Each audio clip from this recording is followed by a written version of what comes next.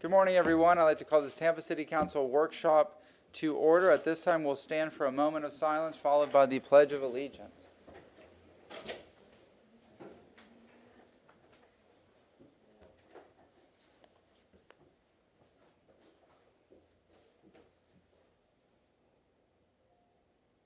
Thank you very much.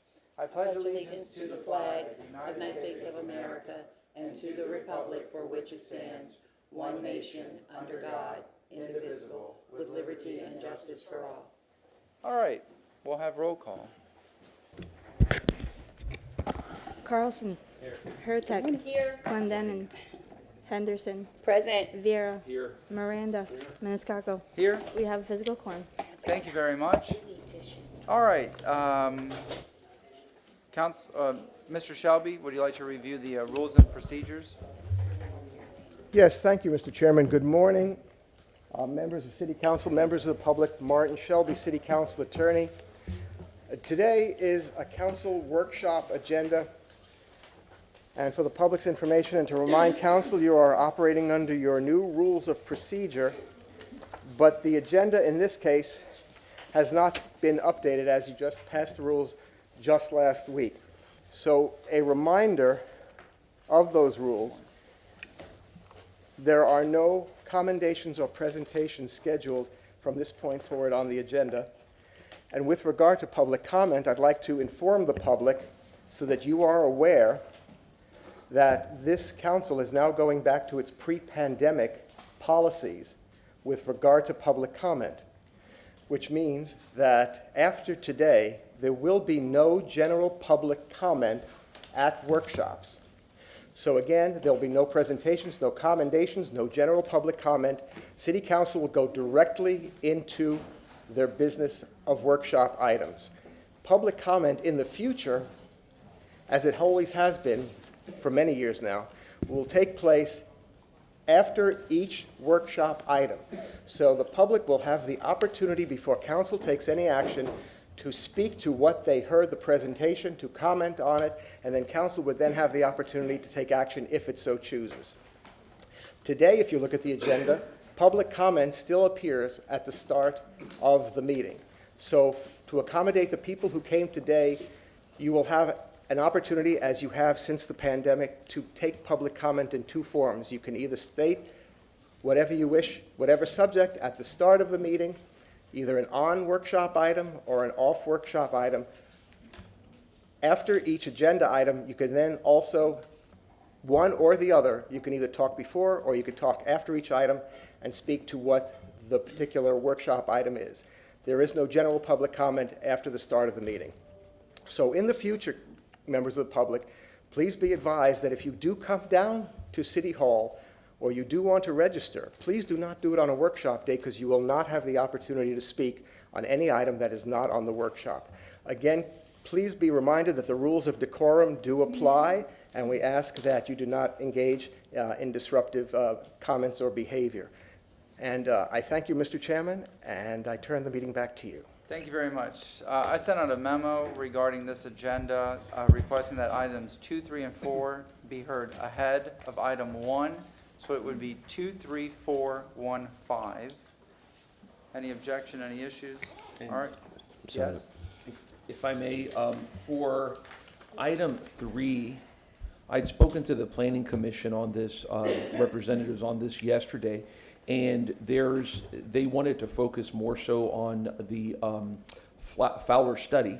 And so what I was going to do is to have the report for that received and filed, and then make a motion at the end of the meeting on Fowler, if I may. It'll save us time. So you don't want to go into item 3? Unless if council wishes to, but I mean, I think it's better to focus on that. Yeah, I read the Councilmember report. Hurtak?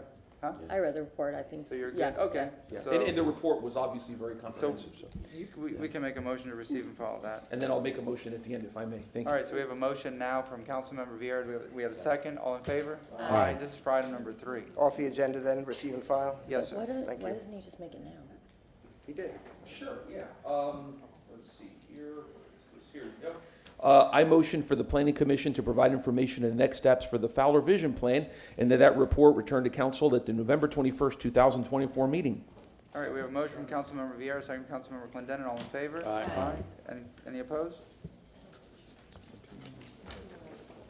There's a you said September 26th? Or November September 24th, November or 26th. 21st, I'm sorry. So that's a workshop? Yes, ma'am. Okay. All right, and then that settles that. We have a memo received from Councilmember Carlson requesting items 7, 8, and 9 be continued to the September 26th workshop. So Is moved. that- All right, is that correct, sir? Yes. Motion from Councilmember Carlson, second from Councilmember Clendenin. All in favor? Aye. And then- Mr. yes? Chair, just so everybody knows, Ms. Feely asked for it to be moved to August, but then we looked and the schedule is full, so we moved it to September. And then we'll be mindful that in September 26th, we already have, we're reaching our limit, so in case there's any motions made, we know to not look at September 26th. All right, and we voted on that. All in favor? Aye.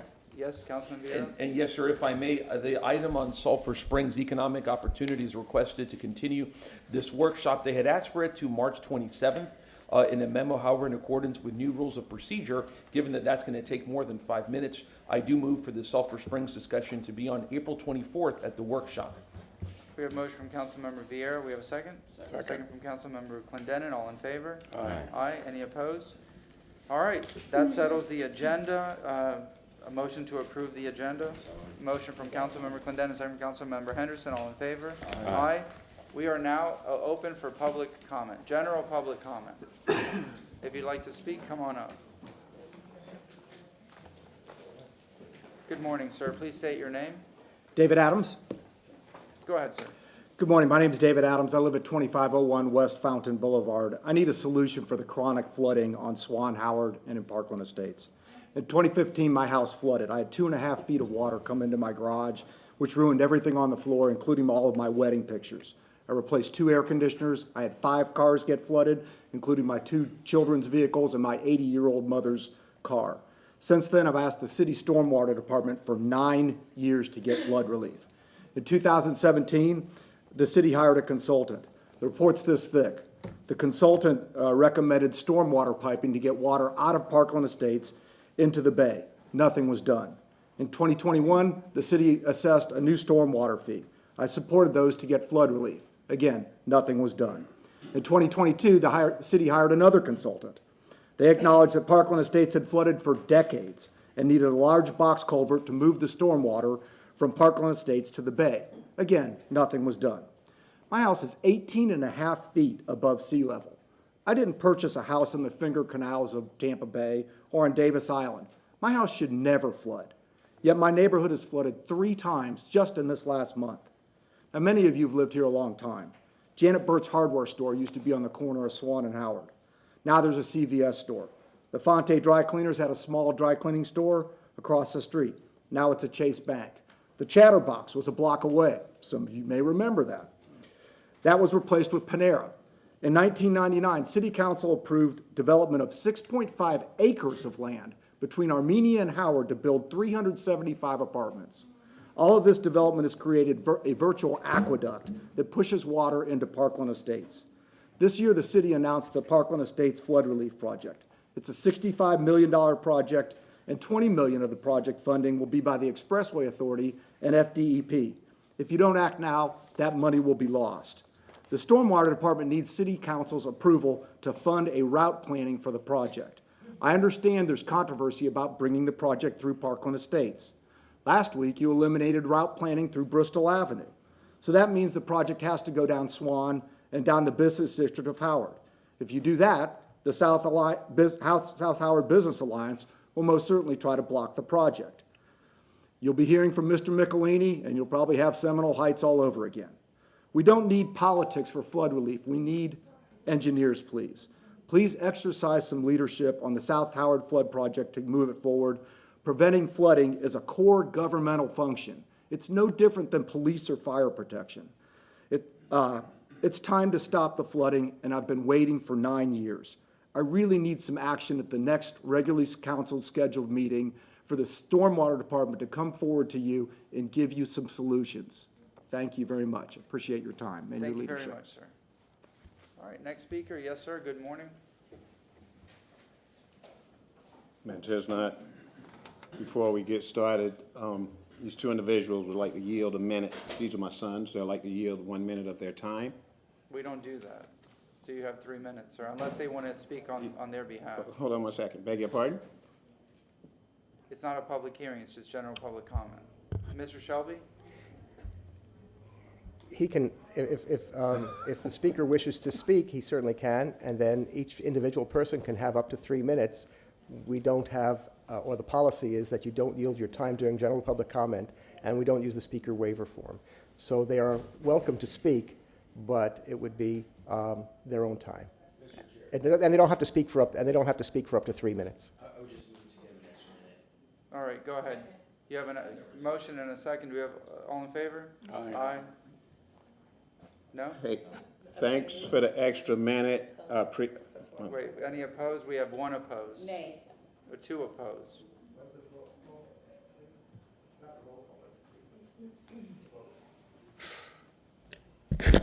Motion passed with Clendenin and Henderson voting no.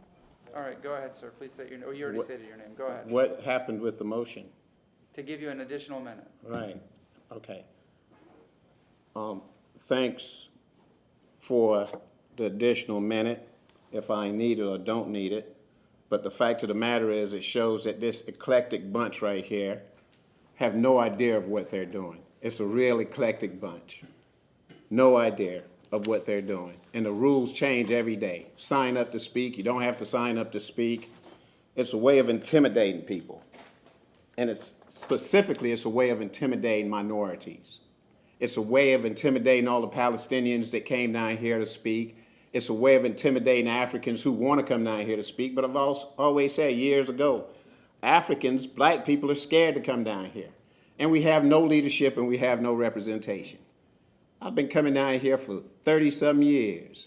And the representative from our district say nay, they're opposed to me having an additional minute. As I bring my kids here, it's embarrassing and it's insulting.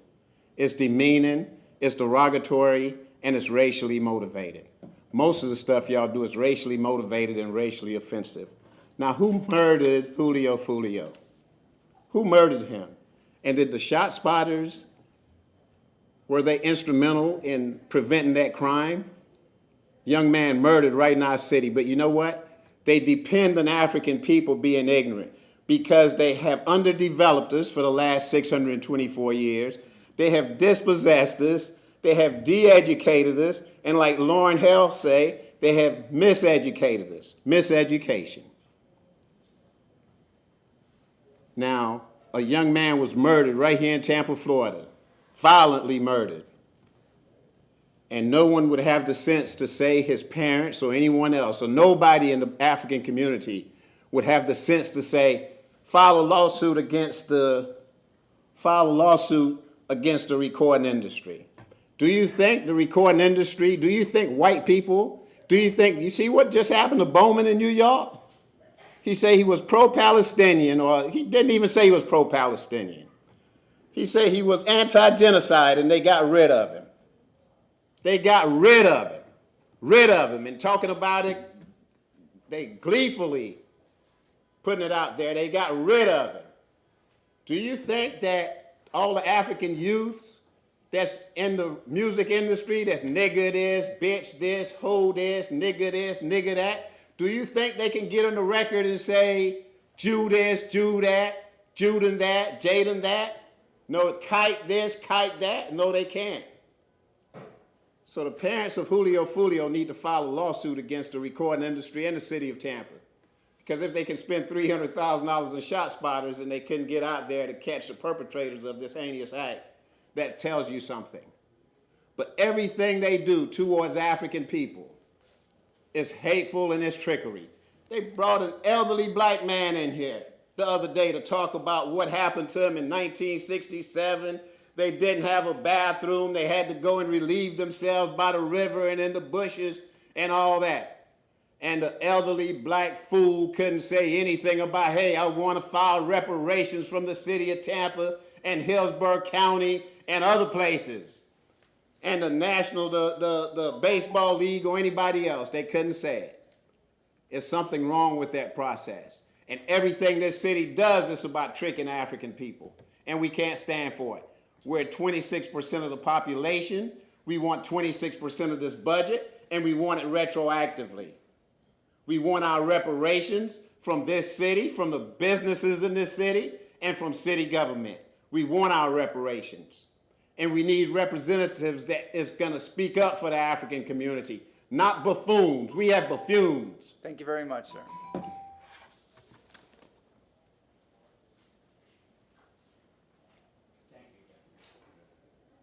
Good morning, sir.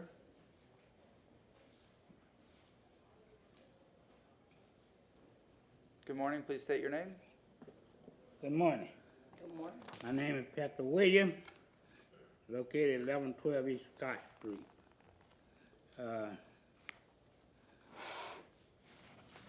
What the young man is telling y'all the truth, but y'all don't want to hear him, and I know y'all don't want to hear me. I'm going to read some scripture. Oh, give thanks unto the Lord, for he is good. By his mercy endureth forever. Oh, give thanks unto the Lord, for his mercy endureth forever. To him who alone doeth great wonder, for his mercy endureth forever. You know, I can't read it much because I ain't got my glasses. But you know what? We don't realize it, but we are here today because of the mercy of God. A lot of us don't even deserve to be here, but because of the mercy of God upon us, he blessed us to see another day. And you know, I have to commend the young man for getting us speaking like he do, bringing little boys with him so they could see the truth and hear the truth. You know, they're going to have a debate tonight, and I want to make sure I see it. And you know who they got a criminal we're going to have to debate. It's going to be a debate against the president. And it doesn't seem like nobody want to do nothing about it. Just want him to come on up here and say what he want to say and say that he won the debate. But you know, I keep my trust in God. I know what God can do, and I know what God going to do. Might not react right now, but the day of salvation is coming big time. But we got to realize, we got to learn to treat each other like people, like citizens, like governmental people. Treat us like who we are. Whether we're black, whether we're a nigger, whether we're whatever y'all want to call us. Y'all call us everything but a child of God. But that's all right. Keep doing it. God gonna show all of us something. I'm not the best person in the world, but I try to do the right thing regardless, whether they want to hear me or not. I come up here sometime and I see some head bent down. Oh, there he is. Yeah, bend your head down. You don't have to hear me, but I tell you one thing, we all gonna have to hear God one day, sooner or later. And I want to tell y'all, leave y'all with this here. May God bless all of you all. Thank you very much, sir.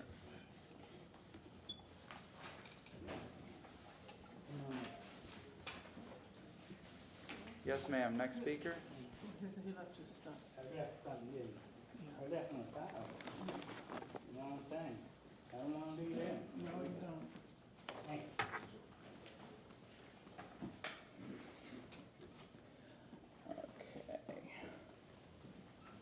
Please state your name. Oh, all right, hang on a second. I'm having a little technical difficulty here. Is that a touchscreen or you need to use the mouse? Jesus, Joseph Yeah. and Marie, thank you so much, Lord.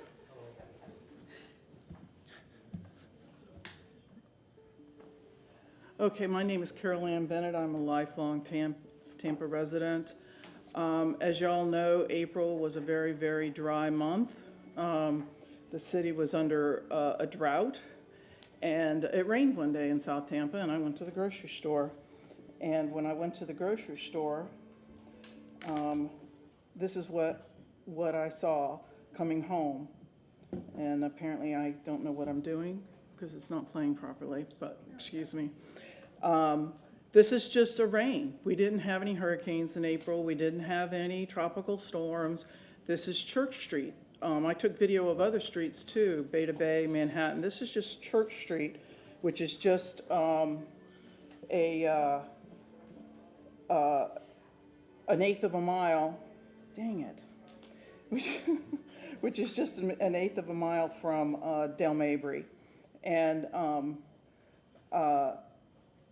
this is the kind of flooding that I got just driving home from the grocery store. So I just want to remind people of what we're dealing with in South Tampa on a regular basis.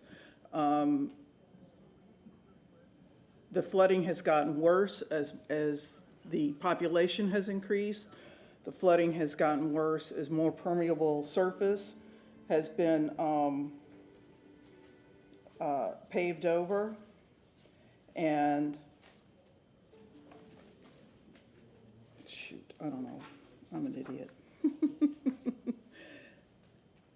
This one I really wanted to show you too.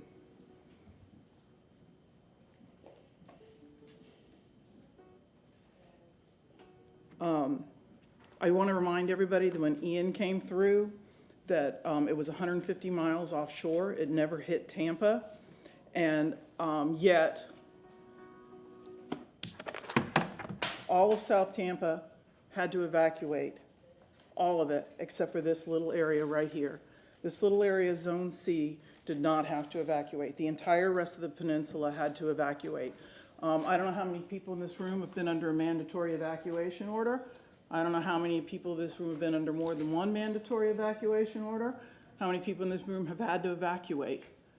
Let me tell you, it's extremely stressful. I had a neighbor, USF wanted to talk to her about the evacuation during Irma. She said, I won't talk to them. She goes, that was so stressful and so traumatic that I can't bear to think about it. And this is a person of means. I also want to show you this map that shows, this is from the St. Pete Times. This is Category 2 surge. Ian was Category 4. The entire peninsula would have been underwater if Ian hadn't swerved. I just want to remind everybody that as we enter into hurricane season, and I'm sorry that I'm so technically inept. Thank you very much. Yes, ma'am? Please state your name. Good morning, Stephanie Corner. Technology is kicking both of our behinds this morning because my laptop just laid down on me. I'd like to have permission to read a note from Sandy Sanchez. She's not able to be here today. She's not feeling well. I have every intention of going to City Council and thankful for staff for working on the 2045 comp plan, especially for you listening to my rantings. And I was hoping to be there for public comment. Unfortunately, I'm under the weather. Please know that those of us who live in heritage communities appreciate all you have done to move heritage communities forward and given them recognition. These communities are paramount in visions for the future of Tampa. Besides the historical significance, they also provide the many options for future Tampaños will be able to make regarding housing. I know that this is still a work in progress, but the recognition for the communities will be helpful. Hopefully help some of the developers to understand that many times the quality of life is more important than the bottom line for profit. We embrace change as long as it's done responsibly. Thank you, Sandy Sanchez. Thank you very much. Is there anybody else for public comment? Thank you very much. We'll go to item number 2.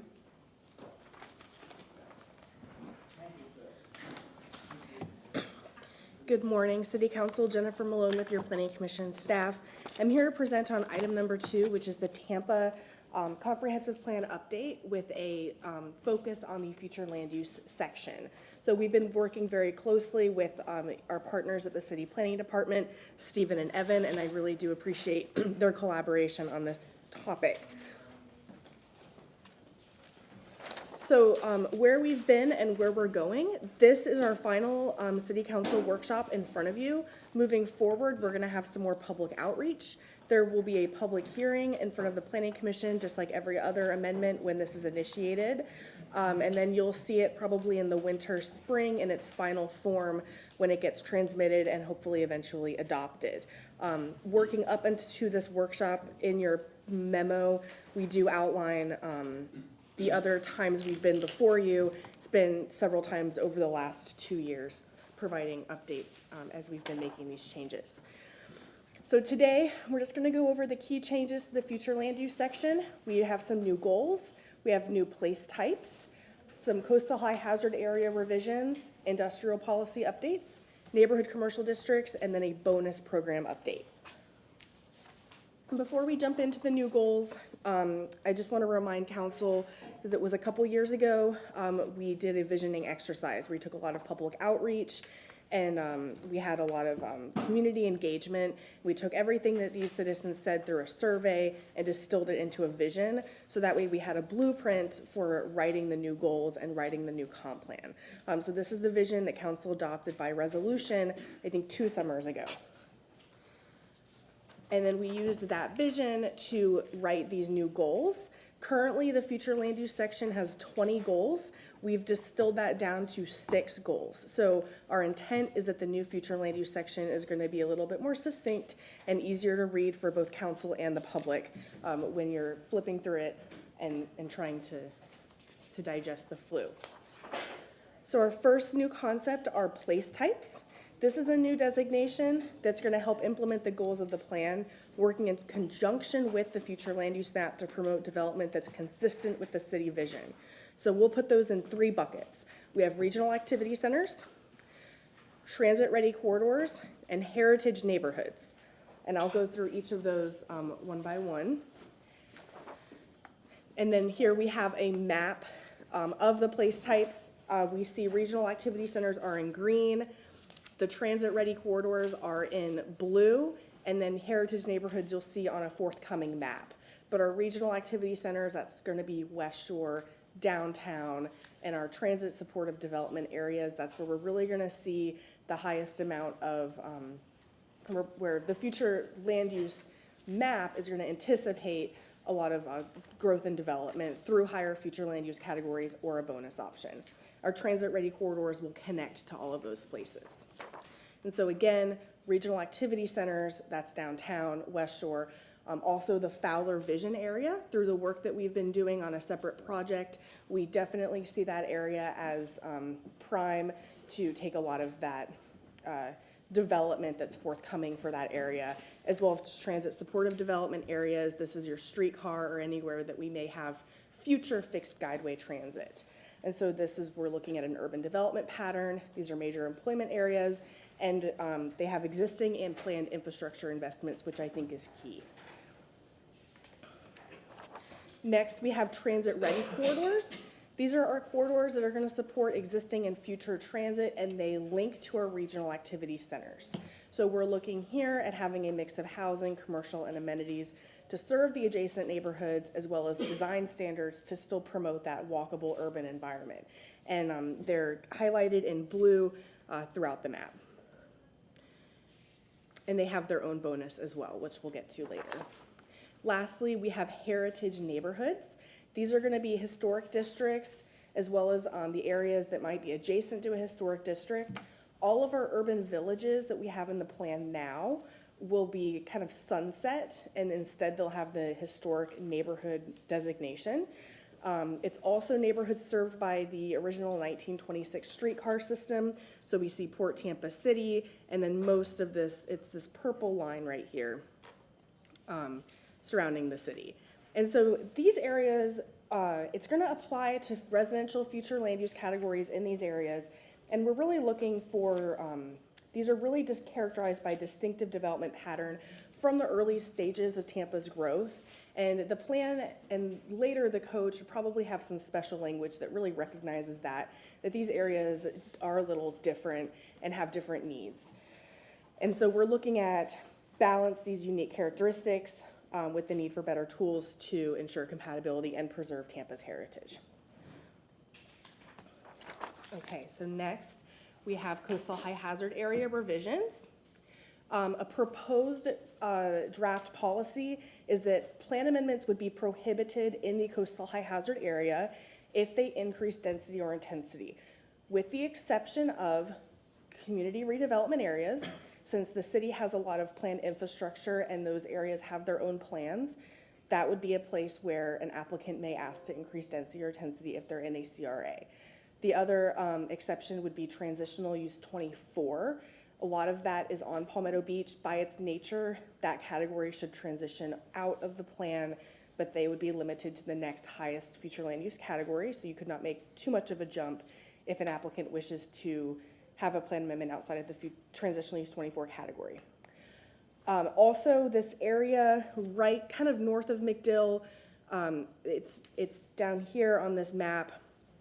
It's like subset, and then we kind of zoomed in.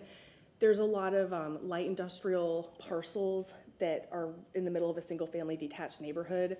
We really don't see those being viable. And so that would be another area where somebody may ask just to go to the residential 10 category, since that's what's surrounding the neighborhood. There's also a proposal for a new category called commercial restricted. This would only be commercial uses, a new future land use category. So an applicant may ask for that in the coastal high hazard area to develop commercial, but it would not increase density or intensity. And it's just something the plan just doesn't have. All of our categories are mixed use right now. So it's definitely something that the plan probably needs. Industrial policy updates. This is something that we've been working on for a long time. Back in May of 2020, the Planning Commission finished a report, Industrial Development Assessment, a multi-jurisdictional analysis, but you all had nothing else going on in May 2020. It was really quiet, and so it might have not been at the forefront of everyone's mind because there was a lot of other stuff kind of going on at that time. So what we did was we took another look at it. We updated a lot of the data that's in your packet, showing a lot of the industrial acreage gained or lost through plan amendments throughout the entire county. And we decided to refine the existing policy direction related to industrial, because right now the plan promotes preserving it everywhere. Whereas now that we have other planning projects such as Fowler Vision, maybe we don't need to preserve industrial in that area of the city. So we've taken a look at where all the industrial is and just highlighted the preservation areas where we should really focus in on preserving that industrial. So you'll notice a lot of the industrial near Fowler isn't on the map. That's because that has been identified as a regional activity center place type. So we see a different form of growth in Fowler. But we have highlighted like Drew Park near the airport, that industrial, all of this industrial, and then the industrial down here, very south. It's a very low-lying area. So finally, we're looking at revising the entire bonus structure. So as you know, right now, it's a little cumbersome. And so we took a really close look at recalibrating all of the densities and intensities for all of the future land use categories. So there's a new bonus ceilings for all of the future land use categories in exchange for a public benefit, such as affordable housing. So this actually gives council the option to really see more benefit from additional density that folks are asking for. It's discretionary and it's not guaranteed to the applicant. So the maximum bonus is only going to be in those regional activity centers. We'll have a lesser bonus along transit-ready corridors, since those are kind of surrounded by neighborhoods and we want to be sensitive to those. And there will be no bonuses in the coastal high hazard area. Finally, there's new criteria to expand neighborhood serving commercial uses. The plan right now already has locational criteria, allowing some neighborhood serving commercial uses in our residential future land use categories, but it is very limited. So we just took a look at that and we decided to expand that criteria. So if you're at the corner of two collector intersections of the residential 10, you could ask for, through a rezoning, through approval by you all, a neighborhood serving commercial use such as a coffee shop. But it would still have to go through that process, so we would take that case by case. So it's just new criteria to implement that neighborhood commercial district concept. And that came from feedback from the community and the council. So that actually concludes my presentation, and I am available for any questions. Councilmember Clendenin, I saw your microphone first. Go ahead, sir. Two things. I know we had this conversation, but just to capture the public hearing. about the heritage neighborhoods, including the new suburb Beautiful in Parkland Estates. Also, I noticed, can you put up the slide on your timing, your schedule? Yes. Let me just find it.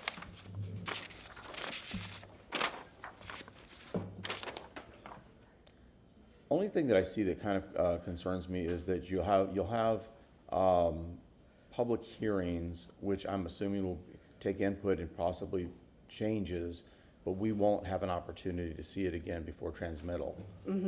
So I think we need to insert something to come back to us to report if any changes are made or the final language before it's transmitted. Okay, sure. We can definitely take a look at our schedule and come back to you, taking that into consideration. Perhaps even just coming before you for briefings if we're not able to get on your calendar. I know you have a very busy calendar through the end of the year. Yeah, I think I would move that it needs to be at a public forum for the final language. I think that's an important element. I mean, I kind of expect, because I think you guys have done stellar work. You know, I gave you kudos when we had this on my private briefing. I think that you've been listening to our previous council decisions on land use, and you've taken into account so many of the things that we've, guided and pushed towards that we've had to make exceptions for, and you've incorporated that into this plan. I just want to make sure that something doesn't slip through the cracks that happens and these changes happen and before it gets transmitted.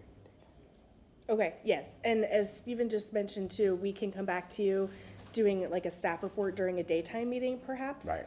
And so that would be great. Okay. Yeah, so why don't we work on that? Why don't we work on that behind the scenes and figure out a date, and we can bring that forward before. Okay, great. Okay, thank you. So you mentioned is it heritage neighborhoods? Yes.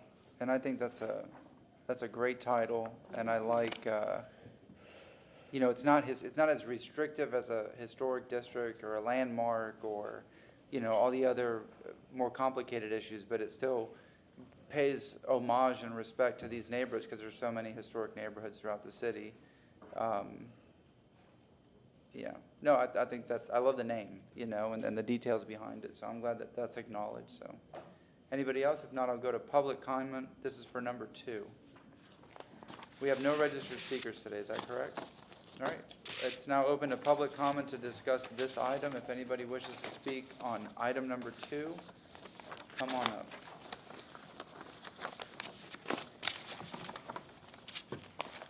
Yes, ma'am. Go ahead. Please state your name.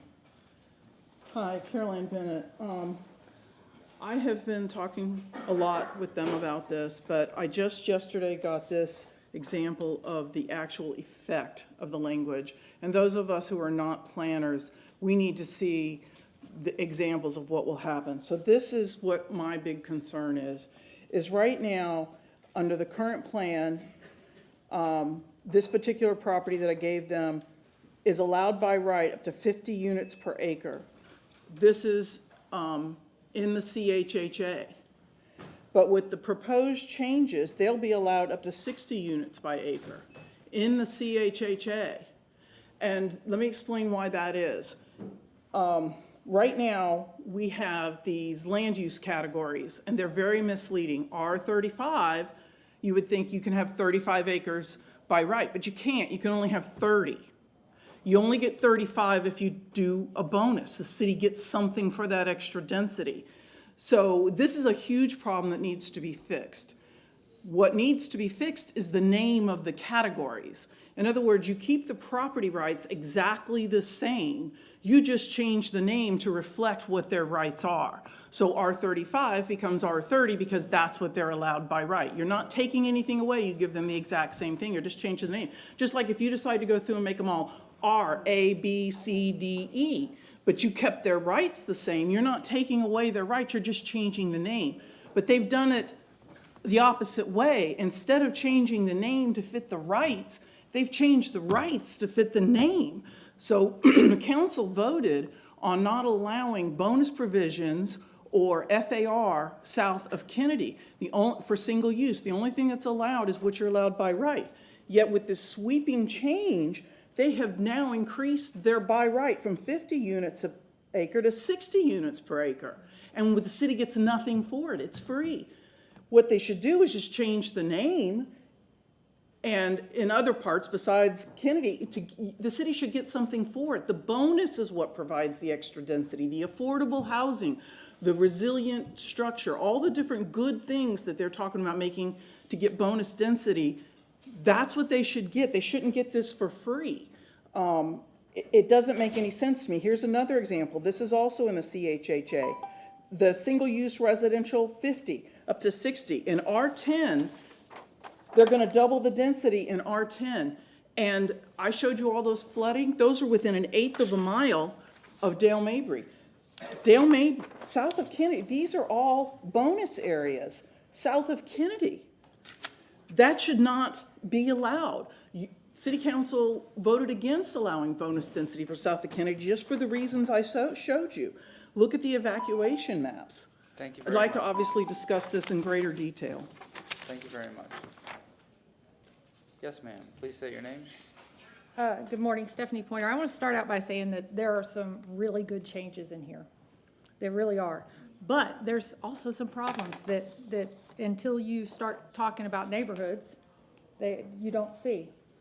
And this transportation corridor stuff that they want to put within 1/8 of a mile where we can get more density, I'm sorry, but those transportation corridors south of Kennedy need to be taken off there. Staff cannot remove this part, but you can. You can ask staff to take everything south of Kennedy off of buying the extra density. And I'm sorry, I'm a moron, I forgot to hand you these up front. 9,375 units. That's just the multifamily. That's just the multifamily. Some of it's north of Gandy, most of it's south of Gandy. The purple dots are south of Gandy. And then we've got, this is our CHHA map, and here's our transportation corridor. You're killing us. I mean, seriously, we've already taken our fair share and more. Please, please, please, and these folks who are here today, the planning folks, are not the people who can answer the question, what's in the pipeline? Nobody has ever told us. This is what's in the pipeline and what has been built since the last comprehensive plan. That was our base date, was the last comprehensive plan. Carol Ann's got the numbers. From 2010 to 2020, we gained 14% of the population, but that's only with about 4,000 units. We have 9,000, over 9,000 units. And it's actually higher than that when we get into the single-family homes, but we haven't pulled the GIS numbers recently. You know, my tax numbers on here, I'm sorry I didn't hand this to you. Our increase in the tax base in our community alone is almost $9 million on these properties. Almost $9 million. We have done our fair share. We are carrying it on our back. Ask the Planning Commission, ask the planning staff to remove these corridors. All you are doing is creating a more dangerous environment for the folks who live south of Gandy. You didn't put all these things in place. But what you can do is protect us now. The last comprehensive plan said we're not supposed to get more growth, but yet we've had the highest growth within the city. There's plenty of places to build other things besides south of Gandy and north of Gandy. We need you to protect us. We need you to ask the Planning Commission because they have rules they have to follow. They can't change these maps. They can't make changes, but you can. You can do the gray work. This is gray work. Protect our community. Carol Ann showed you flood maps from north of Gandy. I have flood maps from south of Gandy. I'm sorry. Like I said, technology's kicking our butts this morning. Thank you and I very want to much, hand these ma'am. in for the record, please. Councilmember Clendenin, you have your microphone on, and then Councilmember Carlson. I do. Can we ask staff to, I think Planning Commission and City Planning staff would be good to kind of address the issues that come forth in the public comment. Starting with Carol Ann Bennett's comments about the zoning changes and the increase in density. Can you explain that for us, please? Yeah. Jennifer Malone, Planning Commission staff. And David Hay, Planning Commission staff. Regarding the comment regarding change the name, just lower the name down from 60 to 50 and we'll say 35 to 30. The issue that we're confronted with is historically there was a time when there wasn't a bonus, and then even when there was a bonus, there are projects currently that have entitlements that are built within that range, we'll say of 30 to 35 or 50 to 60. if we ended up changing, reducing, and just saying, now everything will be UMU 50, we're creating a huge amount of nonconformities that legally would create potential issues for the city based on that historic that there were previous approvals. So question, are we giving away something for free, reference this, so if right now that property is zoned so that they have a certain entitlement for construction of a number of units per acre, but now we're actually going to grant them without bonus density an increase, aren't we giving that away for free? Well, and we may need the attorneys to answer about existing entitlements. If there's existing entitlements, they still have to comply with the approvals that they were given by a past city council for density. So none of that would be affected. It would only be for things moving forward to you all, like if someone sought a change to an existing zoning, they could potentially come in and ask, hey. Yeah, I'm concerned about that, if that's, because clearly this obviously, escaped my notice when we were going through the review. I'm concerned if we are actually now granting additional entitlements without having, any kind of provisions for contributions to the city and to the growth of the city and the impact that that additional entitlement has on our city. Sure. Jennifer Malone, Planning Commission staff. And just give me a moment so I can answer that to the best of my ability. Yes. It's tough. This change, the thought behind allowing, right now, R20 does not mean R20. It means 18 by right, 20 with a bonus. Mm-hmm. The public, I have to explain that weekly in meetings with the public. And this was really a way to make it easier for the public to understand what our land use categories are, what they mean. And I do think David brings up a really good point that we would run into a lot of nonconformities. I went back to the original plan, and for some reason it's been like this since the 80s. And we just really feel that the city can get more benefit with the new bonus structure. And typically when a rezoning comes before you and they're seeking a bonus in the R20 category to get to their maximum, it's one unit typically.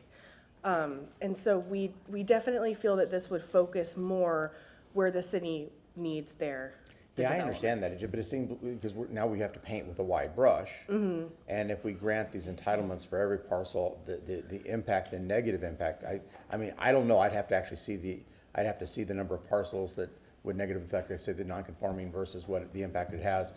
What the real numbers are, but just intuitively, it seems like we're granting an awful lot of density for nothing. If we're carte blanche changing this nomenclature, it just seems that common sense to me would say, let's just change the nomenclature to reflect what the entitlement is, and stick with the bonus densities. So have the nomenclature reflect exactly the entitlement. Yeah, I think Susan. Yeah. Well, can I say something about the bonuses? For a long time, and Susan might remember this, a long time, some of the bonuses were you needed a transit stop. You needed extra landscaping. It wasn't even a monetary amount. It was 100%. And I like the idea of these stacked things that we're talking about to get to bonuses, and I think that's great. I had a question last night at a public forum asking why properties that are being developed along these transit corridors are not contributing to transit. That would be a great idea to throw into the mix. So I'm all for that additional requirements to developing density, but I still I think that, as Susan, I guess, are conferring. I'll give you a minute.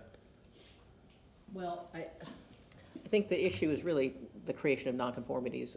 Susan Johnson, Les Legal Department. The issue is really the creation of nonconformities if we start changing the categories to reflect without the bonus density. Is that what you're?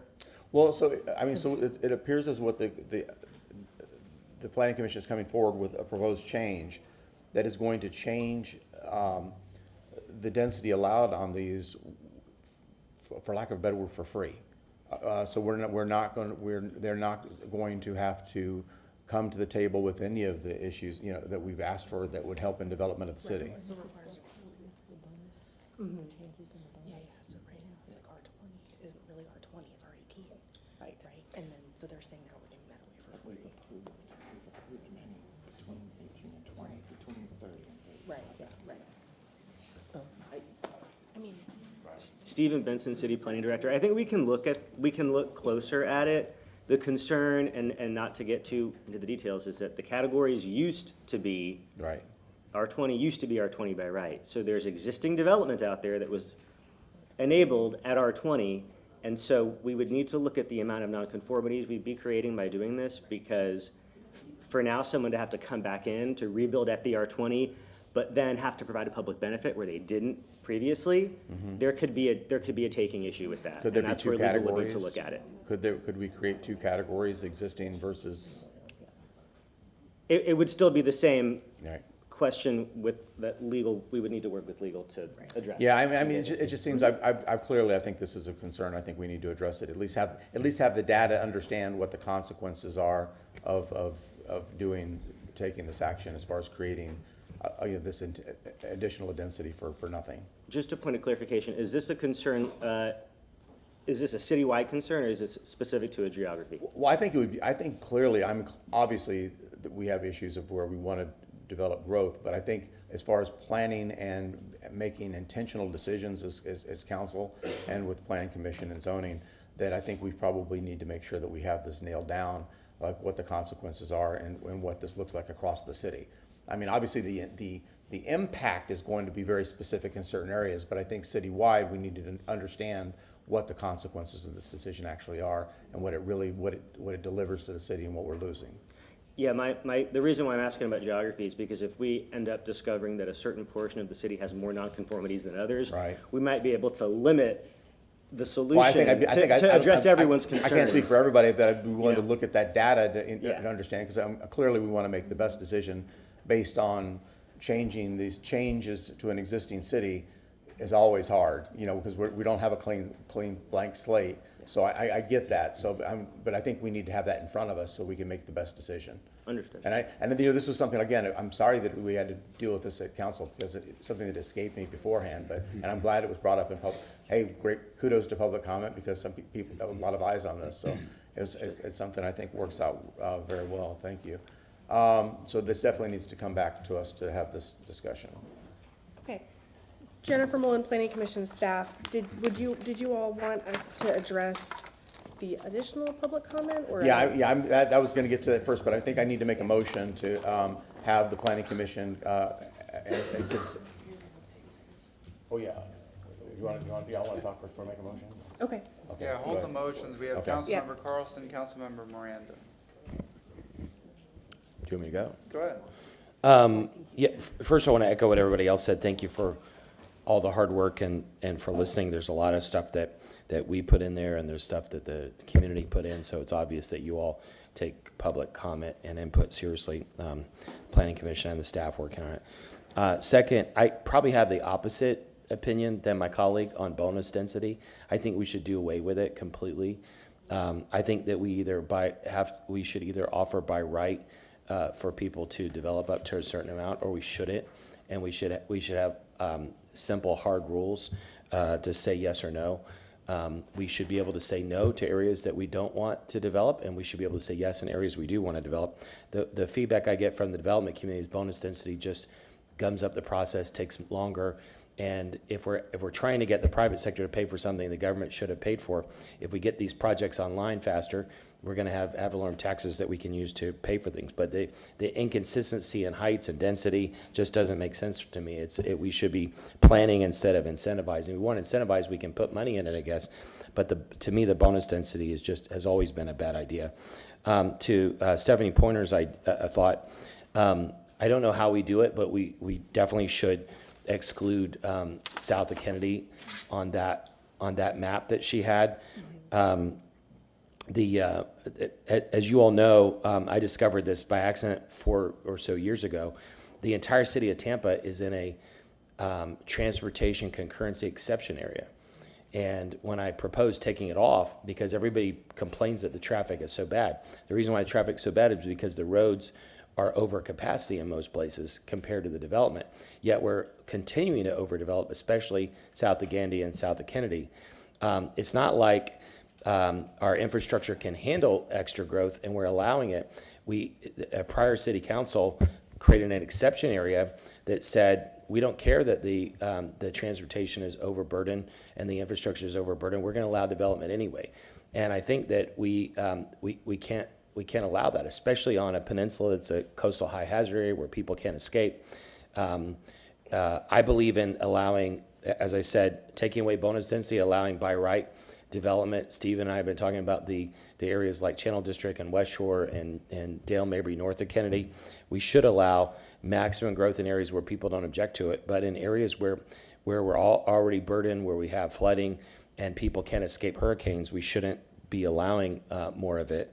And so you all can address that in a second. The other thing that I wish was in here is, again, the maritime designation or the port designation.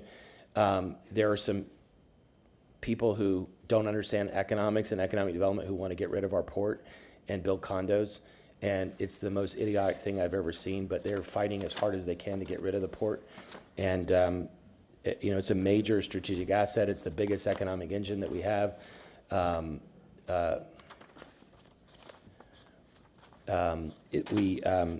back in the Business Journal last summer, had a 5-page article about it. There are three deep water channels in the port, and the first thing they want to do is get rid of the first one and get rid of the cruise industry. And there's been article after article criticizing the cruise industry. If the cruise industry isn't there, then we need to put container terminals there. And so it's essential that we protect our port. The areas that have moved to development of condos and festival marketplace and things, they've regretted it, and they've ended up not working the way they want. In the future, 100 years from now, unless we have Star Trek style transporters, we'll still need to bring goods and services or goods in, and we're going to wish we had more port land, not less. And so we've got to figure out how to protect it. Thank you. Jennifer Malone, Planning Commission staff, if I could just address a few of those. So on the bonus map, areas eligible for the transit bonus, the light yellow is the coastal high hazard area, and this kind of shows where it clips out the roads where applicants could not ask for a bonus because they're in the coastal high hazard area. Even if they're on a transit ready corridor, like this portion of Gandy, they could not ask for a bonus. Those areas we would still seek pedestrian-oriented design, those types of things, but we were not anticipating those areas being eligible for a bonus, and so we do see how it would clip out a lot of these areas south of, or in South Tampa. Second, we had a conversation with the port, and this overlays the Port Activity Center on the map in like a pink color. And so a lot of where we were looking to preserve industrial is our properties in the Port Activity Center.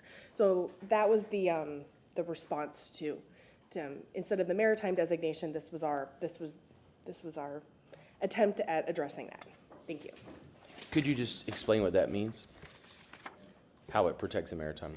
Yeah, so if an applicant came in and they were in one of our, we used, let me find it. We used the Port Activity Center overlay to single out the areas where we wanted to seek industrial preservation. So if somebody came in and asked for a plan amendment in one of these circled areas, and as we see a lot of this is in the Port Activity Center, a lot of this is in the Port Activity Center, it's going to weigh into staff's consistency finding. We're not prohibiting plan amendments, but staff would take that into consideration. In our consistency finding, we'd have very strong language about industrial preservation in those areas. Councilmember Miranda. Thank you very much. As I'm reviewing all this, the city is cut up to various areas, but the ones that are going to, if there's any type of hurricane, forget about it. No one's getting out unless you leave early. 3 days earlier. Because Tampa is just not a square box. So then you're a city that moves all around. So If there's a problem in the new Tampa area around the interstate, you think you're gonna get out? You can't drive an I-4 now. So what about 75? It's the same thing. If there's an accident anywhere from here to the Georgia line, you're not getting out. You're not the only city between here and Georgia. You got hundreds of them. And they're gonna be in the same situation we are. So there is common goods, what the discussion's been about. And I've never heard of any elected official, including me, want to get rid of the port. We have said, or I have said, there's a reason for coexistence. There was a time that there was very little going on in the port. There was a time there was very little going on in Channelside. There was a time there was little going on in the city of Tampa. There was a time when there was no Harbor Island. There was a time when there was not a lot of whole things in Tampa, but 600 prisoners. So what I'm trying to say is things have to change for a bit. I mean, it doesn't have to be drastic, but I sit here and I tell myself, what can I do to stop anything from happening that's critical to the infrastructure of the citizens that we protect?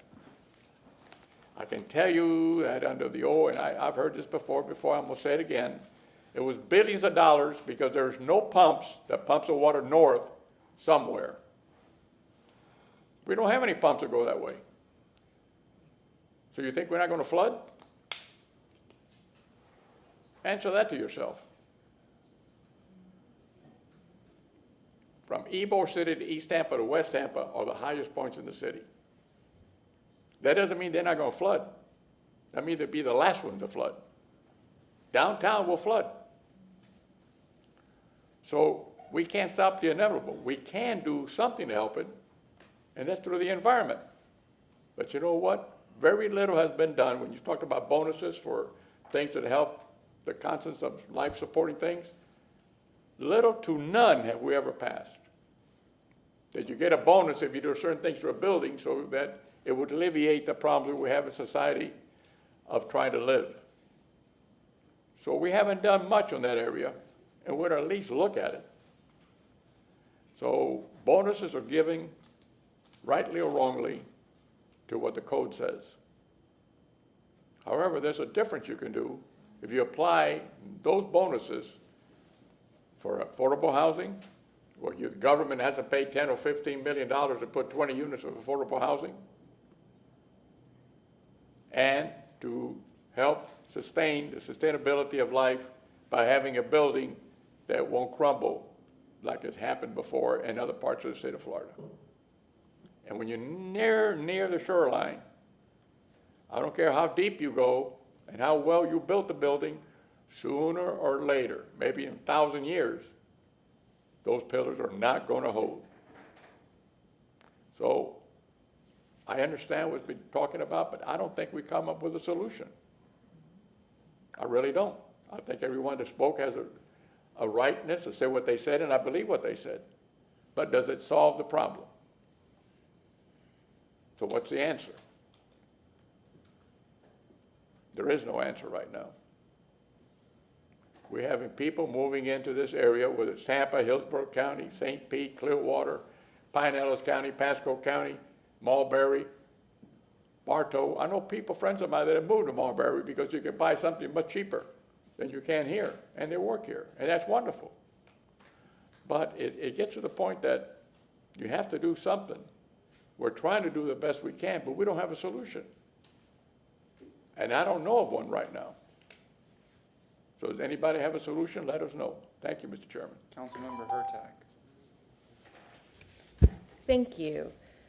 I'm going to ask the Planning Commission staff to bring back the map of the transit corridors. I'm going to ask Ms. Bennett to bring back her highlighted sheets about the specific, because I think my question is, it seems to be, if I was reading her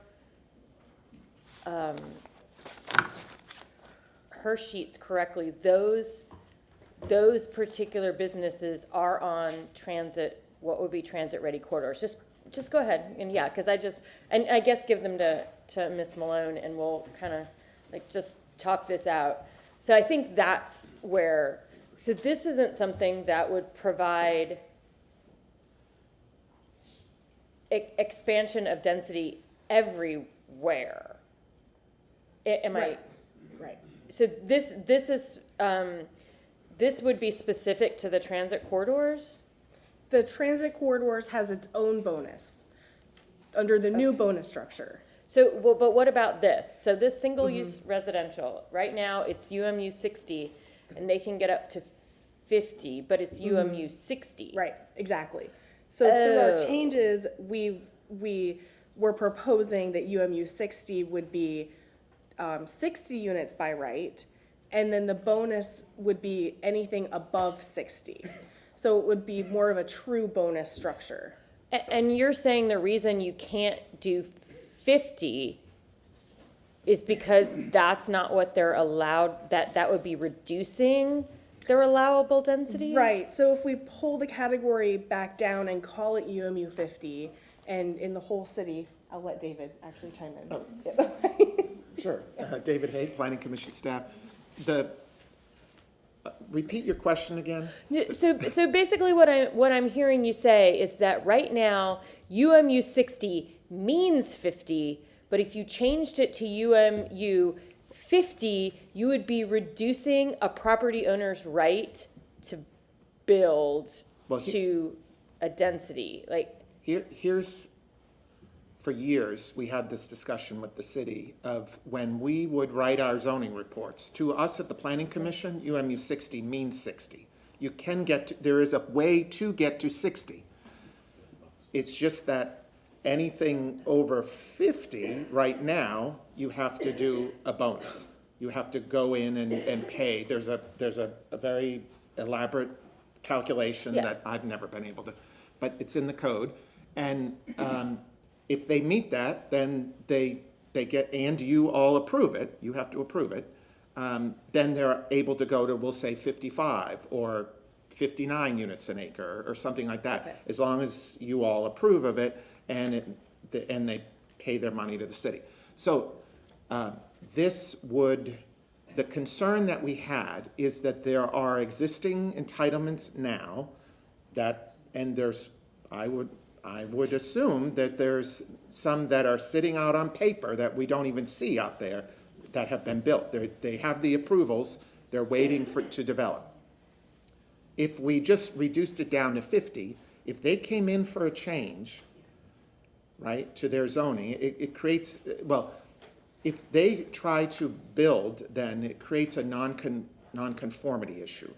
And the existing ones that are there now, we'll say one got developed at 55 dwelling units an acre, right? Mm-hmm. And it's sitting out there and a storm comes through and the city has changed it now to 50. There's all these insurance issues, legal issues that the lawyers could probably address better than I can, but that it ends up creating a huge problem for those existing people that have those entitlements.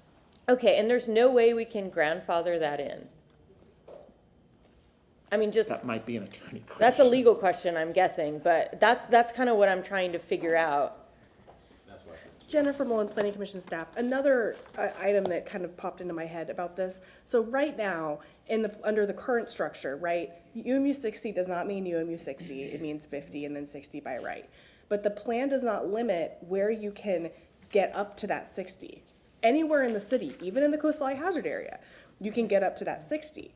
So through the new structure, we were hoping to make the 60, but the bonus, anything above that, you cannot ask for in the coastal high hazard area except in community redevelopment agencies.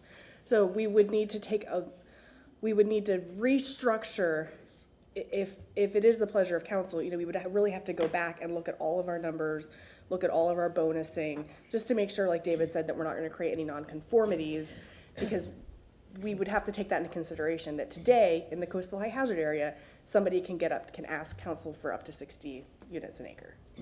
Okay, but that's really what we're trying to do, is not allow people to get to those. I mean, that's the reason we're doing this, right? To try to reduce the bonus density in our coastal high hazard area, right? Yeah,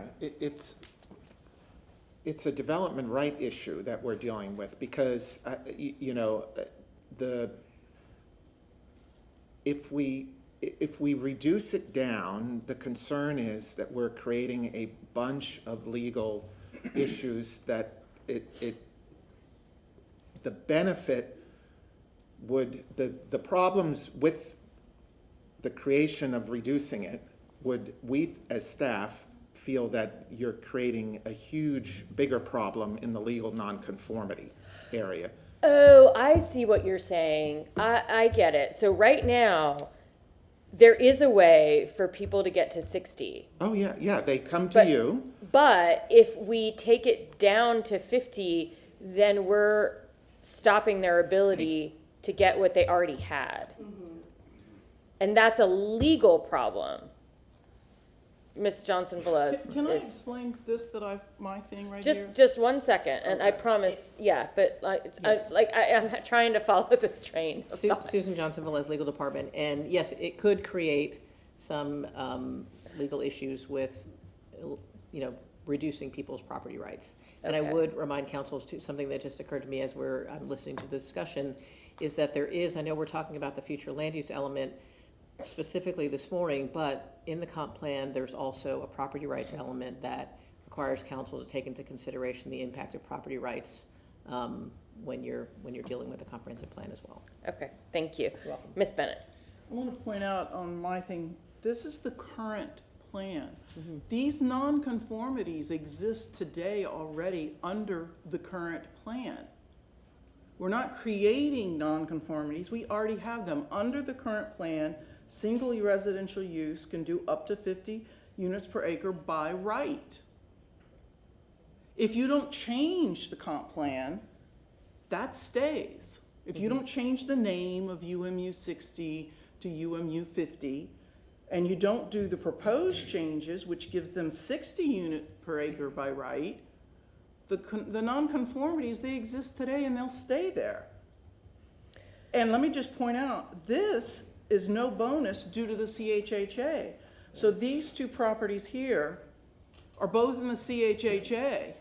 Yet, with the change, they're going to get an increased density. And let me also point out that City Council passed a resolution that at south of Kennedy for single use, you can't bonus, you can't use FAR. And yet this will change that. This is going to throw that into confusion because now you've upped their by right. And let me also point out that the current comp plan says you can't do a comp plan change that increases the density in the CHHA. It says that now. But this increases the density in the CHHA. Both of these properties are in the CHHA, and it says right there they go from 650 to 60. So if the name is confusing and I hate it, but if making it less confusing creates this new by right, then don't change the name and we'll live with the confusion. I had another question for legal then, on a different topic. And if you just take off the piece that's there now and just looking at this map, when we were discussing this in my prep session, one of the things we talked about was the legality of being able to take anything south of Kennedy off of for a transit-ready corridor, or to take things off because of the coastal high hazard area, or not because of coastal high hazard area. And if we could actually stop the transit-ready corridors at Kennedy legally, or if that opens up a hole for developers to come forward and challenge. I mean,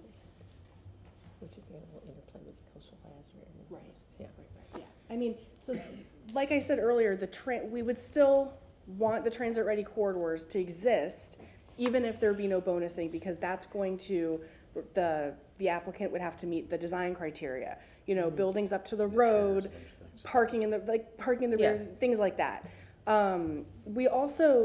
We did have a lot of thought in utilizing the coastal high hazard area for this for this map and for the purposes of not allowing bonuses within it, because coastal hazard area is defined by state statute. Yeah. And it's a planning tool that we use, and the map is adopted. And so that does give a lot of weight to that boundary, and I think David might have something to add. Absolutely correct.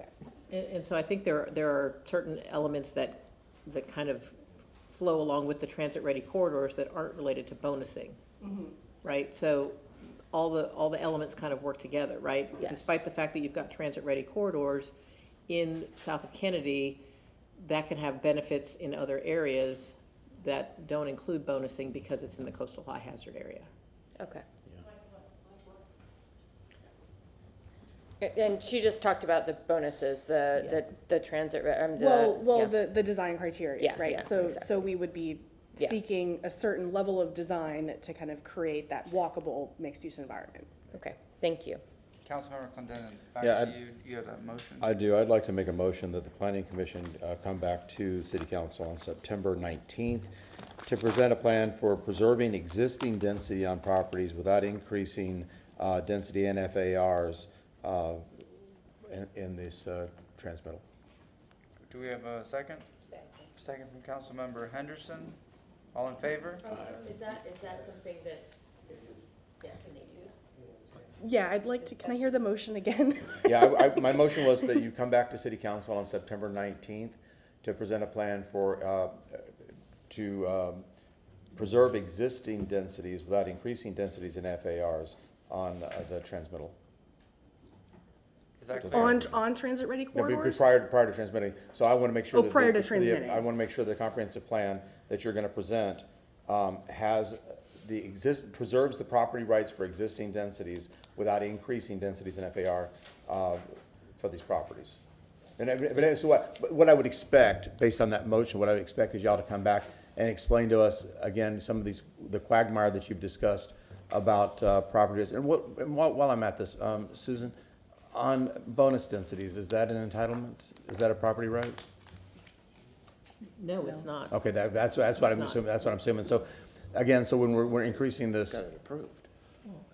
It's not by right, it's something that council has to approve. Right, Yeah. but I mean, if we eliminate bonus densities, we're not taking somebody's property rights away. Like if we citywide removed all bonus densities, would we jeopardize folks' property rights, and would they have recourse? Well, I think Stephen has a presentation next that might help kind of answer some more of these questions. I'm happy to take whatever, Jennifer Malone, Planning Commission staff, take whatever direction from council that you all would like to give us. But I do think that in the next item, some pieces of the puzzle might become more clear with regard to all of these. Okay, I don't think anything's gonna be said that's gonna remove my concern about the increase in density on these properties that we're just giving away for free. So, And I'm sorry, Susan Johnson, Velez Legal Department, just for clarity on the motion, you said you wanted to. I wanted to come back with. These properties, or is it everywhere in I the wanted to have a plan that we, with the comprehensive plan, reflect that we do not increase density on the properties that we've highlighted, the by right densities and FARs. That's citywide? Yes. Not just south? Citywide. Okay. Because I think there would be more of a quagmire if we tried to parcel this out. I think it needs to be comprehensive and citywide. Mr. Shelby. Could you make that, that was a much clearer direction. Could you incorporate that language into that motion that you just made? What I just Refresh my memory of what I just said that was so clear.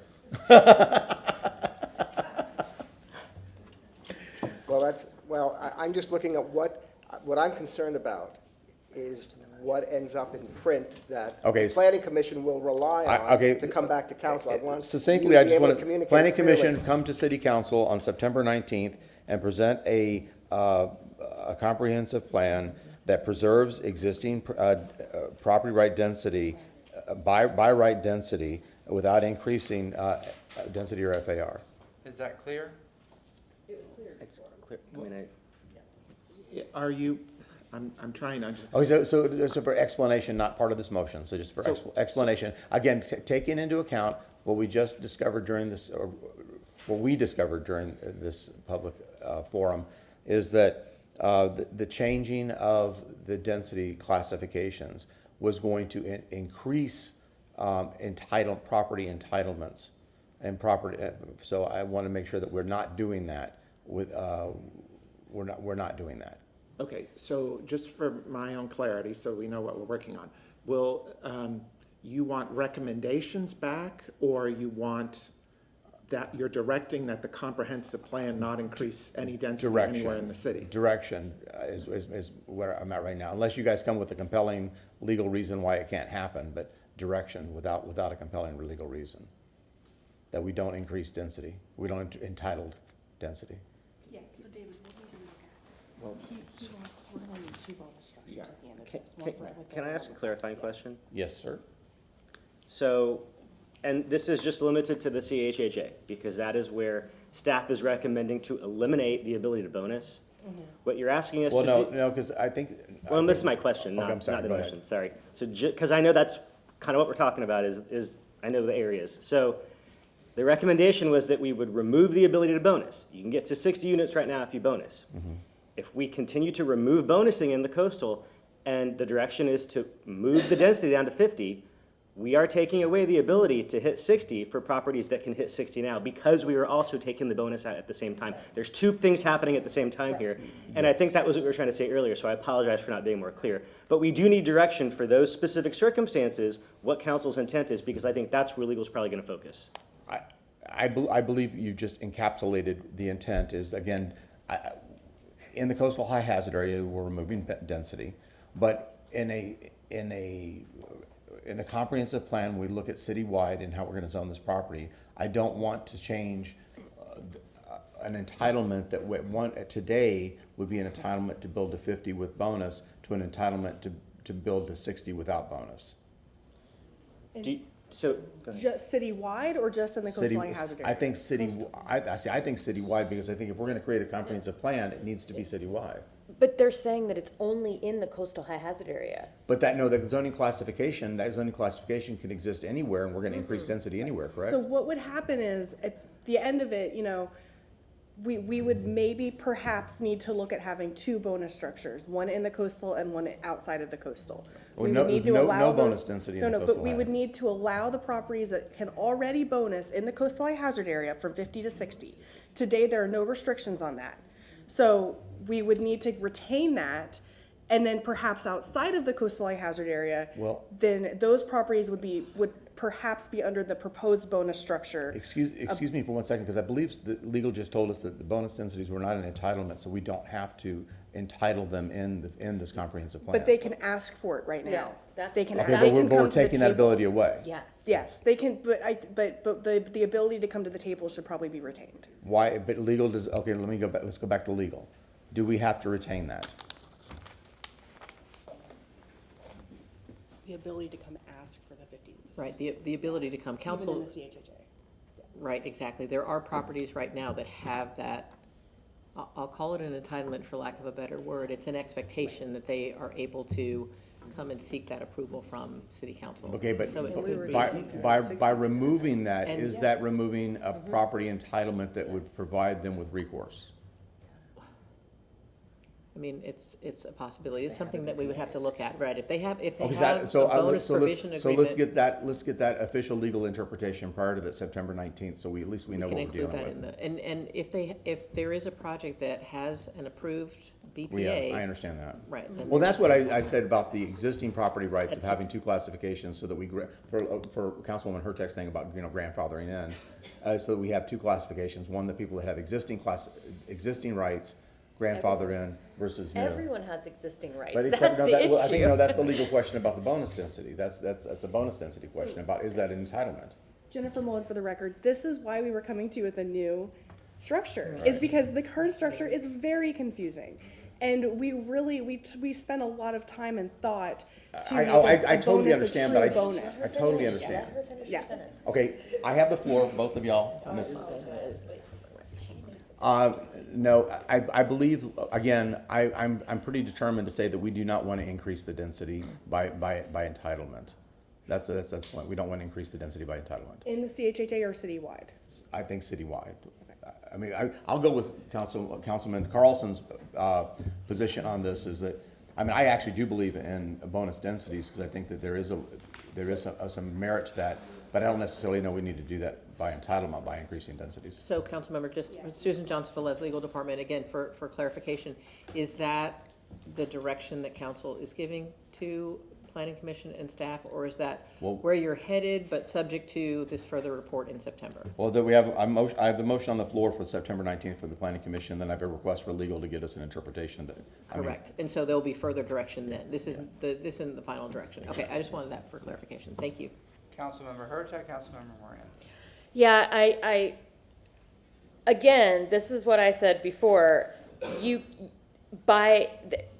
I disagree with doing this throughout the whole city. I think the coastal high hazard area is where we focus, so I won't support this motion because I think that the coastal high hazard area is where we're looking. That's the problem. The reason the coastal high hazard area, you can't tell somebody that they can get to 60 and then take away their ability to get to 60. And the problem that makes this harder is that the coastal high hazard area is going to consistently change. So the problem is that somebody who's outside of the coastal high hazard area in 3 years will be inside the coastal high hazard area. So if we have something different from coastal, from the the coastal then, we have actual federal data that will support us. I'm very concerned, and I understand the residents' concern because it is a true concern. I'm just also curious how many I guess it impacts every single property within the coastal high hazard area, correct?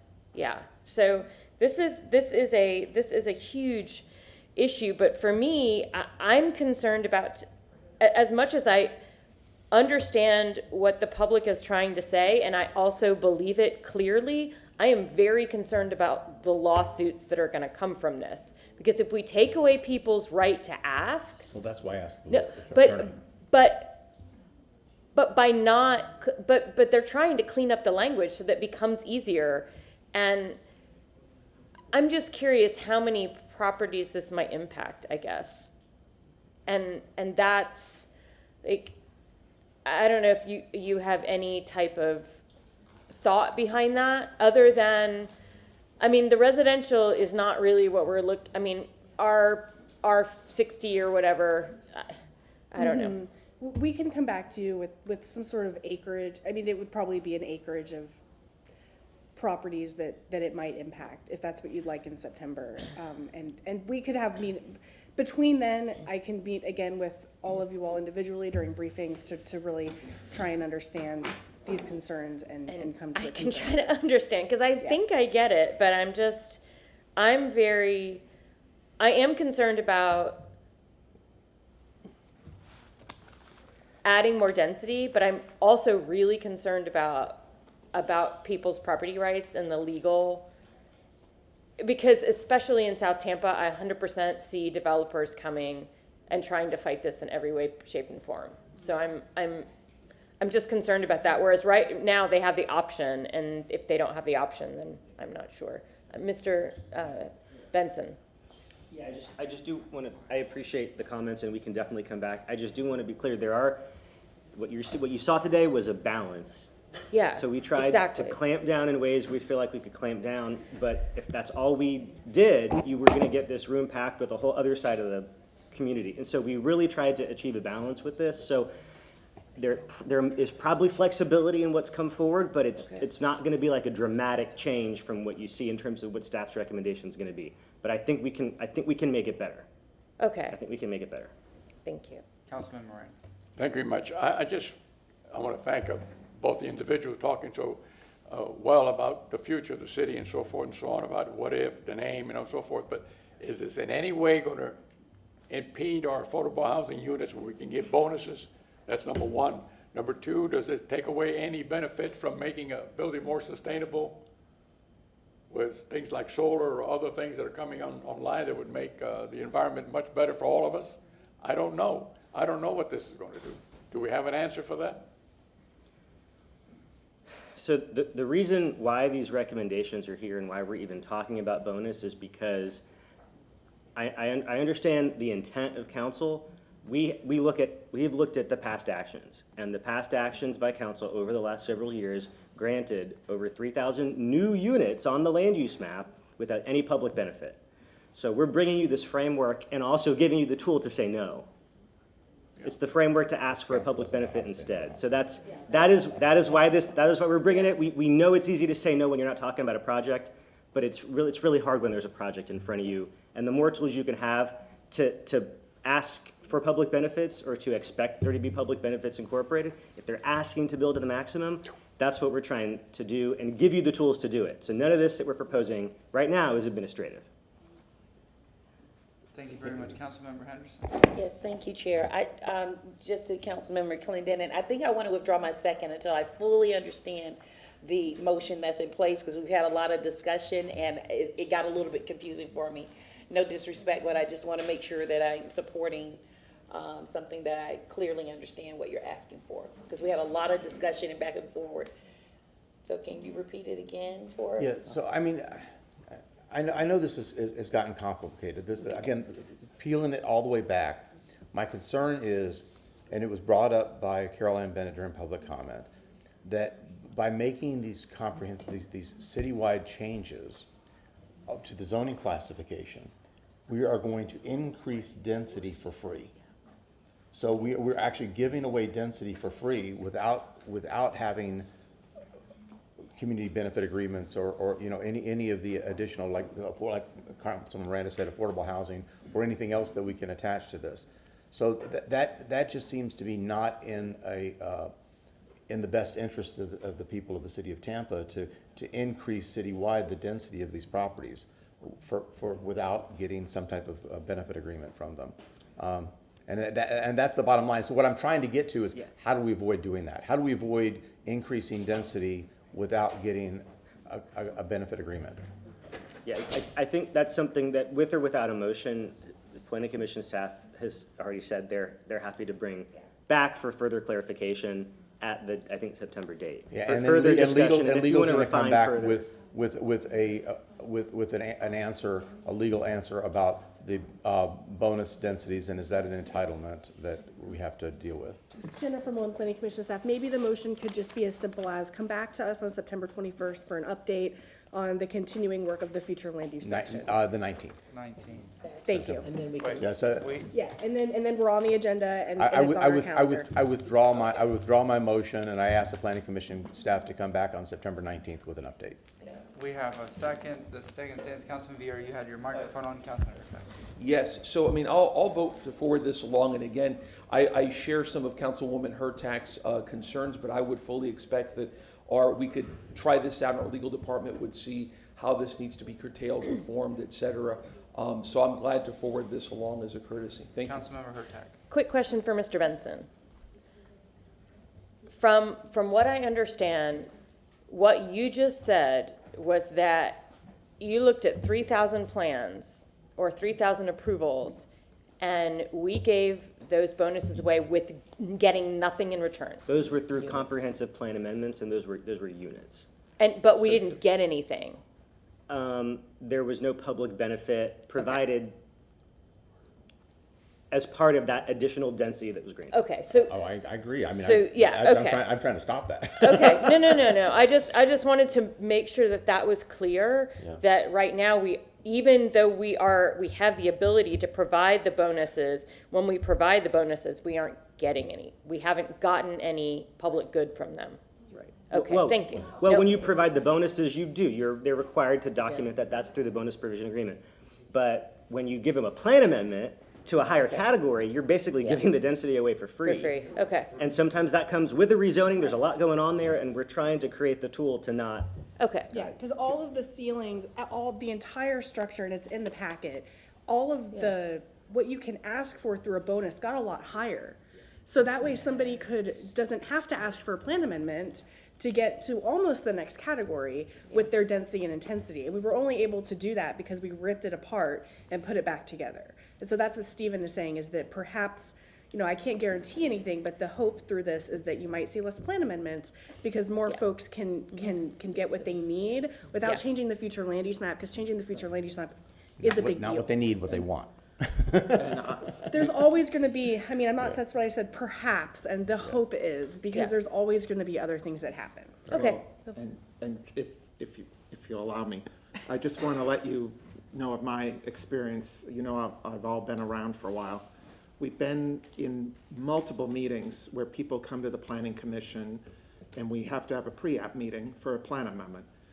And the applicants will say, because they'll say, well, we just don't want to pay the bonus. We want to go around. And we say, well, you know, we would advise you not to do this or stuff like that. So it happens a lot where people are my opinion, being in the meetings, it happens a lot where applicants come in just to circumvent the bonus.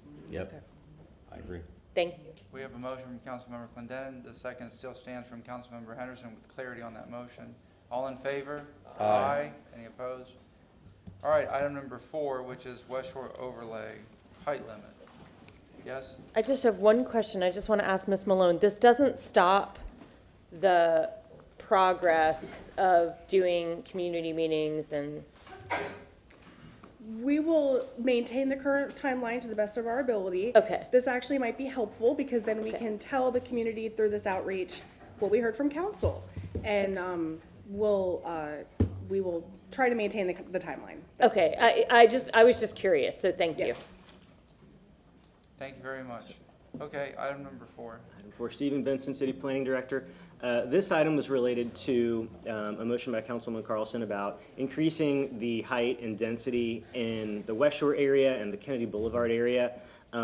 As you could see from what was just presented, we are proposing significant increases through the bonus program for what you can do. And so we are going to respond to this motion, both speaking to how these changes that we're proposing are going to affect that area, and then what needs to be done to recalibrate them so that you don't keep getting projects coming for height waivers after we increase the densities with the comp plan. We're trying to do one step at a time so we can provide you with the shortest path to address the motion. So Evan Johnson is the city's chief planner. He's going to walk through the slides with you and provide the report.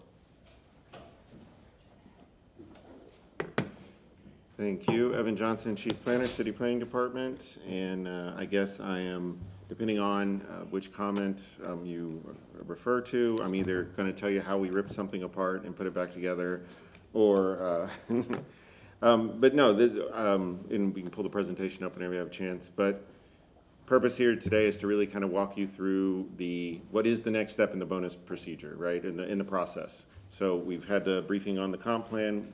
Changes are, going to be looked at and discussed, and we'll bring those back to you. But then, ultimately, in order to implement the system, we're going to have to make code changes. And so we want to talk a little bit about our process to get there. That's a laser pointer. Where's the button? Which one? There we go. Sorry about that. We actually identified 3 motions that we've associated this particular presentation with, because there was a similar discussion about Kennedy and Westshore, and of course, it's all related to our future land use 2045 updates. So I just wanted to make sure to document those for the record as well. What is a bonus? We've talked a lot about this already, and not surprisingly, given the topic is very interesting and new. We're talking about a lot of new changes to it. But generally, it is, the way we are defining it, it is the granting of additional units or floor area in exchange for a public benefit. It has to be enabled by the comprehensive plan, which we've talked about, how we're going to go about enabling that. And ultimately, it has to be implemented in the Land Development Code. So those are kind of the steps that we're going through. But that is how we see the bonus system and how the process will have to play out as we move forward.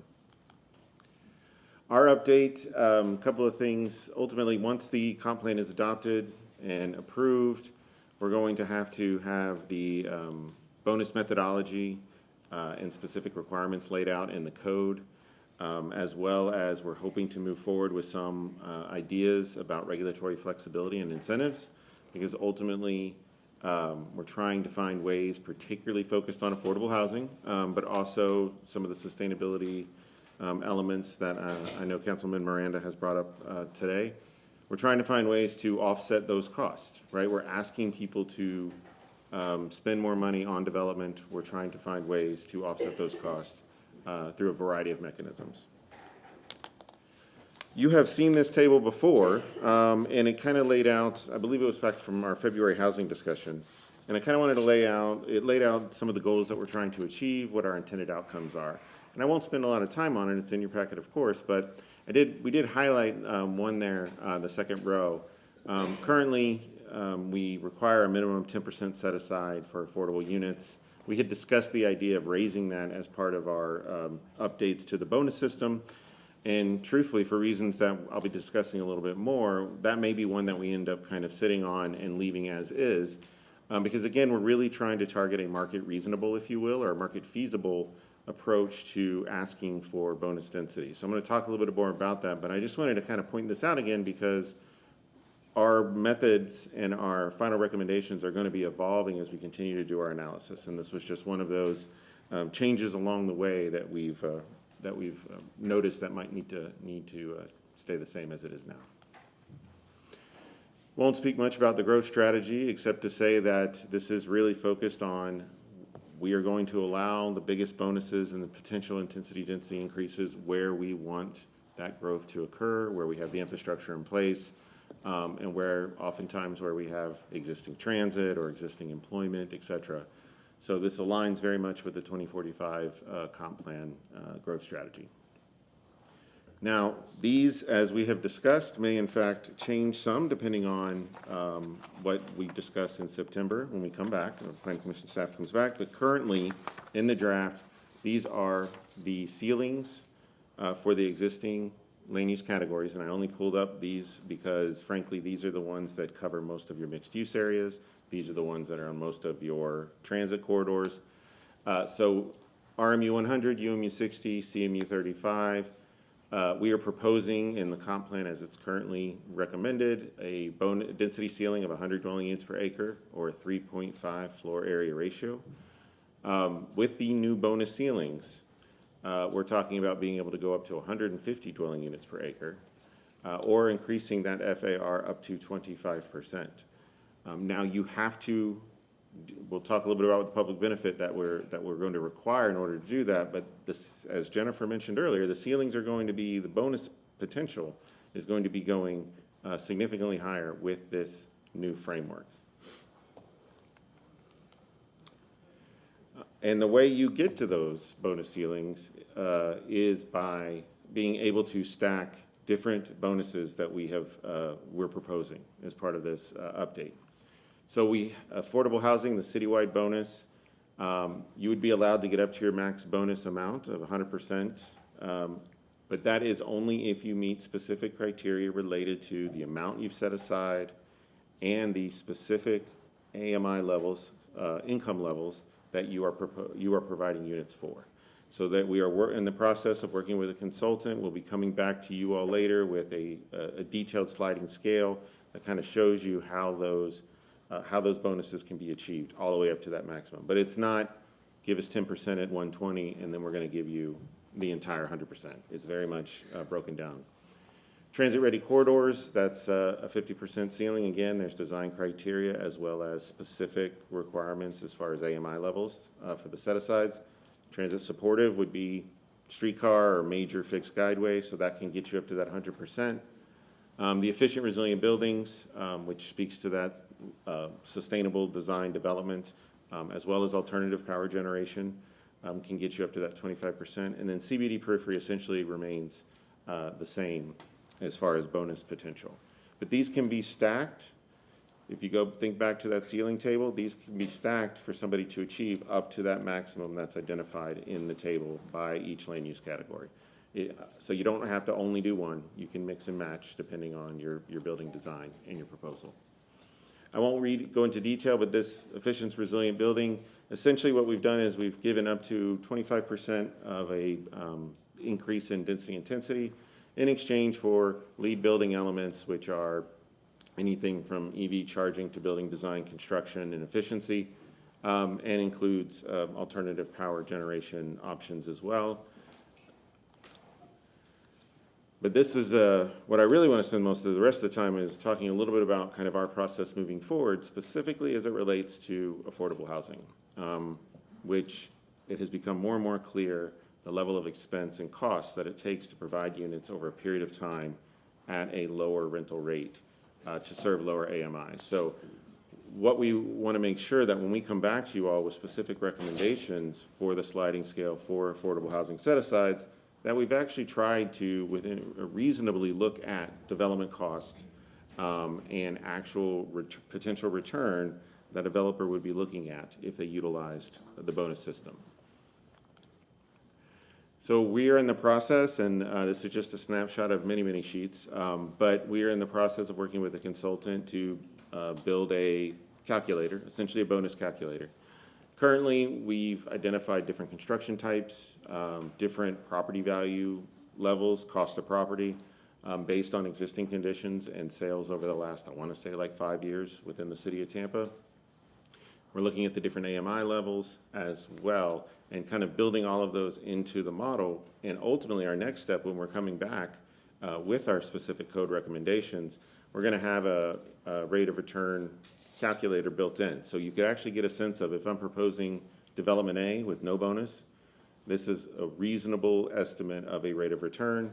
If I'm following your bonus calculations and trying to, to offset the cost, this is what that looks like. And the other thing that ultimately it will also identify is give a sense, again, think more of a estimate of a financial gap. So if you are looking to do, and we're trying to get more units within a given AMI or something along those lines, it will say, well, in order to do that, not only do you need to give bonus, but perhaps you need to give or consider giving some funding to help offset that cost. So that this calculator really is been enlightening to the point, and we continue to work with a consultant to tweak it, but it really helps us understand the different decisions that need to be made on the development side when they're trying to say, well, can we afford to provide these units at these rents over a course of 15 years? A couple things just to get a sense of what we're looking at from unit development type. We're really focused on where those 4 land use categories I showed you earlier, where most of those are in the city are going to be one of these different development types. So we've got what's called a garden apartment. There's a lot of this, and this is from Seminole Heights area. Wood construction, 3-4 stories, surface parking, lots of it in the university area as well. Construction cost, this is without inclusion of land cost. Generally, we've been using the latest available estimates from reputable nationwide databases to pull these cost estimates, but that's kind of where we're looking in those models. Wrap construction, Westshore has a ton of these. Channel District has several. This is an example there. It's got a garage, but the garage is not part of the main structure. It's usually wrapped around the garage, or the garage is off to the side. So you're not sitting on top of a garage. That affects cost of construction. So again, we've built this into the model as well. And then finally would be your typical downtown, anywhere from 10 to 30 plus. Building sitting on top of a garage greatly increases construction cost. And so we built that in as well. When you think about areas like Channel District or parts of southern Tampa Heights, like with the YMCA development, things like that, that's the type of development they're going to be looking at doing. The other thing we want to be looking at from our code, from the code perspective, is really what are the regulatory incentives that we also can consider. So are there parking reductions for affordable units that we should bake into this bonus code? It could be development flexibility. If I give you lower the green space requirement, I'm giving you more land to develop on. Therefore, it's easier for you to accomplish the number of units that you want to accomplish. So all of those things, again, are about reducing development cost with the limited tools that we have. So takeaways, next steps from the perspective of where we are right now. As we have said, and I will continue to say, in order to make what we are trying to target a market reasonable or market feasible approach, significant bonuses are going to be needed to be granted to offset the costs, particularly for housing. So that's why, we're going to continue to hammer this home, because we're talking about implementing something in a much larger portion of the city We're talking about using this tool to address what we know is a major housing challenge, housing affordability challenge. But it is going to require, in certain areas, it's going to require the possibility of significant increases in density in those targeted areas. The next couple just speaks to the dynamics of the market right now. We know there are changes happening, and the reason I bring these up is because the data is only as good as the day you pulled it. These are always snapshots. Our calculator is not meant to give an absolute yes or no, but we're trying to build something as up-to-date as possible. And also to speak to the idea that as we move forward and we adopt something, I think it's really important for us to continue to revisit, because development conditions will continue to change. And I think it's important for us to kind of give that ongoing tracking of the data and development cost as we move forward in 2, 3, 4, 5 years. And the other discussion moving forward out of this is what are our next steps as it relates to code changes. Max height has been something that was brought up both from the Westshore perspective and Kennedy. Westshore has got a different issue or challenge because they have a much lower FAA ceiling right now for height rezonings. So that is something that we currently do not limit height in the code itself. That's limited by these ceilings that then everybody who builds something above anywhere from 60 to 100 feet has to go through a very detailed process. However, in Kennedy, that is something that we can look at with the code update and code reform with our corridor design standards. Our recommendations, would love to hear any additional comments, feedback, questions. I know you've hit on a lot of them already. Would like to get your concurrence for us to continue to move forward. We would like to bring the bonus code changes back to you as part of the July cycle, which means that we're looking at early 2025 adoption. So comp plan and code are going to come in very one after another. And I think that's the way, shows the level of importance to this piece, this element of the plan update. But they're going to be very close. So we want your concurrence that we continue to do that. And then also concurrency that we continue to pursue and look to pursue regulatory incentives wherever we can to support affordable units. Councilmember Clendenin, then Councilmember Carlson. I really appreciate the work that's been done, just like with the comp plan. You guys know I'm a big fan. I think you guys have done extraordinary work with, but I do have concern, and I like the bonus, I like the stacking, I like everything about it, except I think a lot of my support on this is going to be dependent upon the legal interpretation, the legal opinion that comes before us of whether are we granting additional rights? So if that opinion comes back from legal that by granting additional bonus densities, we're granting additional property rights that we can never take away, it's going to be of concern to me. I applaud that in your presentation you recognize the changing market, because I think part of government's problem is we're always 3 steps behind the market. So it's good to see that, and I saw you have reflected that the rental market is softening in reference to housing issues. So obviously the work that's been done as far as construction and building housing is catching up with the need in the city of Tampa. So that's a good point, and I'm glad you had that in there. So thank you. But again, I just wanted to make that public statement that depending on legal's interpretation of whether bonus densities are an entitlement that can't be taken away, I think would be where I'm going to stand on this as it gets moved forward. And one other last note is, I know this was Councilman Carlson's issue. I supported it when he made it. I agree with the height issue. Of course, with as former FAA and air traffic control, I'm fully aware of the FAA restrictions. But along Kennedy Boulevard and specific, anywhere we can for the height and increasing that, I think it's a good plan. It's a good plan for the city of Tampa. Councilmember Carlson. Yeah, thank you also for all the hard work, and Stephen has also worked a lot of time on this, I know, with me and others. As I said before, in an area where we don't object to growth, I don't think we should have bonus density. I think it is a speed bump. Developers complain to me all the time. The biggest complaint I get right now, the market is still kind of faltering, and the fact that there are celebrations every day that developers are getting financing, it is a celebration, but it also is a concern because 6 months or so ago we weren't talking about that because everybody was getting approval. we need to move as quickly as possible in the areas. If we're going to restrict areas like south of Gandy that are flooded and overbuilt, where they've had 10 or 20,000 new units in the last 10 years, more than any other area, we've got to accelerate growth in the areas where people don't object. And in the Westshore area, I've spent a lot of time there the last few weeks, and you know it's uneven the way it was developed, and you gonna jump in? It's uneven the way it was developed, and I think it needs to be as it's redeveloped, it needs to be developed in an even way. I wish we could just by right give folks the right to go up. I wish we could create a CBD there so that staff could accelerate the growth. And I'm not talking about Kennedy because the neighborhoods are very concerned about Kennedy as we brought that up. And there are also neighborhoods, one of which our colleague grew up in, that's on the eastern part of Westshore. But being sensitive to those neighborhoods, we need to figure out how to grow as fast as possible. The thing that Stephen and I looked at and also talked to developers about is that FAA requirement.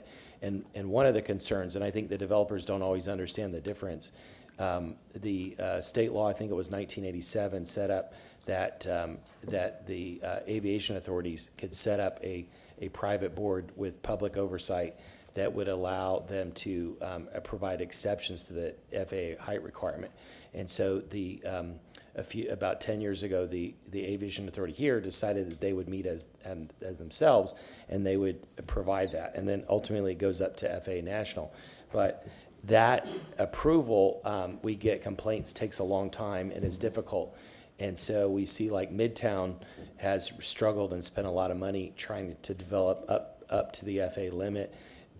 Also, you can pierce past the FAA limit if you can get that approval. So somehow I think we're going to need to work with the aviation authority and that board to try to figure out what we can do there.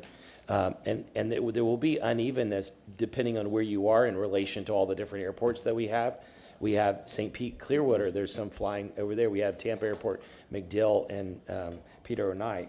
But I think we ought to do whatever we can to allow consistent, even, rapid growth in the areas that we don't object to it.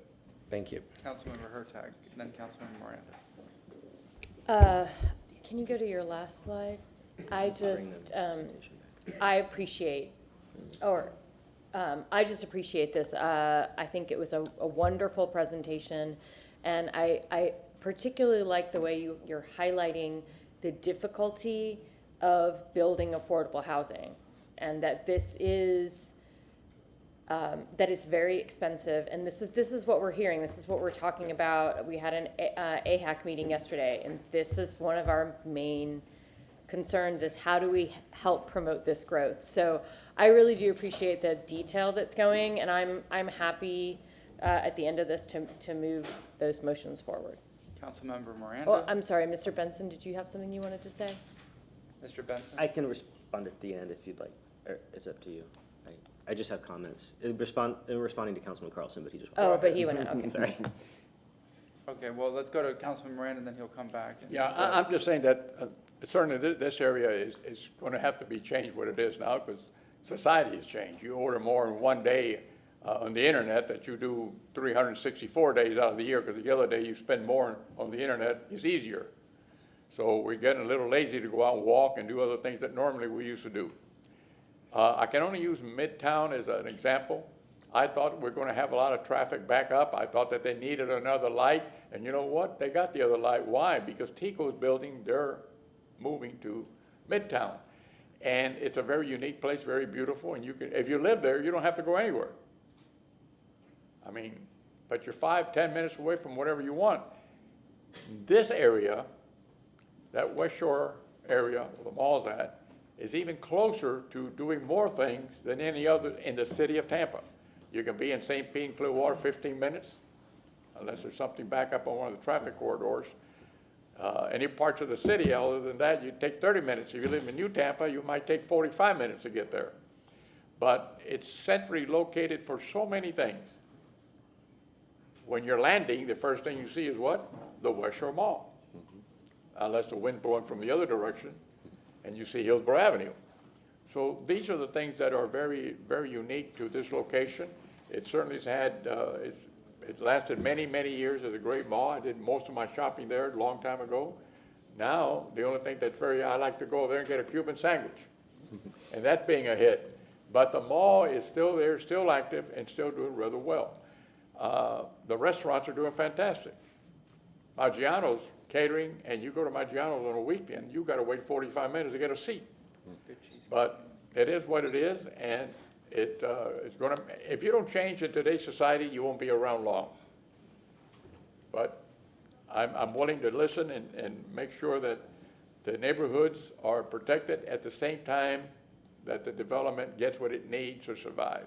Because this whole area, yes, it might be softening, but what does that mean? Does that mean you don't have to wait 3 years to get a place, only 3 months? I don't know. And when you see it costs the public benefit, it depends what the public benefits are. If you only have $10 and they're asking for 9, you're not gonna do that. But maybe they're asking for 1, you may do that. So these are the things that you have to figure out as elected officials and those that have to deal with that on an ongoing basis every single day. So I'm happy to see that they wanna do the best they can do would make that a glorious part of the city like it is and still would be better for society. That's all I'm looking for. And make sure that the neighborhoods, especially to the south, are protected. Mr. Benson. Yeah, I just wanted to, one of the slides I think is gonna help sort of maybe give some final clarity to this, if I could bring the presentation back up. So the reason why we brought all of this to you for Westshore is because that RMU category, that's basically the Westshore Business District. It's all RMU, and there's no bonusing there now. But and so at the current entitlements, you can go 10, 12 stories maybe, until you start hitting FAA. That's when you start hitting FAA. If you agree to move forward with the comp plan changes, some of those areas will be allowed to bonus. So the heights that you'll start seeing, the heights that we'll need to calibrate to will increase. And that's why the comp plan discussion needs to happen first, because otherwise we're gonna end up doing this twice.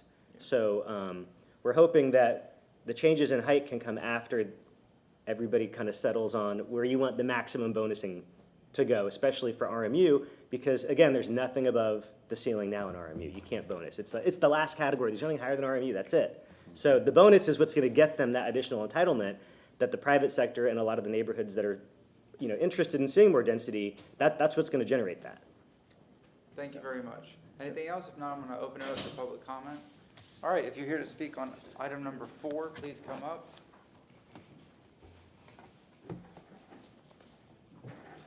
And state your name, go ahead. Hi, Carolyn Bennett, lifelong resident of Tampa. I just want to say that, reiterate my concerns before had to do with what they got by right. We have a bonus system in place now that is lousy. The bonuses are not beneficial to the public the way they should be. And if we're going to keep a bonusing structure and option, you know, that needs to be reworked. My biggest concern was the by right. My other concern is that south of Kennedy, we've already had the highest rate of growth in the city, and city council voted to eliminate anything above by right if it's single use. We don't want to undo that. So I just want to reiterate that a lot of the ideas are good ideas, but we need to make sure the growth happens where it's beneficial. If you care about people who have limited resources, you need to build affordable housing in places where they can shelter in place. If you hate people with limited resources, build affordable housing in evacuation zone A. Because those people without transportation, the city will have to send a van to pick them up and take them to the shelter. They'll get there 2 days before the hurricane hits, then the hurricane hits, then they gotta get back. Those people will not be able to go to work. And you're talking about people who cannot afford to miss 1 day's pay. They're going to go home and everything in their fridge is going to be spoiled. The stress, unless you've done it, you do not understand it. And the stress of being in a shelter, unless you have done it. Talk to anybody who's ever been one. Never, ever, ever will they go back to a shelter.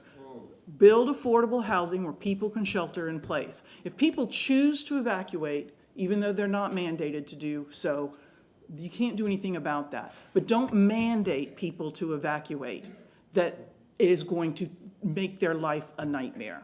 So I want to reiterate, affordable housing where people can shelter in place, they can go to work, they can take care of their families, and their electricity doesn't get turned off. And as far as Kennedy goes, I just want to remind you, with the Funland, one of the things y'all did was you stepped it down toward the residential, and that was good. I think actually what was on Hillsborough should have been higher, but you stepped it down toward Hillsborough, and that's a great concept. I encourage you to do the same thing on Kennedy. I understand the goal, but we still need, like, don't put the parking lot on Kennedy and then put the 5-story building on someone's backyard. Do it the other way, whatever. Anyhow, I'm not a planner, but I know what works. Thank you. Thank you very much. Yes, ma'am. Next speaker. Please state your name. Hey, good morning. Stephanie Pointer. I completely agree with everything Carol Ann said. Maybe next time we have a hurricane and they evacuate folks, maybe you guys could go check out shelters and see what it really looks like and see what you're setting folks up for. And here's my question for you. When we're talking about the Westshore District, are we talking about the Westshore Planning District that runs all the way through West Tampa? How is that going to interact with the heritage communities? Or are we just talking about what they call the Westshore Alliance? I just looked for a map, a new updated map for the 5 planning districts. I can't seem to find one online. I would like for Mr. Benson and Evan, I can't remember your last name at the moment, to show what area we're talking about. Because if we're talking about parts of West Tampa, how are they going to feel about that? If we're just talking about West Shore over by the malls, that's a different story. It's a different part of the city, different thought processes. And, Councilwoman Henderson can speak more about what's going on in Calvert City and that particular area. But if we are not looking at the maps, we ran into this problem with the ADUs where South Tampa is exempt, but then we had all these places in Hyde Park that are actually part of the Central Planning District. So I'd like to see the map. I know that they said they weren't going to change it for this comprehensive plan. They weren't going to change the planning district maps because they're ancient or whatever, but there was going to be other differentiation. But I can't figure out exactly where we're talking about this, and I know that Ms. Sanchez had some big concerns about this for West Tampa, and how does this affect the overlay? Thank you. Thank you very much, ma'am. Yes, sir. Please state your name. Good afternoon, Michael Marino, Westshore Alliance. Just to follow up on the last comment, so the Westshore Planning District runs from Hind Avenue on the east to Rocky Point on the west, Hillsborough Avenue on the north, and Kennedy Boulevard on the south, inclusive of the corridor of the properties that actually border the south edge of Kennedy Boulevard. From our understanding, there is, as it relates to this, the Westshore core is what we kind of understand as the area around south of Tampa International Airport, inclusive of Westshore Plaza, International Plaza. We think of that as the Westshore Alliance as the Westshore Overlay District. That's actually something that you all approved last year. It actually included a parking amendment so that parking wasn't encroaching upon the neighborhood that was just referenced earlier. Drew Park is a CRA, it has its own plan. So that's why talking about bonus densities really focuses on the core of Westshore. The other part with the FAA and the height limits, the way Westshore is situated, you are under the flight path of certain parts of Westshore. You cannot build residential under the flight path when you're within a certain mileage of the airport. So as it relates to what you saw earlier today, it's not just there's height limits, but there's also restrictions. So basically, west of Westshore Boulevard and north of 275, you cannot build housing there because you're too close to the airport and too close to the flight path. So one of the things that we as an organization have talked about is that because you have the Westshore overlay already in code, that can be a guide for some of these changes. The other part about that is so much of Westshore, as was alluded to by Councilman Carlson, was developed at a particular time when you did not have mixed use.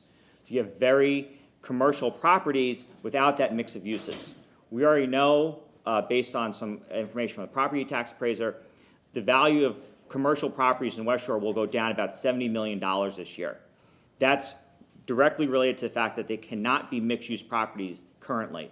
So having a form of a bonus density structure that would maybe encourage those types of developments become mixed-use, but also to have an underlying potential Westshore district, Westshore zoning district, would then enable those properties to become mixed-use And so you can direct growth to where you want it to be directed, because you have the overlay already existing. But then you can also encourage the development to go where you want it to go, because the overlay already exists in your code. Thank you. Thank you very much. Yes, sir. Next speaker. And 'tis not. It's called proactive development. It's called civil discourse.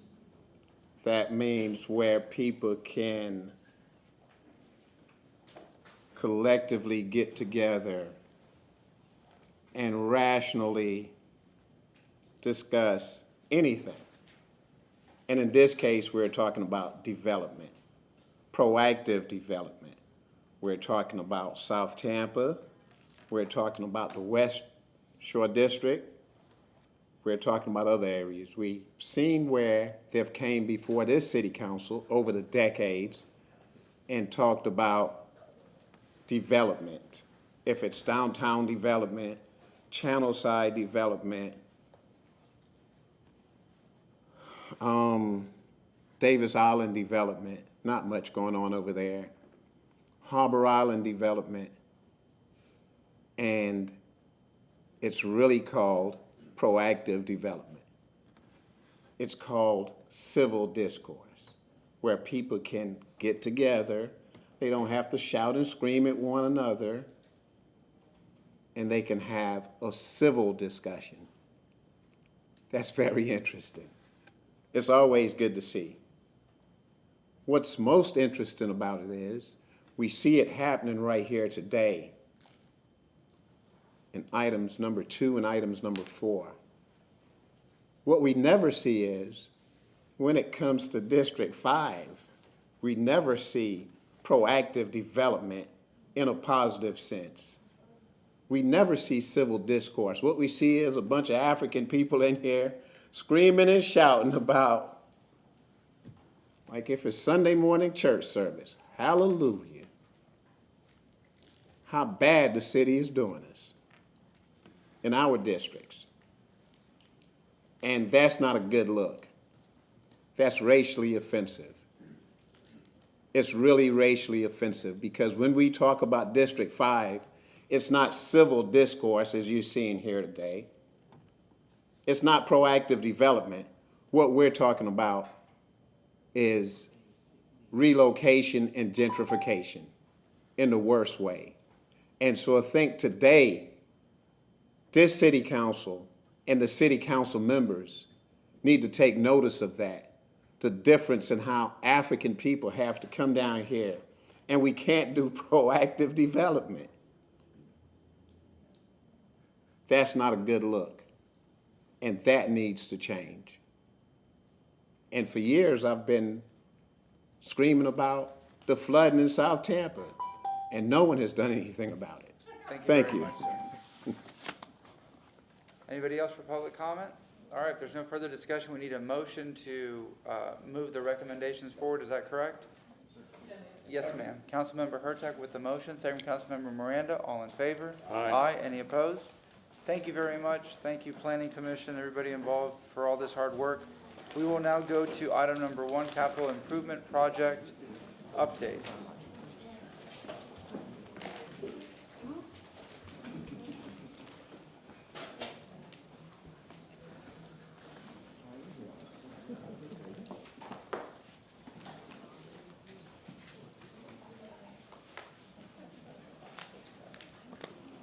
Good morning, City Council. Good morning. Jean Duncan, Administrator for Infrastructure and Mobility. Thanks for your time today.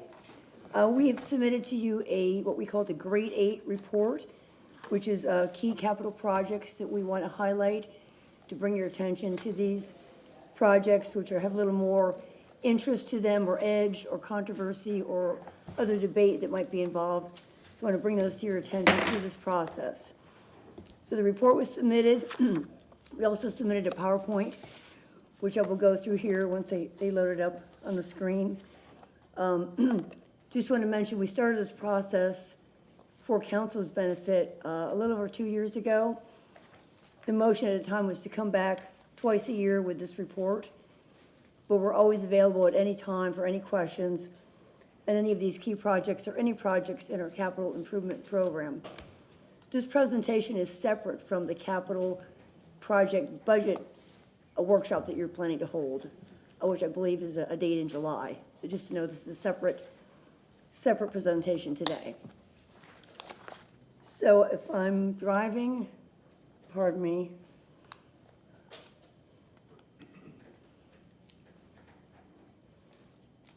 Yeah. I'm also technologically challenged, apparently. There we go. So just again to reiterate, this process that's outlined here, I won't read every line for you. You've seen it before. But basically, it's key stakeholders within the city. This process exists for every project that we do. However, in the case of these, what I'll call high-profile projects, we've essentially created a working group of the administrators and directors to discuss these projects on a monthly basis to make sure all the coordination is taking place amongst the key stakeholders, of which, of course, council is also one of those key stakeholders. For each of the report pages and the presentation, we've identified a format which we use every single time just for consistency and ease of reference. Basic information such as obviously the project name, department, the district which the project resides in. The owner is basically the either administrator, director, or key point person that can take in questions and either answer them or get the answers. Obviously, we always include a status and a schedule and a map and funding information and some photos. Just want to mention again for your information for your constituents and for the public that the entire city capital program is online. I have the link there shown on the screen. This basically is an overview of all of the projects in our capital program. Obviously, name and location, funding, and other information that show how the project will progress over a 5-year period. We do a 5-year snapshot every year and add the new 5th year every budget cycle. And we have all the projects identified on a GIS map, which is the second link there. You can click onto any of those dots on the map and see the status, location, and other information about all of our capital projects throughout the entire city. So we have about 20 projects on the list that we talk about.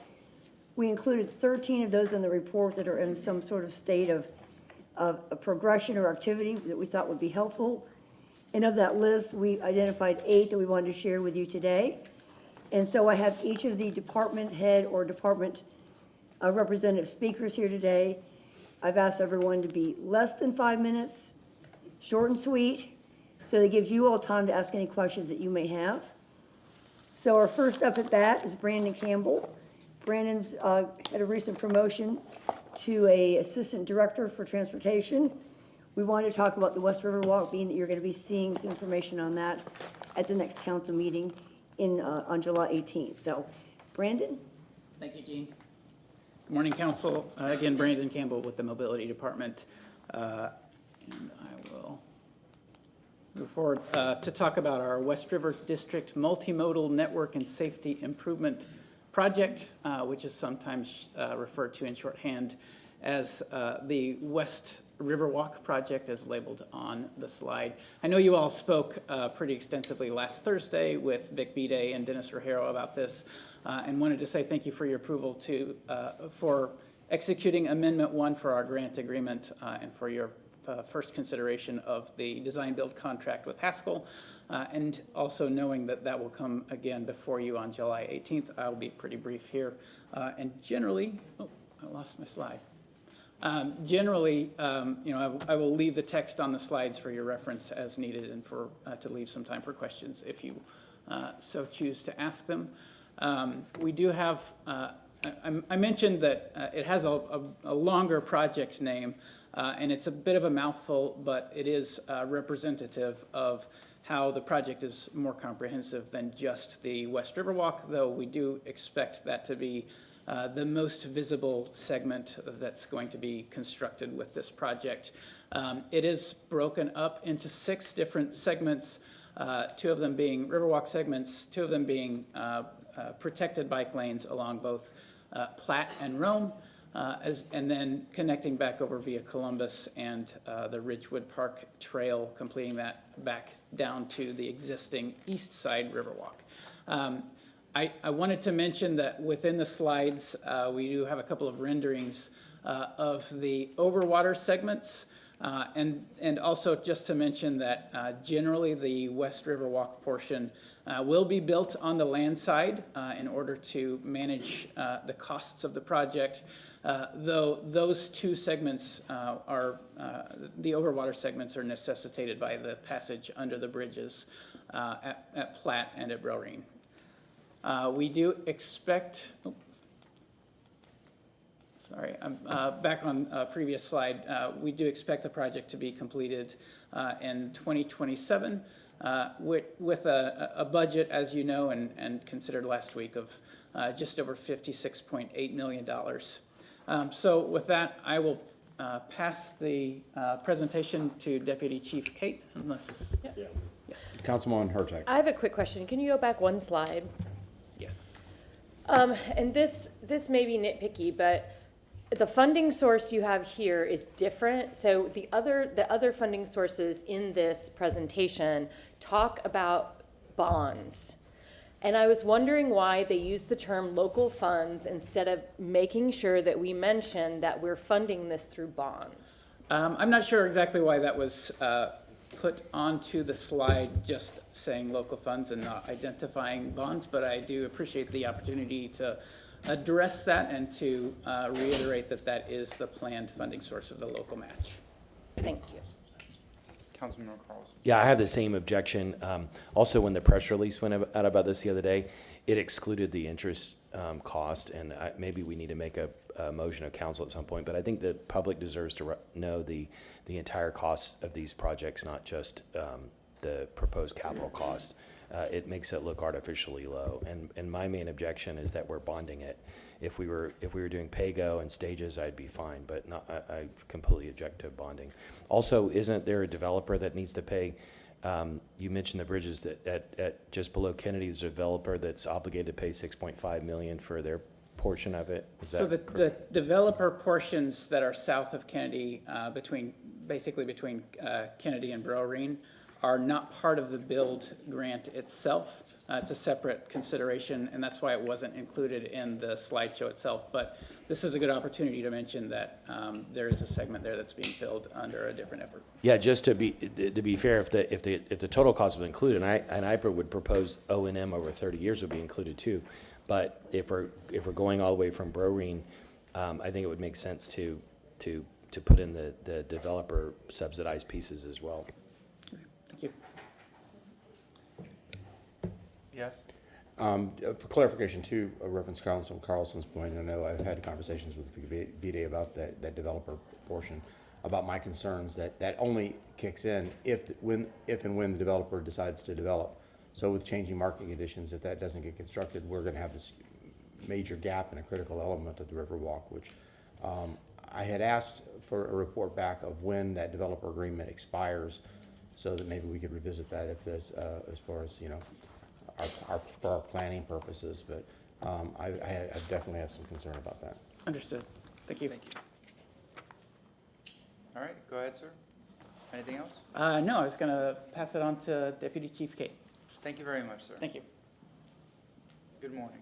Good morning, Council. Ruth Cade, Deputy Chief Operations with the City of Tampa. I too, let's see if we can get this going here. One more.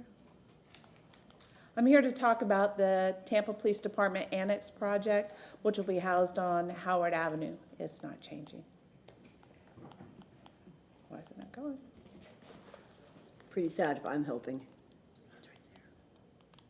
Okay, thank you. Appreciate it. You will see another presentation after mine for solid waste. And the only reason why I mentioned it in mine is because the Tampa Police Department impound lot was formerly housed at that location on 34th Street. We are currently at a temporary location off of Lois Avenue, and we are bursting at the seams. This was only supposed to be a temporary location. Thankfully, due to the Hannah building, where many of our city employees are now, we were able to use the 7th floor of headquarters for additional temporary storage. So we have proposed the building of a new evidence storage facility along with our forensics unit. This will be housed on the Howard Avenue, and it will be a one-stop location for all our citizens and all our employees to go to collect their evidence, personal items, or retrieve any evidence that was collected where we needed it for evidentiary reasons and it needed to be processed. The forensics investigators will be able to process evidence, the drying rooms will be there, the evidence storage will be there, the vehicle storage will be there. It will basically be a one-stop shop. It will also be modernized, which we are not very modernized on our technology that we currently have at headquarters. We have been at our headquarters now for almost 28 years, and I realize that we will someday move from headquarters. We will not be moving forensics and the property room along with us. It would be best practices for it to be housed in another area. Several other agencies are already doing this. Many of those agencies have large campuses like the Hillsborough County Sheriff's Office. Their evidence storage is not in their administrative building, but they have a large campus so they can house it on the same campus. We will not be that way. When we move from headquarters, we will just be basically taking the bodies and administrative files. We will not have to take evidence with us. We are currently in a design build bid phase. The design is about 90% complete, so I hope to be able to show that to you soon. But I will show you in the following slide what the exterior of the building should look like. So we'll be locating this just outside of the Wellswood playground, and this will again be the one-stop shop. We anticipate the budget is $40 million, that this will come from banknotes, general revenue, utility services, and it will also be bonds to help cover the cost of the building. This is a current rendering. This was previously a cold storage facility, so semis would back up and unload seafood or any kind of frozen food items that this company used. We will have to bring that into compliance with ADA, so we'll have to lower the threshold, and then we will secure the entire facility. We went from about 4 acres off of 34th Street to we will be at 8 acres now. And I will be happy to answer any questions that council may have. Thank you for this opportunity to speak before you I have a tonight. question. Yes, sir. You said that in modern practices or best practices, that something like this is separate from a main headquarters, that other places have a specific headquarters and they have a separate entity? So if you come into headquarters now and we did a large drug seizure, you're gonna smell it. And we don't have the right ventilation where we're at. Some of the modern facilities have the correct ventilation, and we want to get to that, and we're not there. Also, they have shelving and storage facilities that can go vertical, and we are just, although we're kind of stacking boxes on top of boxes, they're labeled and they're secure, they're not in the proper storage, so that will be the modernization. Okay, and then another thing is, I think the original number was like under $10 million for this project, maybe 6, maybe 8. Now it's at $40 million. That seems to be a common thing in the last several years on these large projects. My question is, if we're going to be spending $40 million for this, why not incorporate it into if you're going to be moving, selling Big Blue, moving to a new headquarters, and then just building something with the proper ventilation, if you're talking about, if that's one of the issues. But it just seems like it's a lot, $40 million, and part's going to be bonded, which means it's going to be more expensive. Why not just incorporate that to a master headquarters, with everything where it all makes sense, instead of having to spend this extra money? It's like we're building 2 headquarters at this time, in this sense. $40 million here, and then whatever that's going to cost. So unfortunately, I can't speak to the original budget proposal. I can only speak to what the design build has proposed the cost, but we would not recreate a new evidence storage facility. So any new building for headquarters would be at a significant reduced rate. We could leave probably now and hotel anywhere because we're basically just taking the people. So the security that we need at any police facility mainly surrounds not just the people, but mainly surrounds the evidence storage. This is high value narcotics, our firearms, all of these things have to go there. So this structure has to be reinforced. We have to have security cameras, which this facility never had. And that's why it is a little bit more expensive. The structural, it's just, the structural has to be just right, and they have to reinforce the concrete. And we won't have to take that with us when we do have a new location for our new headquarters, and the new headquarters would essentially be less expensive. Thank you very much. Councilmember Carlson, Hurtak, Clendenin. My question was gonna be how much it's gonna cost. So can you confirm that it's $40 million now? Is that the? So where we're at with the design build bid, what we're coming up with is low end 32 million, high end 40 million. Until it actually goes out to bid, Councilman, I can't tell you the exact cost, but that's what we're budgeting for. Nope. And that's based on the experts that are working on the design for it. What's the source of funds for it? I can go back to the slide if you like to see it, but it will be bonding, it'll be from the general funds, and also some revenues that the city has. Okay. Yeah, I would just ask when you all present this more baked in, that it include the interest costs and the O&M, especially with buildings, it needs to include O&M over 30 years so that the public has a chance to see. I think the public supports TPD and the services that you all need, but we need, on all these projects, we need to be transparent. Also, I would just ask Richard Marterback or somebody, maybe you all can come before us and talk to us about ways, or the administration, ways to cut these costs. I never heard the $10 million number, but if this was 10 million and it's 40 million, we had a park that was 5 million and then it's 41 million plus interest, it's 100 million. We have a building that was 108 million for 2 buildings, and then it was 121 plus interest and everything for 1 building, which is 220 million. I mean, in the private sector, I see costs going up, but I don't see them going up 4 or 5 times like I see here. And so, if in the private sector it's going up 20%, and then we're getting 30% because we're government, I think the public would understand that. But when and I'm not picking on this project, but these other projects, they're just out of control in terms of cost. And somehow we have to get a hold of it, because we've got priorities in the community that we need to fund, and we can't afford any of these projects. This one is a necessity. Some of the others are just a want, but we have way too much money. What's the status of the replacing the blue building headquarters? Is that going to go? What year do you think that will start? Is that in the next 2 years, or is it going to be after that? So it's not starting immediately, maybe in the next 2 years. I know that right now we're looking at land. So, I mean, we're way ahead. We have to find land that we could use. And I know we had hoped to have been across the street from the Hannah Avenue project, but that land swap fell through.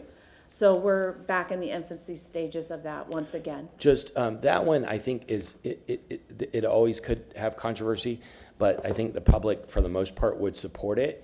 But we need to have full transparency from the beginning, because some of these projects are going to be forever tainted by the way the numbers were presented and the way the costs escalated. And it would be good going forward, especially for things that are really needed, if we can handle that. And if you all want to talk about it offline, we can, but I would just ask somebody on staff to please help us to control these costs on these projects. Thank you. Councilmember Hurtak, Clendenin, Miranda, Henderson. Thank you. And you gave me a presentation about this recently, and if you could go to the next slide, just for me, you don't have to show. I'm just curious. So, talking about the funding, one more slide so we can see where this funding sources: banknote, general government, utility services, taxes, and non-ad valorem bonds. The real issue I have with this is, I don't think that we as a council can really look at this going forward until we know what is happening with the CIT. When we know if that tax is passed, I think that changes a lot of our conversations, and we talked about that. And we also talked about the fact that selling the land that Big Blue is on and using that to help pay for this is something that we need to consider, and moving forward, what that looks like. So I believe there are ways to pay for this. But the other thing I wanted to say that I found out during our source of conversation is that you told me that this is not just construction, this is also putting in all of the specialty equipment that we actually don't have right now. So the Yes. $40 million is not just the building, the $40 million is putting in the special gun safes, the special, all the things that we actually don't even currently have. So from that, I understand why the number is a little bit higher, but I still want to go back to how we're going to pay for it. And I'm just asking the administration, before we approve this, we really have to know what we're going to get CIT wise. So, thank you. Those are right on, exactly, I agree. Councilmember Clendenin, Henderson, Miranda. I can't disagree with anything that's been previously said. I kind of had the same concerns, also with the CIT. But has there been a cost-benefit analysis of co-location and building the new police headquarters along with this? Is there potential of doing it on the existing land on Howard? How much money would we save by co-location versus having two independent structures located at different facilities? Has that analysis been done? Not that I'm aware of, but currently this building is only 1 story, and right now we're 10 stories. So I imagine, that would be extremely. But this is 4 acres, and that's what Yeah, probably, that's probably true. a quarter of an acre, half an acre, I don't know Right. what that is over there. But we will not develop the entire 8 acres due to the tree canopy. But we will be able to develop close to 6. Yeah, I think before just for full disclosure, I think a lot of the questions been asked by council would have to be answered before we were able to, give the 2 thumbs up on this.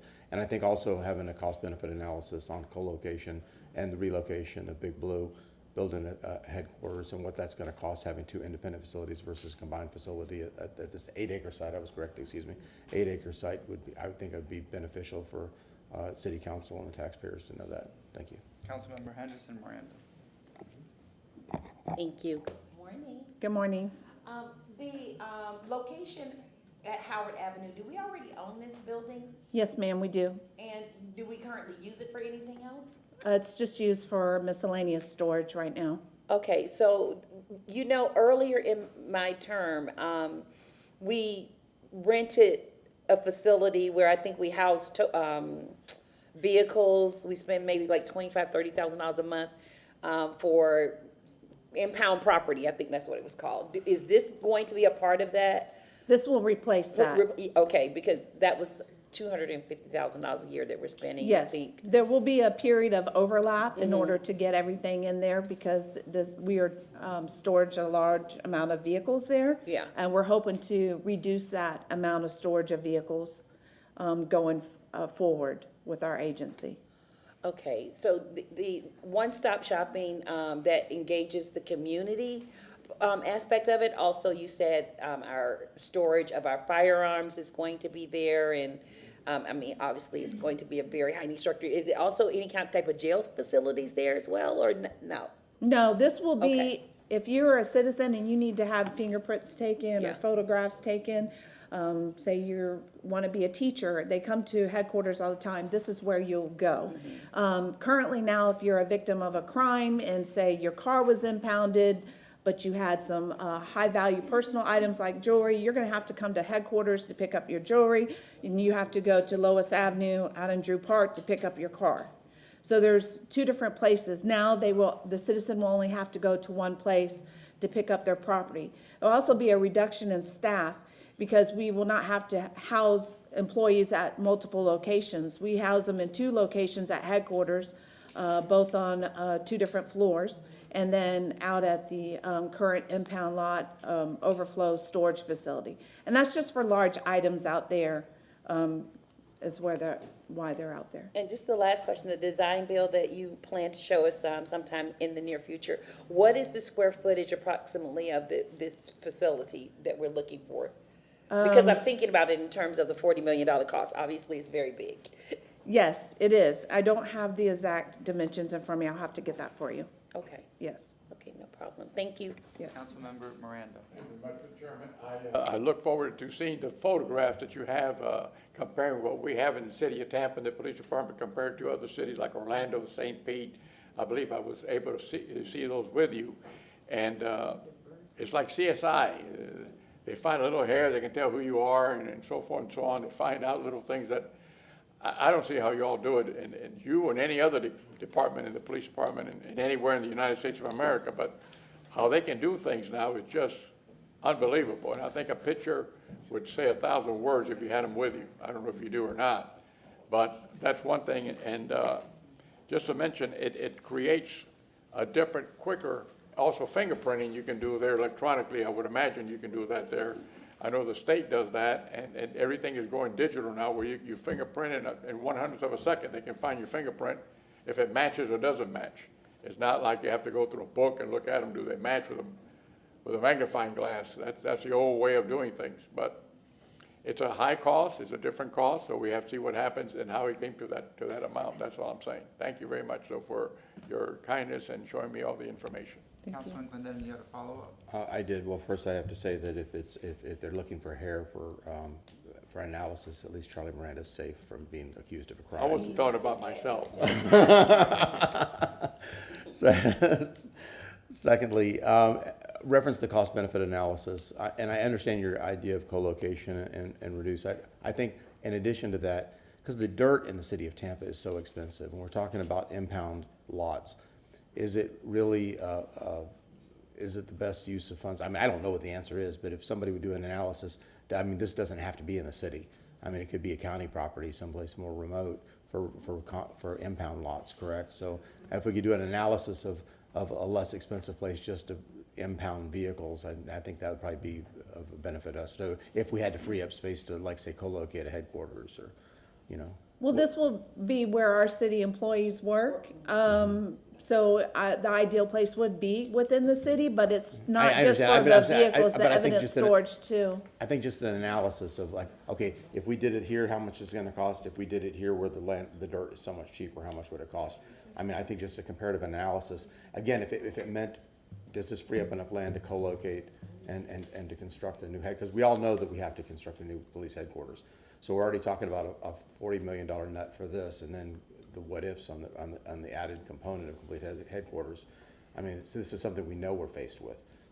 So I think we just need to do a little bit more digging of what the options are and how much it would cost, and maybe the answer is right in front of us today. I mean, this might be the answer, but I think having that as full disclosure, I think would be helpful. I think I'd have to consult with real estate to answer your question. 100%. Me too. All right. Thank you very much. Thank you. I think Mr. Washington is next. Good morning, sir. Thank you. Good morning. Good morning, everyone. Larry Washington, Director of the Solid Waste and Environmental Program Management Department. If the slides would populate for me. Wonderful. So let's see if I can get this moving. All right. And I understand, well, I know that we've had a couple of conversations as of recent about the relocation of our complex from Spruce Street to 34th Street, as Deputy Chief Ruth Kay has mentioned. But want to provide some brief updates. In addition to that, want to overemphasize, and I can't stress this enough, the importance of this project to the waste stream, not just the solid waste department. So as you can see here, the city of Tampa generates roughly 410,000 tons of waste per year, 20,000 of which is recycled, and we're trying to increase that moving forward as well. The number of tons of waste received is forecasted to increase, so we're expecting roughly 3,000 tons of waste per year moving forward, based off of the additional population that the city of Tampa is receiving. Now, this is the waste stream as a whole, not just the MSW, which is municipal solid waste, which goes to the waste and energy facility. And how do we get here? So a 2018 master plan study was done, And it was recommended by the master plan to move forward with a more consolidated, to move from a disjointed operation that we currently have with buildings from Spruce Street over to 34th Street, to consolidate that effort, to become more efficient. And then in 2019, master plan or relocation plan was developed by Harry Howard and Associates, and this is how we are here today. Right now, we are at 90% design. The cost estimate is still at 60%. However, we will have that back in August. So we plan on presenting to you no later than October for the 90% GMP. And estimated construction is $107 million. And the estimated time of completion is March of 2027. So some of the benefits of this project. So decreased travel time of collection, about 25 minutes per driver. So that's 100 drivers roughly, which will save us over $300,000 in overtime if you all approve, of course. So decreased overtime and operational costs, decreased greenhouse gas, GHGs, decreased noise pollution, in addition to light pollution as well for the Carver City area. And it frees up 20 acres of that viable land for development. And of course, improve the stormwater capacity function for the solid waste department at the new location as well. And can't forget my drivers, my team. It reduces the driver fatigue due to improved efficiencies. And as far as funding sources, so there's short-term, I know we spoke about this a few weeks back, but short-term financing and then bonding as well. Moving forward, here's the layout of the site. So we have our waste and energy facility to the north, and then the current impound lot, which was just relocated, so that's south. And you can see how our plan overlays on top of that site. Now to break down the specific amenities. So I have a north scale house, which we went into detail last council meeting, which I presented. Councilman Hurtak, thank you again for taking the tour. So that'll take all of these solid waste vehicles out of the current line at the south scale house and move them up, so that gains efficiencies there and safety as well, so we can take all those large vehicles out of the same traffic flow as your average day citizen trying to dispose.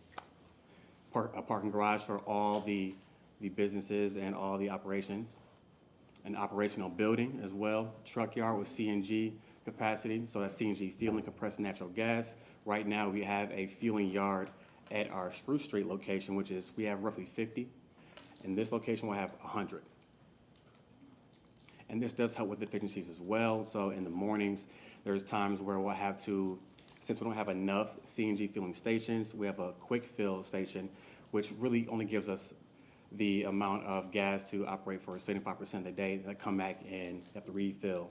But if we were on a slow fill station, which all these 100 CNG filling stations will be, it would be good to go for the entirety of the day.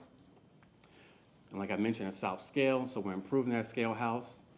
So we're adding 2 scales, or 2 entrances. So we have one more inbound and one outbound, with the option of flipping that back and forth, given the traffic.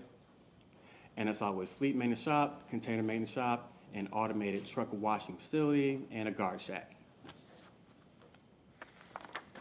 I know that was quick. I know that you may have some questions, so I wanted to go over that really briefly and see if there's anything else that you would like to add. Councilmember Hurtak or add. Councilmember Miranda.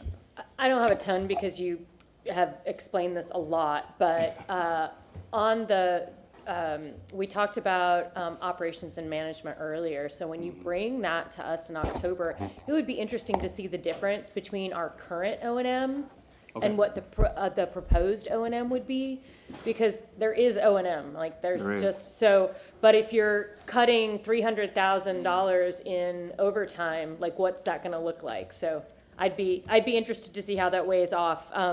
Obviously, we've already approved this, and I'm just very excited to see the changes and the modernization of this. Wonderful, thank you. Anybody else? Councilmember Miranda? Thank you, Chairman. Thank you very much for your fine presentation. I'd like to ask you a question, if I may, and I never discussed it with you, so I don't want to catch you off guard. Yes, sir. A new vehicle that picks up the truck itself, the big truck, I think that's about $450,000 or something like that, maybe $460,000. I've been wondering what it would cost to get all the parts, from springs to new tires to brakes take the engine out, recondition the engine, the transmission if it's needed, and make a truck out of the old truck look new. I would think it'd be half the cost of a new truck. That's just me talking to you and the 5,000 people that listen to us today. So I know it's been done before. If my memory serves me correct, there was two young individuals 20 or 25 years ago, and I saw it in a newspaper article. It was either the Tampa Tribune or the Times that they did that. And it was an amazing thing. And as you well know, what we did, and that's also amazing. I don't have a picture of that vehicle, but it came to mind today that I learned something from those actions that were done with your help. So is there any way you can give this government, the city council, the mayor, and us a scope idea of what I'm just asking, all the hydraulics, what that costs to replace and everything else, on a wholesale volume? You're not gonna do just, you know what I'm saying? And I'm sure you understand that. Yes, so I can reach out to Fleet and see how much that would potentially cost. I know one thing, so let's say we have damage to a vehicle, instead of just trying to replace that vehicle, we'll scavenge from the vehicles that we have that are, also down at that point in time. So we do that constantly on a consistent basis. I commend you for that. It's a great job doing that. But these are the things that are in my mind that make something that looks new, that it runs just like a new one, much less what you have to pay. You don't have to wait a year and a half to order and get it. Or longer from time. Or longer. But thank you very much. I appreciate it. If you can do that in the next few months.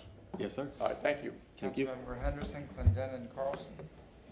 Thank you. Thank you for your presentation, Mr. Washington. I just want to have the mic for a few minutes to not necessarily address everything that you've presented. Of course, it's a wonderful idea to house all of our solid waste and environmental projects over into one location. The interesting part is that, we're now living in a different time, and so this opportunity, I don't know historically how it came about, but the facility where it's currently located, of course, was built in Carver City. Prior to that, there was also the stockade. The jail system was there. That's type of land that it was considered, yes, black families can live over here, and we're going to build a jail house out here, and you can put the trash there. And so now this particular 20 acres of land is becoming available. So that's really the public comment that I'm making, because I know the public listens to these meetings, and the future of that land is significantly important in what we do with it. So I just want to constantly say that and remind everyone that you're right, it is valuable now.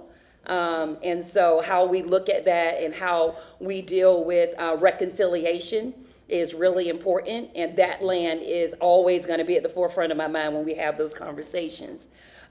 So if you do have any background knowledge, historical knowledge of, why now? Is it because this land in Carver City is extremely valuable that it pushed us to have this project move over into a different area? What led to this historically, do you know?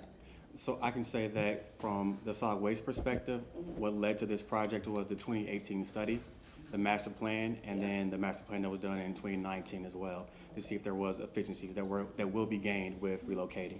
So that's where we came in, and then that's when I received the marching orders to relocate our facilities from this site to the 34th Street.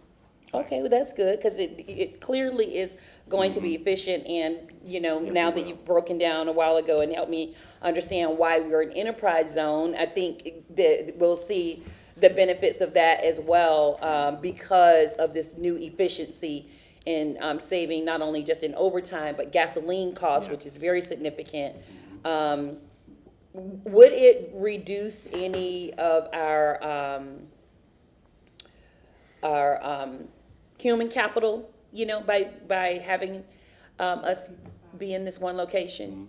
So right now, we're currently structuring the department to do so. So this year, we haven't asked for any additional personnel to accommodate the increase of waste that's being generated by the city of Tampa. So that's one way that we have been more efficient with managing our people. And then with positions that we currently have, if we review something like, let's say, yard waste program, or since we have so many efficiencies based on that program itself, or the automated collections drivers, we've been able to repurpose those positions versus asking for additional positions moving forward. So we have done that already, and I believe it will. Thank you. Councilmember Clendenin, Carlson, Vieira. This is as close to a no-brainer as you can get. I mean, this is clearly, in fact, it's a good segue from the previous conversation about property values and best use of property, because we're going from some property that's not the best use of property, freeing that up for the best and highest use to an area. And I think your consolidation, and I can't say enough about our solid waste department and the efficiencies and what you all do. I think you guys do a tremendous job. I applaud your efforts, and I fully continue to support this relocation, because this is good for the city, it's good for the taxpayers, and it's well done. It's kind of off topic, but kind of on topic, because you highlighted the fueling stations, and I have kind of a little pet peeve, and maybe this is probably something just to put in Ms. Duncan's head.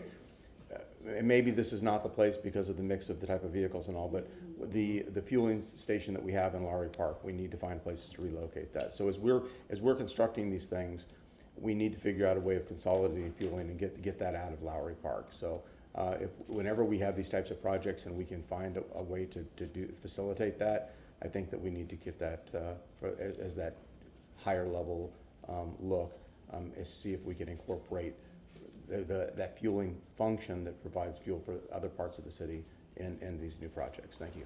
Councilmember Carlson, Vieira. Yeah, I just want to add to the thanks. You come before us all the time and brief us and the public, and I'm sure the public appreciates that. Thank you for your thoroughness and transparency. To Councilmember Henderson's comment about the Spruce Street spot, not this Westshore Alliance director, but the one previously, was pushing hard to connect Westshore and Dale Mabry, and so they can brief you on it, but they were heavily promoting in the business district in Westshore that this would be the main business corridor that would go between the two, and so it sounds like you might have concerns about this. You might want to engage the Westshore Alliance and see what I did have a conversation with them. They know exactly how. Okay. But thank you. No, I just wanted to make sure the solid waste may have their opinion on why they're moving that facility, but I know the business community was pushing really hard as well. The other thing is that my concern about this project was the bonding and the debt costs, and I think just like with the rest of them, if we present the cost, we ought to present the total cost, including interest and O&M over 30 years, and it's just a consistent way to do it. The private sector does that. I don't know why the city hasn't done it, but it's just an honest way of letting the city the public look at it. Not that you've been dishonest, but it's just a more thorough way of doing it. And so my concern would be on some of these projects like Hannah Avenue, we've seen massive cost escalations, and I want to make sure that we don't have massive cost escalations on this also. And if you think that's going to happen, then bring people before us quickly, especially if it's going to result in debt or moving money around from somewhere else, or worse, increasing fees. The other thing, though, on the positive side, you and Councilmember Miranda were talking about the savings. You talked about the savings in overtime, and you were talking about the savings in drive time and all that. There's got to be, maybe our budget director or the city budget folks can help you, but at the same time as you might list all the total costs, not just the capital costs on this, there must be a way of calculating that savings. And so if you had O&M over 30 years, but then you had however many hours of overtime you talked about and calculate that over 30 years, that's a huge number also. And so I think it just helps the public to see that we're being thorough about looking at all the numbers. And in this case, you could offset the cost with some savings. Thank you. Thank you very much. Councilmember Vieira. Yes, thank you, Mr. Chair, and thank you again for the presentation. I wanted to just build on or talk about Councilwoman Henderson's comments. I think that looking at this issue through the lens that she talked about is something that I support, one of reconciliation. And Councilwoman Henderson, I would just say that, excuse me, that any thoughts you have on things that we could act on, because I do share your sentiments, which is that, given the origin of this community and what we know about it, and just the protection of Carver City, and wanting to make sure that the historical integrity of that neighborhood is protected. I just share your sense of urgency on it. I share the lens that you're looking at it through reconciliation, through equity, and more than anything, really, respect. RESPCT. I think that's the main thing. So I just wanted to commend you, ma'am, for your remarks, and again, let us know how we can help, because I think that's an important note. Thank you.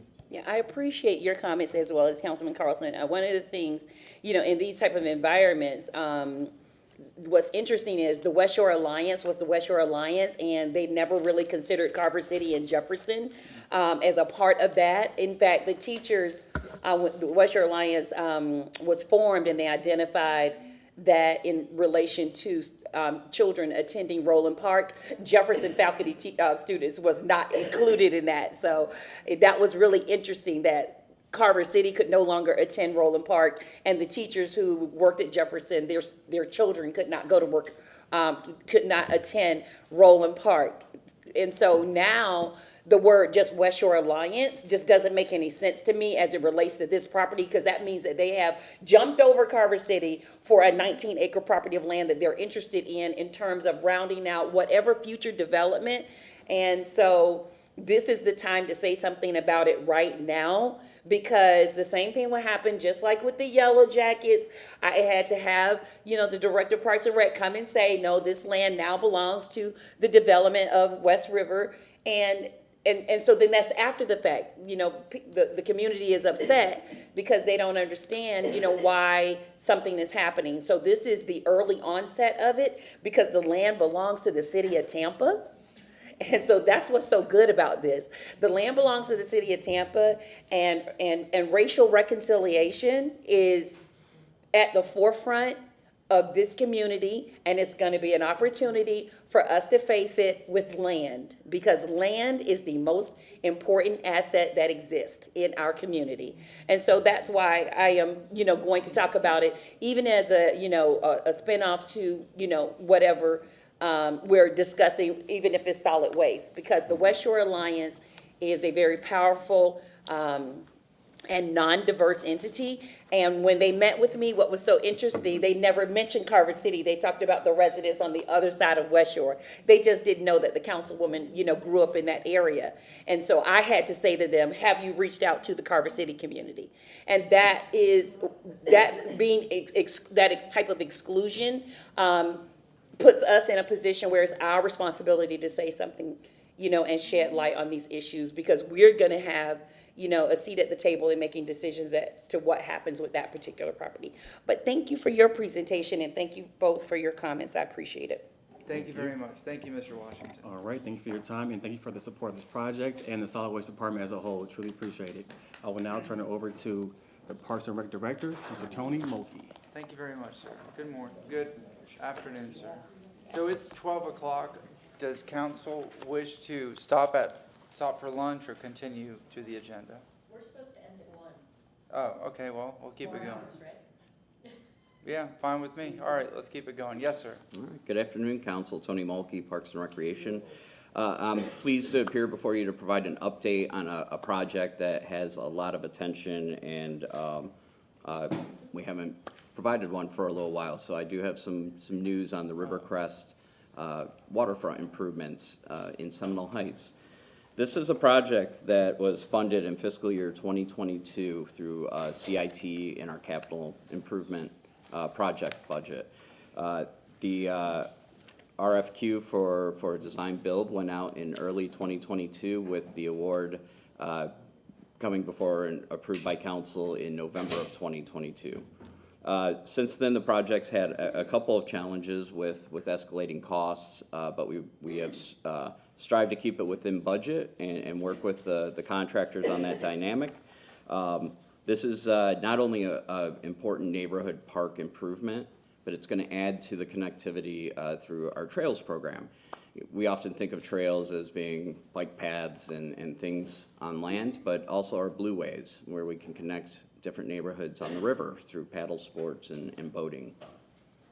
This park project is actually going to provide for a 40-foot pier that goes out into the river, and approximately 300 foot of seawall improvements. Currently, there is a failing seawall out on the site that is going to be naturalized and softened to help better accommodate storm surges and things like that along the river. It's also going to have a boat launch, a paddle boat type of dock system, ADA compliant, as well as a platform dock space that can be used for gatherings and fishing and things like that with a covering. So we're incorporating some shade, connecting to the existing trail system out there, and making lighting improvements through solar lighting, as we have done in several other parks. Current status, the project's taken a long time to get off the ground, and we understand the frustration of the community. Recently, the community hopefully has noticed that we've taken down the fencing that was out there along the river. In the next 2 weeks, they're gonna see some improvements with the overgrowth and some of the conditions along the water line prior to the construction of the actual project. So we're doing some of that in-house right now. The project is actually coming in for a landing with the design phase. We had to clear some details with the environmental aspects, being on the water, new construction, some surveys, but all that has been accomplished, and I'm looking forward to bringing a GMP before council very soon to initiate the construction portion of this project. Again, total cost is still at $1.1 million as budgeted, and I'm happy to answer questions. Councilmember Hurtak. Can you go to the next slide so we can see that? Yes, sir. Thank you. So a couple of things. The neighborhood has been waiting years for this project, years and years and years. Will this trail access connect to the park that is north of that somehow? So in the scope of this current improvement, it doesn't have that connection, but it's something we can always provide in consideration. I'll have to look at what the master trailway plan is. Yeah, because it goes, I think it's Emily, that you can go down North Boulevard to Emily to get into, and I want to call it Ring Park, and that's not correct, and it escapes me the name of that, but it's a huge park that has a lot of riverfront access. So it's really would be a nice thing if you're talking about a trail addition, but majority of people don't know how to get back there. It is hidden. It's right where Keeping Tampa Bay Beautiful is. And it's got this really tiny little corridor that you can go down to get into the park. Yes. So anyway, and then my other question, or my other thing that I'm disappointed about this project, because this is something the community has talked about over and over again, is that they would love to have the ability in the future for this to be a place for the pirate taxi to be able to stop, and for you to have not built in the infrastructure to have that as a possibility going forward is a real disappointment. Because, and I know that the argument is there's no parking for it, but that's not what the point was to be an access for the community to be able to walk to get to the pirate taxi. There's a huge gap between where that pirate taxi is planning to go with the expansion of Zoo Tampa, and there's a huge gap there. I think the next place would be Rick's on the River.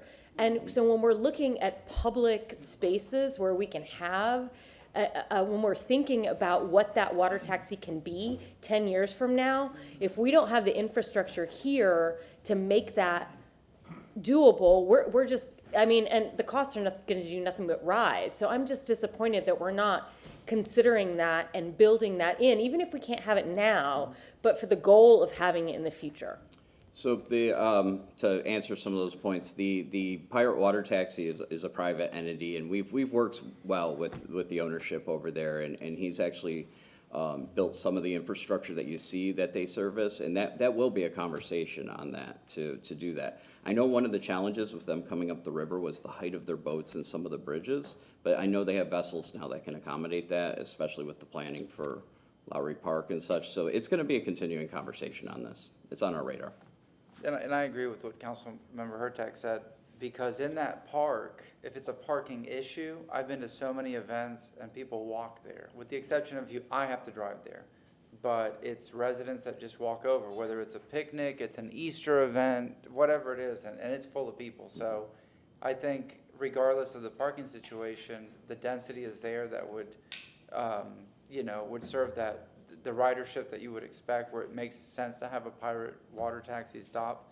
But it's another connector to downtown and the river walk and everything, that we're looking at in a bigger vision. So anybody else? Thank you very much, sir. Thank you. I will hand it off to Eric Weiss with wastewater. And I believe you're the last section, correct? One more after me. Okay. Water Department. I'll be quick. Okay. I could be quicker even. Eric Weiss, Wastewater Department Director, here to update the master plan at the Howard F. Curran Advanced Wastewater Treatment Plant. Since the start of the PIPES program, 18 different projects have been awarded by council at the facility, $278 million. Want to highlight one of those that's ongoing. It's called the Pumping Station and HPO Reactor Modification Project. Big name. What that really means is part of our wastewater treatment plant that takes out the organics from the wastewater, which we call carbon, is done, okay? This project really, I want to highlight two things. One, highly sustainability and resiliency aspect to it. When this facility was built in the 1970s, it was standard engineering practice to put electrical equipment in basements 1 or 2 stories below grade.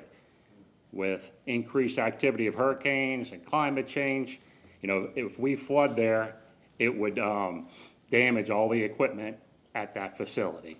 So the equipment needed to be replaced. As part of this facility, we're putting it 2 or 3 feet above ground. The other thing I want to highlight about the project, we're about 6 months early. We're going to finish about 6 months early. And the reason for that is early in the design process, you guys approved an equipment purchase during the design phase of all the electrical equipment, because that can take 2 years to get here.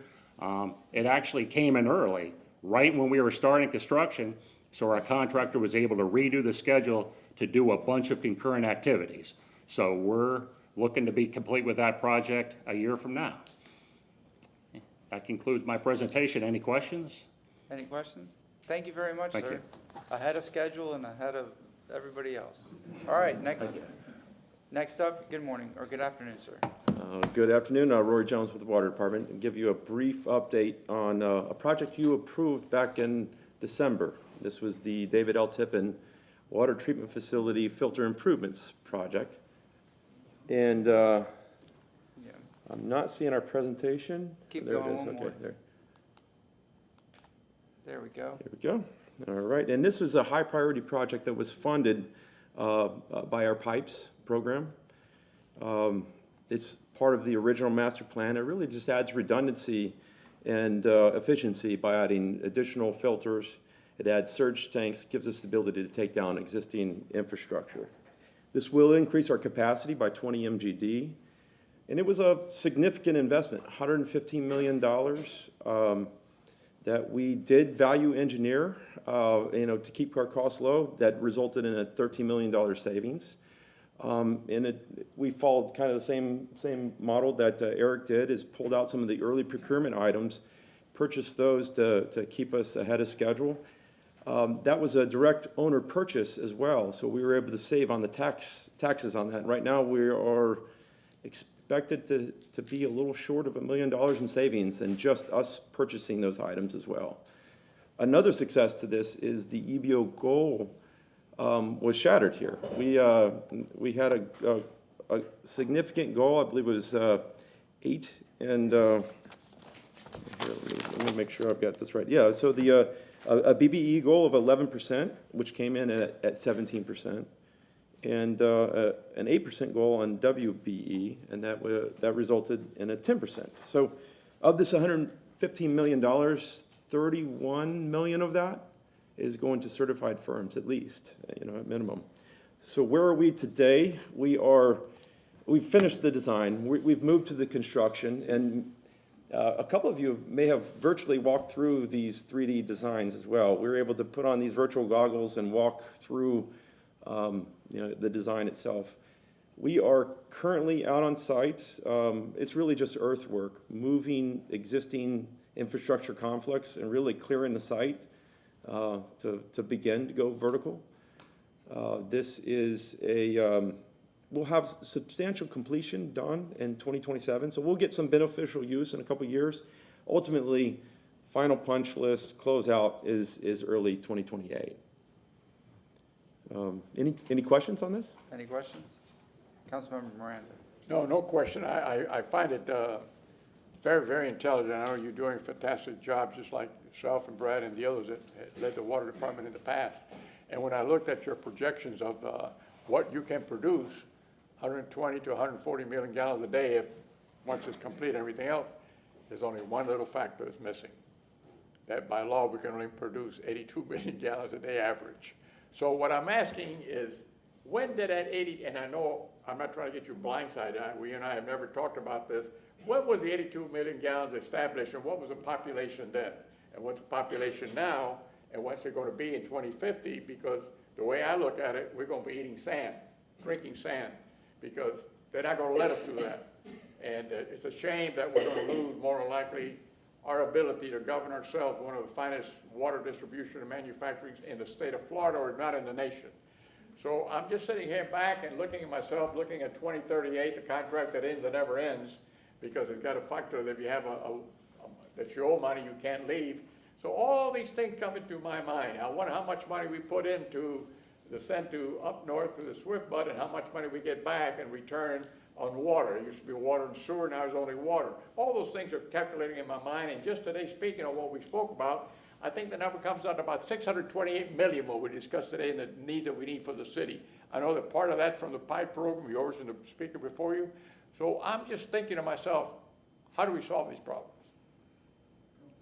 It's difficult. Right now it's conservation. And you have to do what you have to do, because this is a new technology. This is what makes the system works better, not only in distribution, the pipes, everything's gonna be new. It's gonna be fine at the Refuge Energy, is gonna be fine, and the Howard Current plant. And these are things that haven't been touched in many years. No upgrade to this has ever happened. So that's what the citizens say, what are you doing with the tax dollars? This is the reason why we're doing with the tax dollars.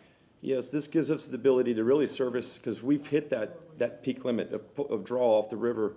This gives us some capacity in order to service the existing infrastructure. I understand. So this kind of diverts flow around so we can get to some of that old 1920s stuff as well.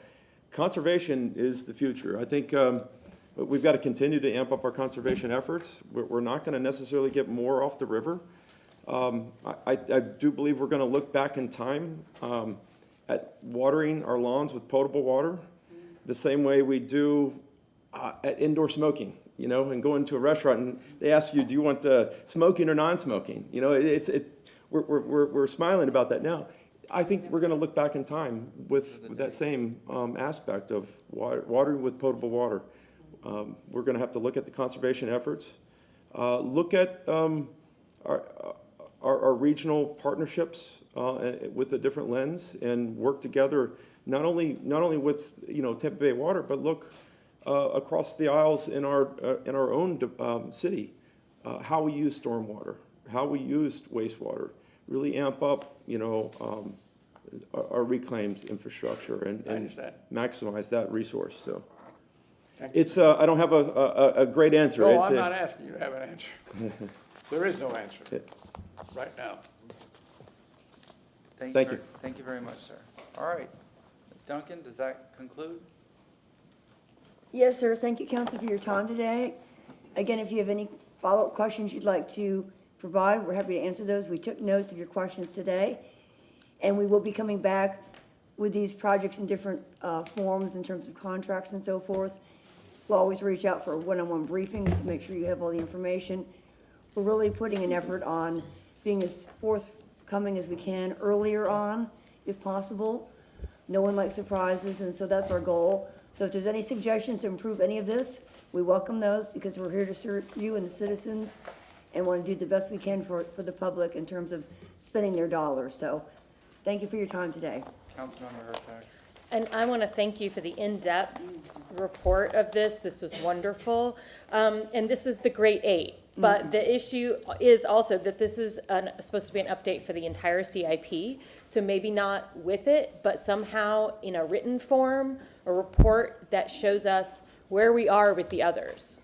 Yes. And I know that I've been working with Dennis Rojero on what we're going to have for our CIP budget update. So something similar. So they found a way to show what the changes have been or will be for this next upcoming year. So maybe we can do that for these these CIP updates, again, not to be presented necessarily in Right. front of everyone, but just to let us see where we are on some of those projects. That's an excellent suggestion. We are talking about that, Richard Mutterback and I, Brad Baird. You get the quarterly stormwater report, you get this biannual report, but we want to see what else we can do to fill that gap of information, so you have a regular handy reference to these things. Yeah, I appreciate it. Thank you so much. Thank you. very much. All right, we're going to go to public comment. Yes, ma'am. Come on up. Please state your name. Good afternoon, Stephanie Pointer. I added this all up. It was like $671 million for all of them.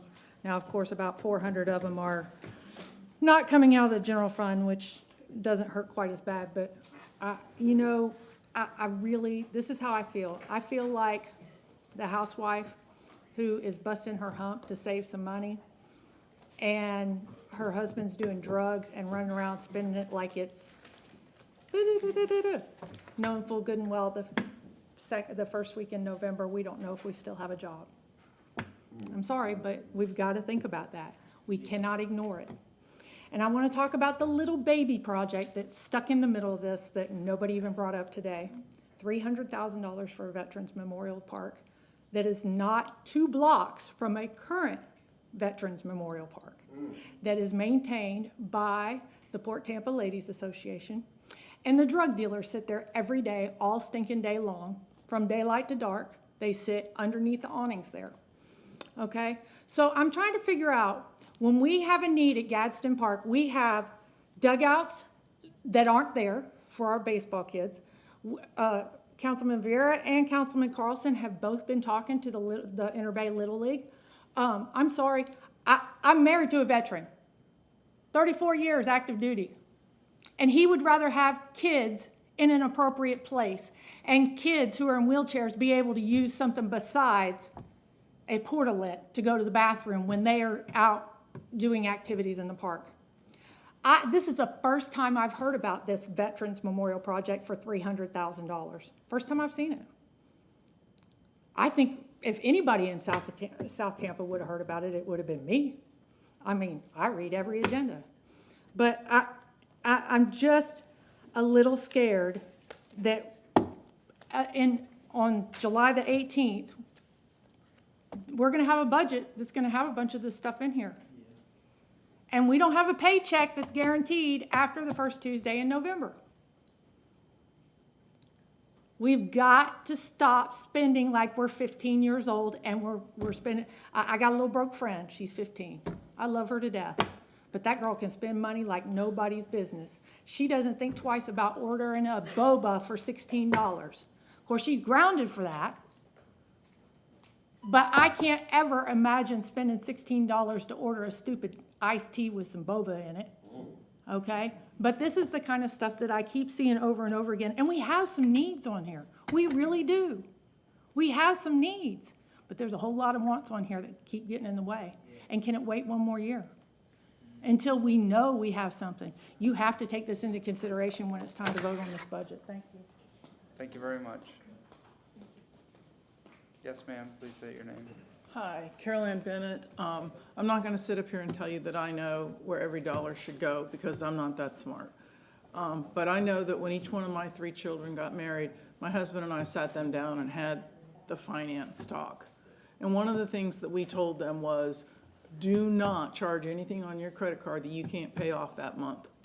Because nothing, and every expert in the country will tell you the worst thing you can do for your personal finances is to pay interest on credit card bills. That is the single worst thing you can do. I'm not saying we should never bond anything. I'm just saying we need to remember that when we bond things, it's just like charging it on a credit card, and we're going to have to pay that interest. And that's not a financially good way to do things. Again, do I know how every dollar should be spent? No, I do not. But I do know that I've seen what happens where city council will be, how did this much money get spent? And they'll say, oh, you voted on it. You approved it. Well, the problem is you get a budget and you guys work so hard on that budget, but then you have to vote on things individually and you don't always know, was this amount that I'm voting on, was that in the budget that I thought was a good budget, or has it crept up? You don't always know. So you end up approving things without really knowing for sure that it's been budgeted for. And all I gotta say is, from where I sit, what I've seen, it looks to me, and I'm not alone in this, like the city is spending money like a drunken sailor. Thank you. Thank you very much. Yes, ma'am.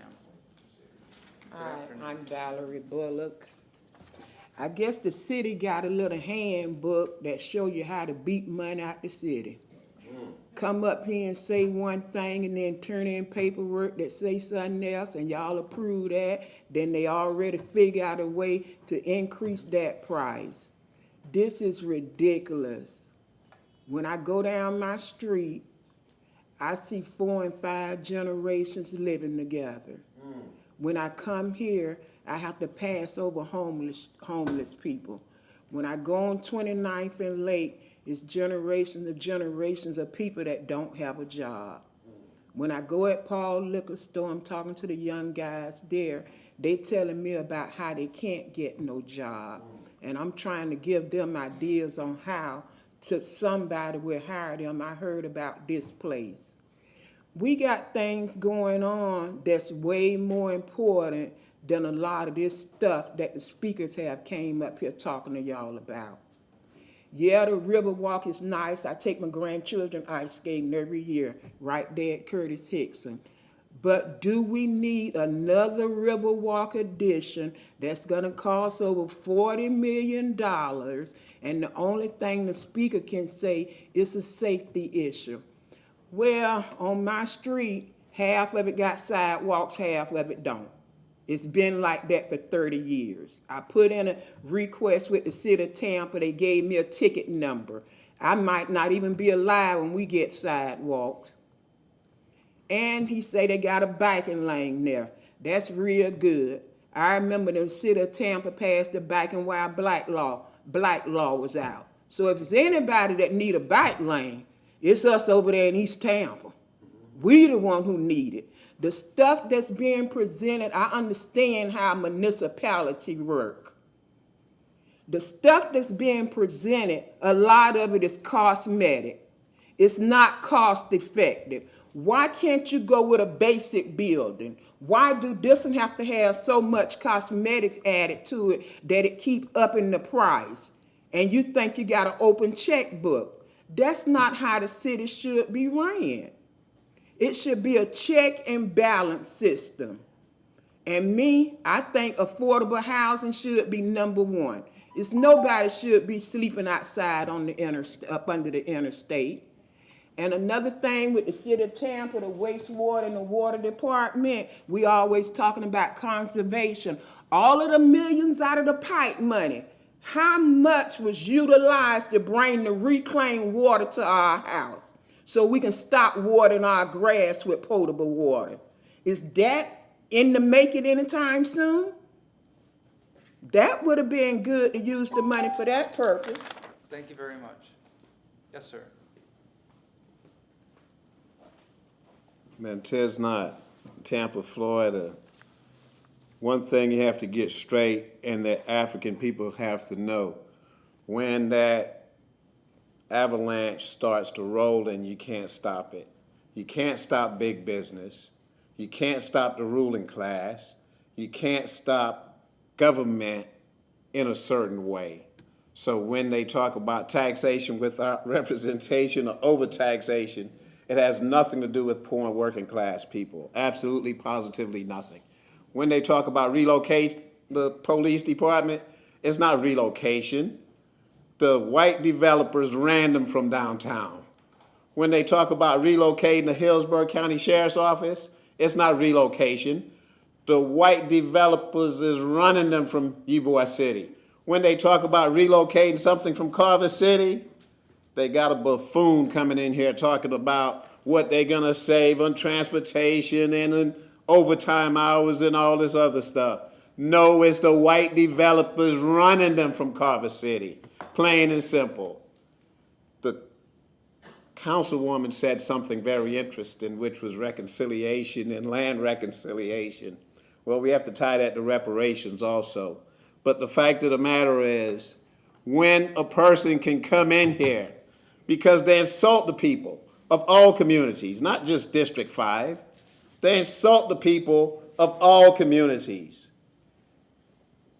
When they come in here and they talk about a project going from 8 million to 40 million, and the person don't even know the square footage of the building they're attempting to put on it, that tells you how disrespectful they are, not only to the city council representatives, how disrespectful they are to the constituents of the city council representatives and the people who aren't constituents, because most people don't vote, how disrespectful they are to the general public. They just have a big building that started out, they claim at 100 million that nobody knew about. The Hannah Street project that went to 200 or 300 million, still don't know about it. And in that, they didn't think about they needed a property room that was adjacent to the building. No, it's that the city, like the people say, like the lady said, hey, like you have like a, let's reverse roles. You have a good working husband and you got a wife that's on drugs. Plain and simple. So that's how the city is operating. And it's disrespectful and we need accountability. Thank you very much, sir. All right, that concludes public comment. No, go ahead, sir. Oh, no, he left. Oh, I'm sorry. Thank you very much. All right, item number 5, our last item for the workshop. Councilmember Henderson, do you want to start it off? Or? Yes.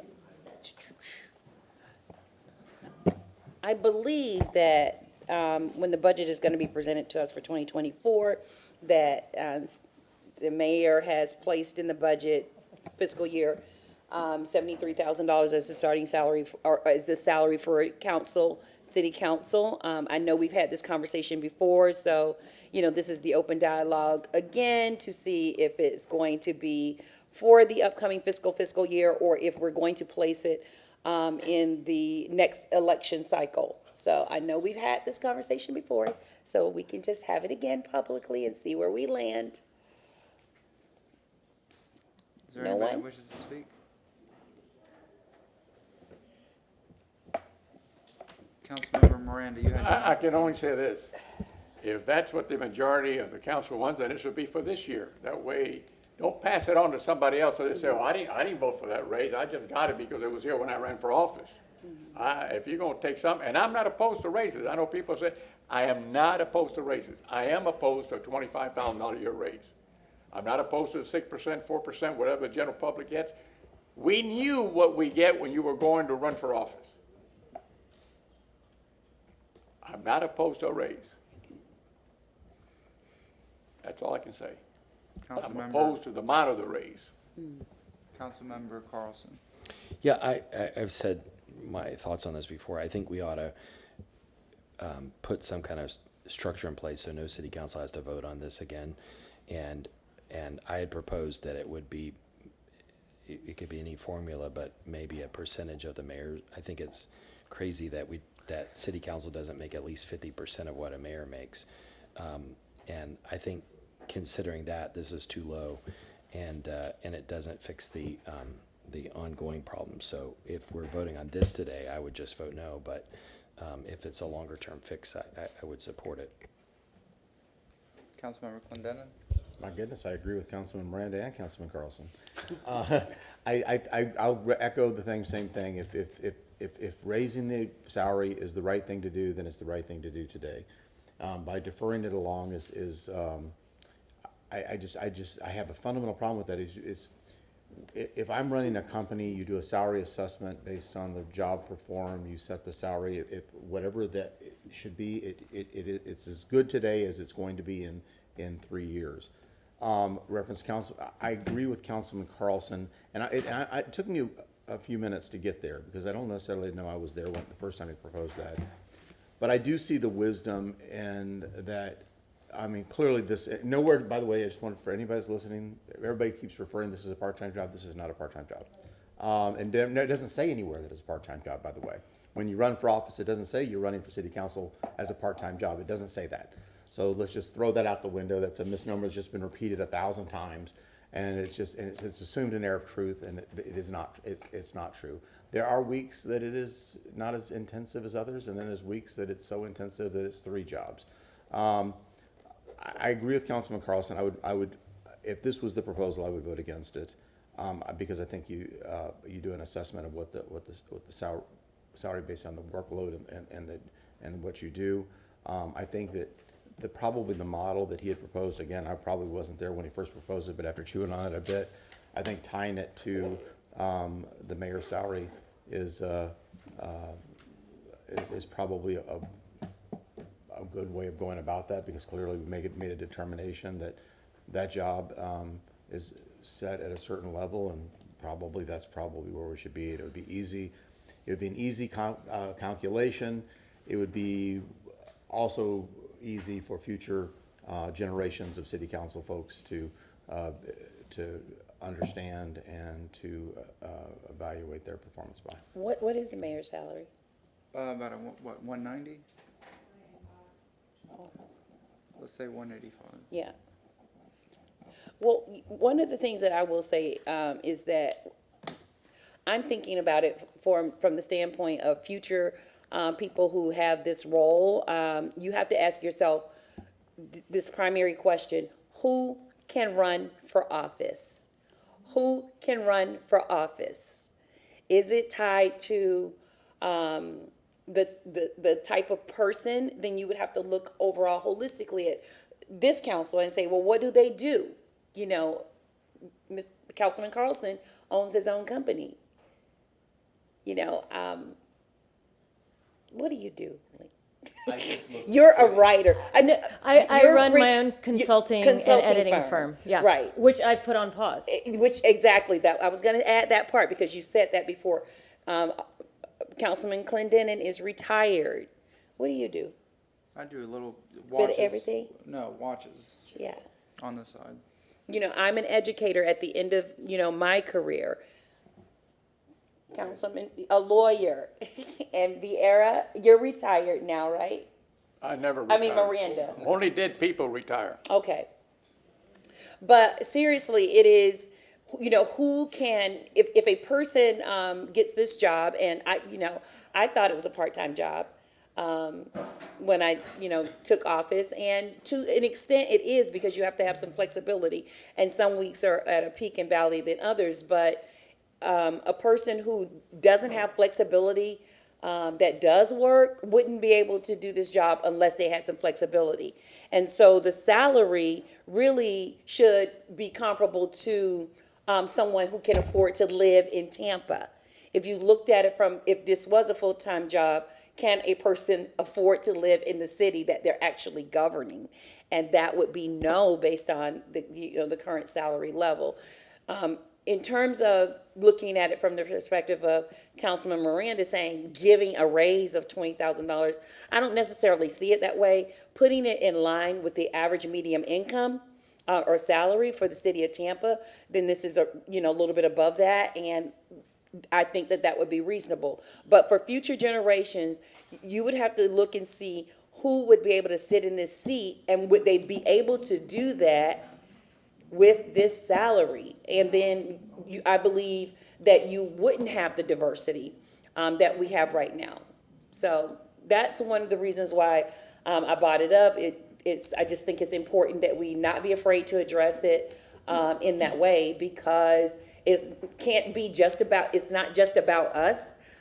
It's about the future of Tampa and who gets to lead our city and who gets to have a seat at the table. Councilmember Hurtak. I'm going to take just a little issue with the fact that you say we're diverse, because here's the thing. Women, 51% of the population, we have never been 50% of this council.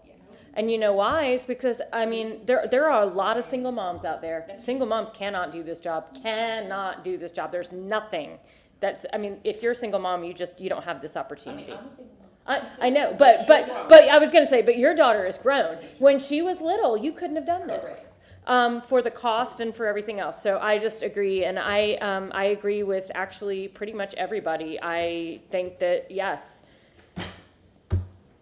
where we are right now, we should increase, but I also do agree with my colleagues that we have to do something to move this forward past us, so that it's not, and targeted to the mayor's salary or targeted to something. Oh, and let me just say this too, to circle back. Remember, it was actually put into the budget, and you all voted it down, I guess, because it was a political season. The prior Yeah, council. so it would have been an issue. So now this is not a political season. We're not up for election, and I don't know how you would have voted. I mean, I know how you voted because you didn't do it because of politics, I guess.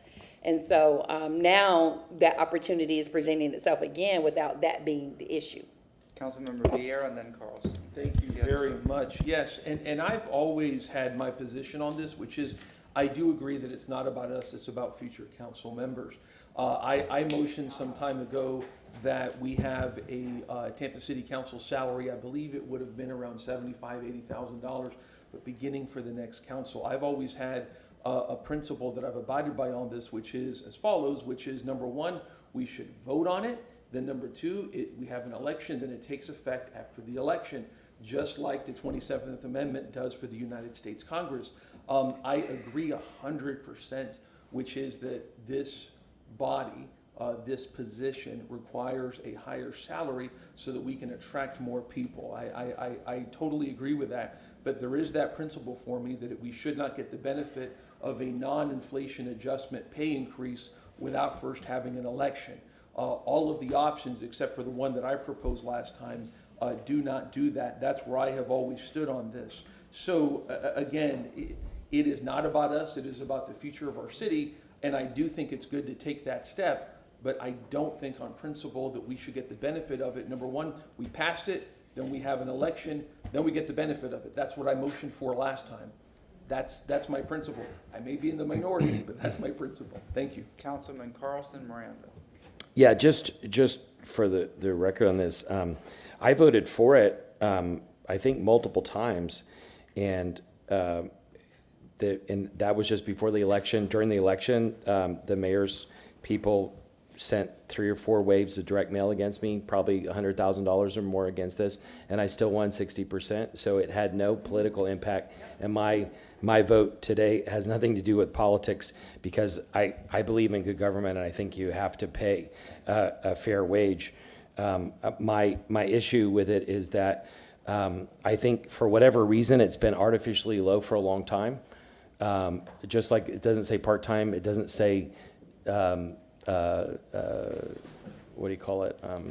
Anyway, and so the idea here is we need to do a one-time adjustment to make it a fair wage. It is artificially below any of the salaries in the city, and it's below what people get paid outside. Once it's set, once it has a one-time adjustment, this was positioned in the mailers against me, and I think against Lynn, as a 42% increase or whatever. And by the way, we didn't even get the increase because it failed, but we were accused of getting it anyway. And I had said that I would turn it down if it was passed.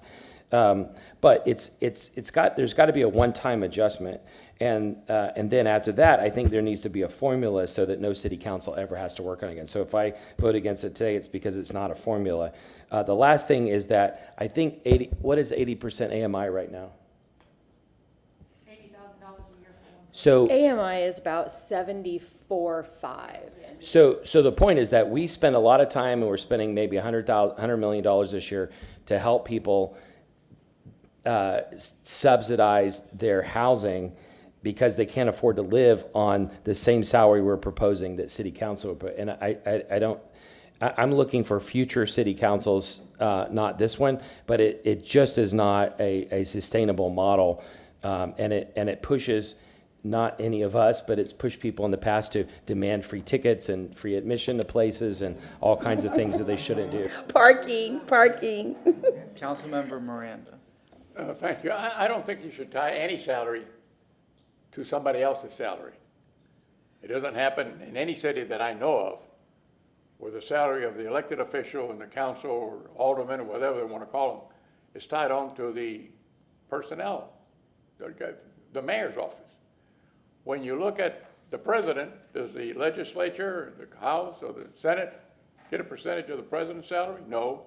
Does it happen in the governor's office? No. Does it happen at the county commission office? No. Does it happen at city council? Not that I know of. So what I'm saying is, when you run for office, you should know what you're doing. You should know what you're getting into. It's cut and dry. They tell you when you sign what your salary is. Not that difficult. I'm not opposed to raises. You could have got a 4 or 5 or 6% 2 years ago, or 1 year ago, one this year, but you didn't take that. That was 12% right there, or 8% at least. So we didn't take it. So now you want to go to the mayor's salary on a percent base? Huh? The mayor's salary is there because it's a very, very difficult job, whoever the mayor is. And you're under scrutiny 24 hours just like we are. But the responsibility is 10 times what ours are. When you look at today's just items today, even with taking the money out of the CIT, if it passes, it's still $400 million, or $500 million, but we're giving the CIT's money away. And you're saying that what? You want to raise 25% or 20%, whatever it is? Take your raises as it comes like anyone else. When you apply for a job, that's what you do when you run for office. You're applying for a job. Okay, respectfully, Councilman Miranda, you know what's interesting about that is that you know what the salary is when you take the job. That may be true, but that's why in the Florida State Representative, where I think theirs is under $30,000, that is why people who run for office are rich and they are white at the state level.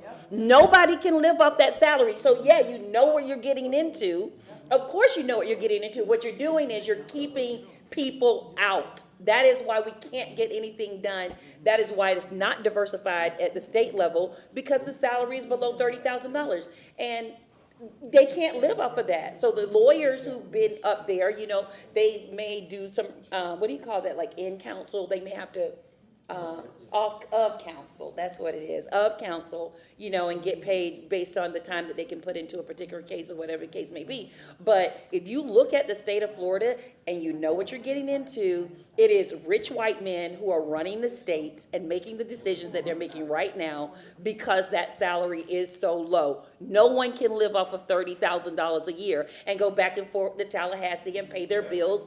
And they voted down every single time, just like how we're doing this. They don't want to increase the salaries because they know that it will create diversity within government in the state of Florida. So that's my debate on that. I just wanted to push back on that. I understand what you're saying. We said, you know, you're getting into.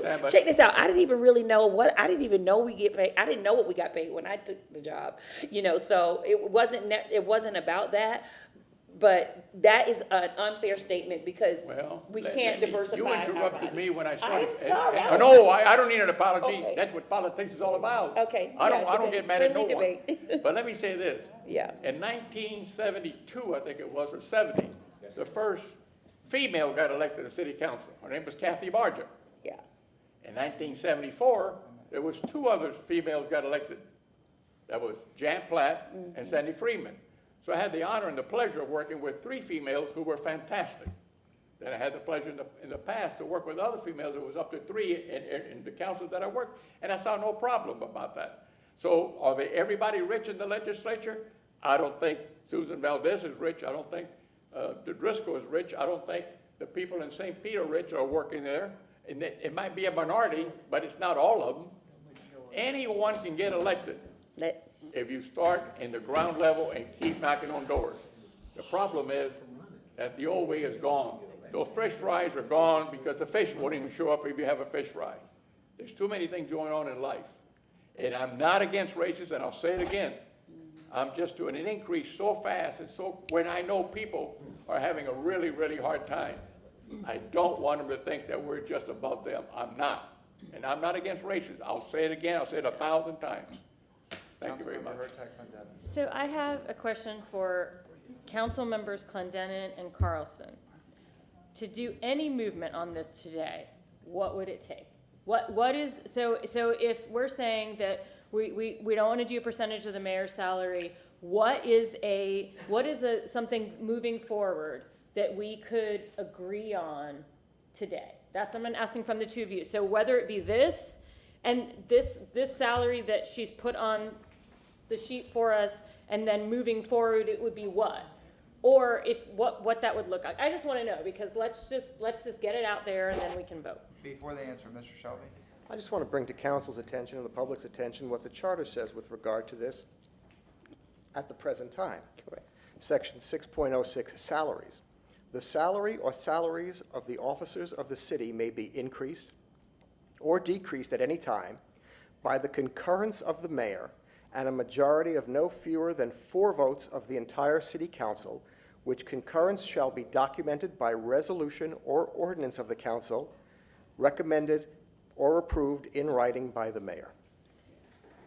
So does that mean that if this is what's approved in the budget that's coming in 25, that that's all we can do unless the mayor approves it?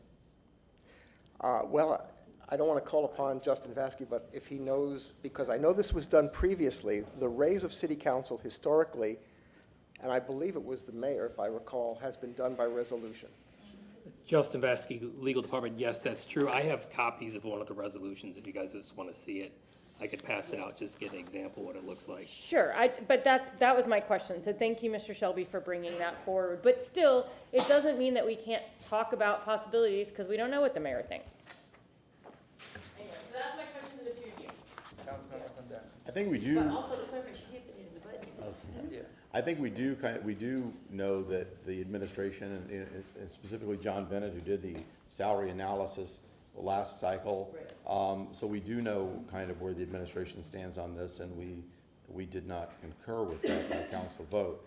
The one, Councilman Miranda, the one thing that I would ask you to consider as you deliberate this is that it's what we're talking about is not a raise. It's more like what Councilman Carlson said. It really is an adjustment because the salary had been stagnant and set and really had fallen so far woefully behind for so many decades. So this isn't necessarily like a merit raise you traditionally think of a raise. It really is a one-time adjustment that you're looking at. So that's where my head is at on this as well. And I think that Councilman Carlson's point on that is well taken. Councilman Hurtak, you asked about it. I believe that you set these things based on something more concrete and not just whim.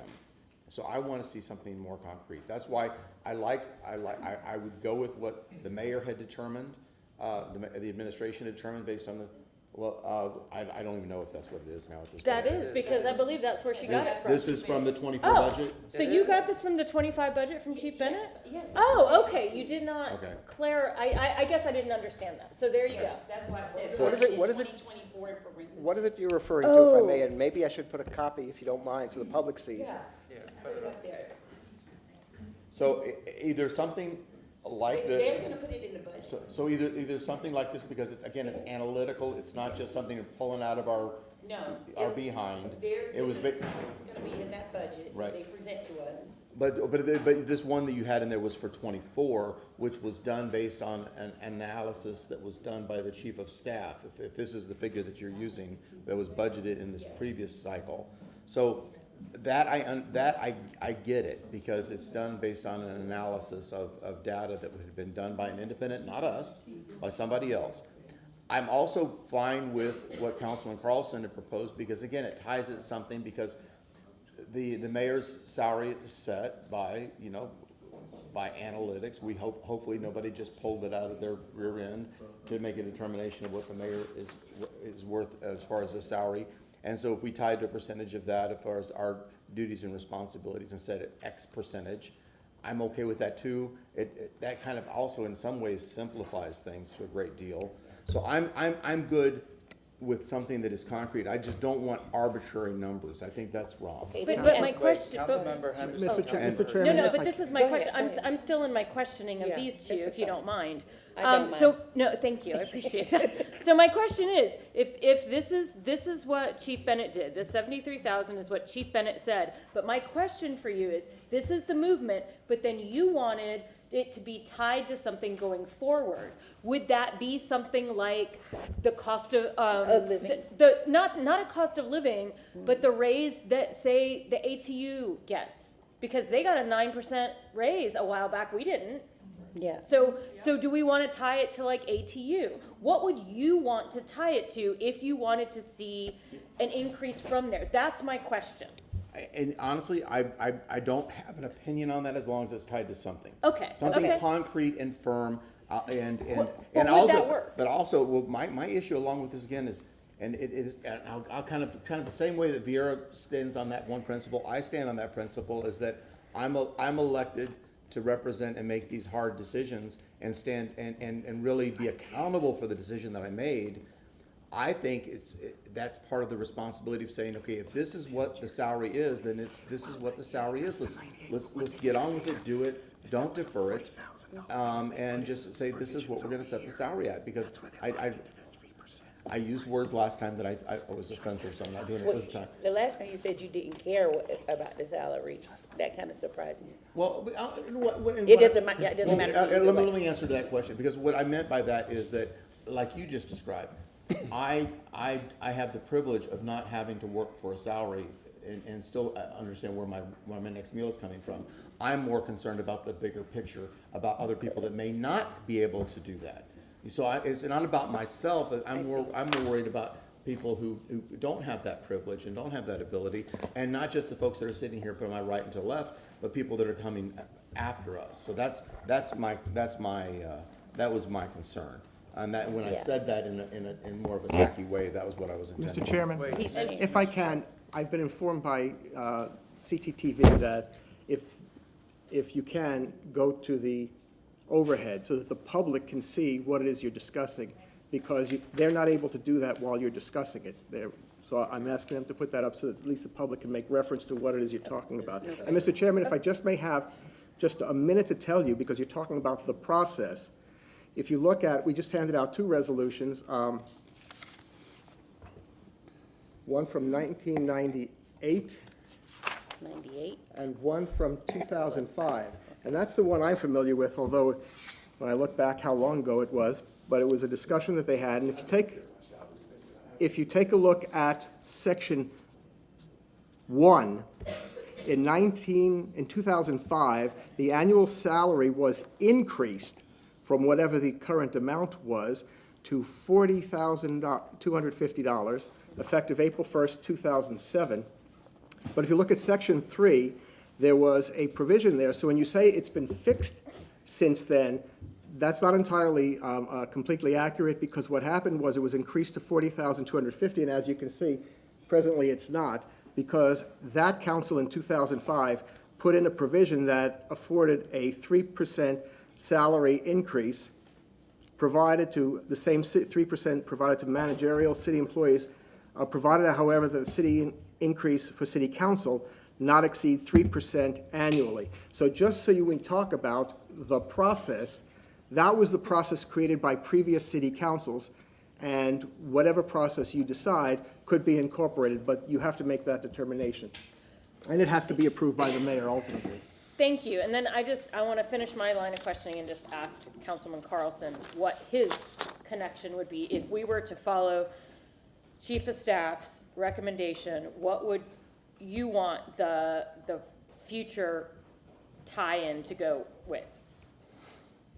Yeah, my two issues are, one, it's too low, and two, that I want a formula so no city council has to look at this again. This is a formula that they had before, but what it did by capping it at 3% is it didn't take into account inflation. And, you know, we've experienced 9% inflation for a couple years, and we gave city staff raises based on that inflation.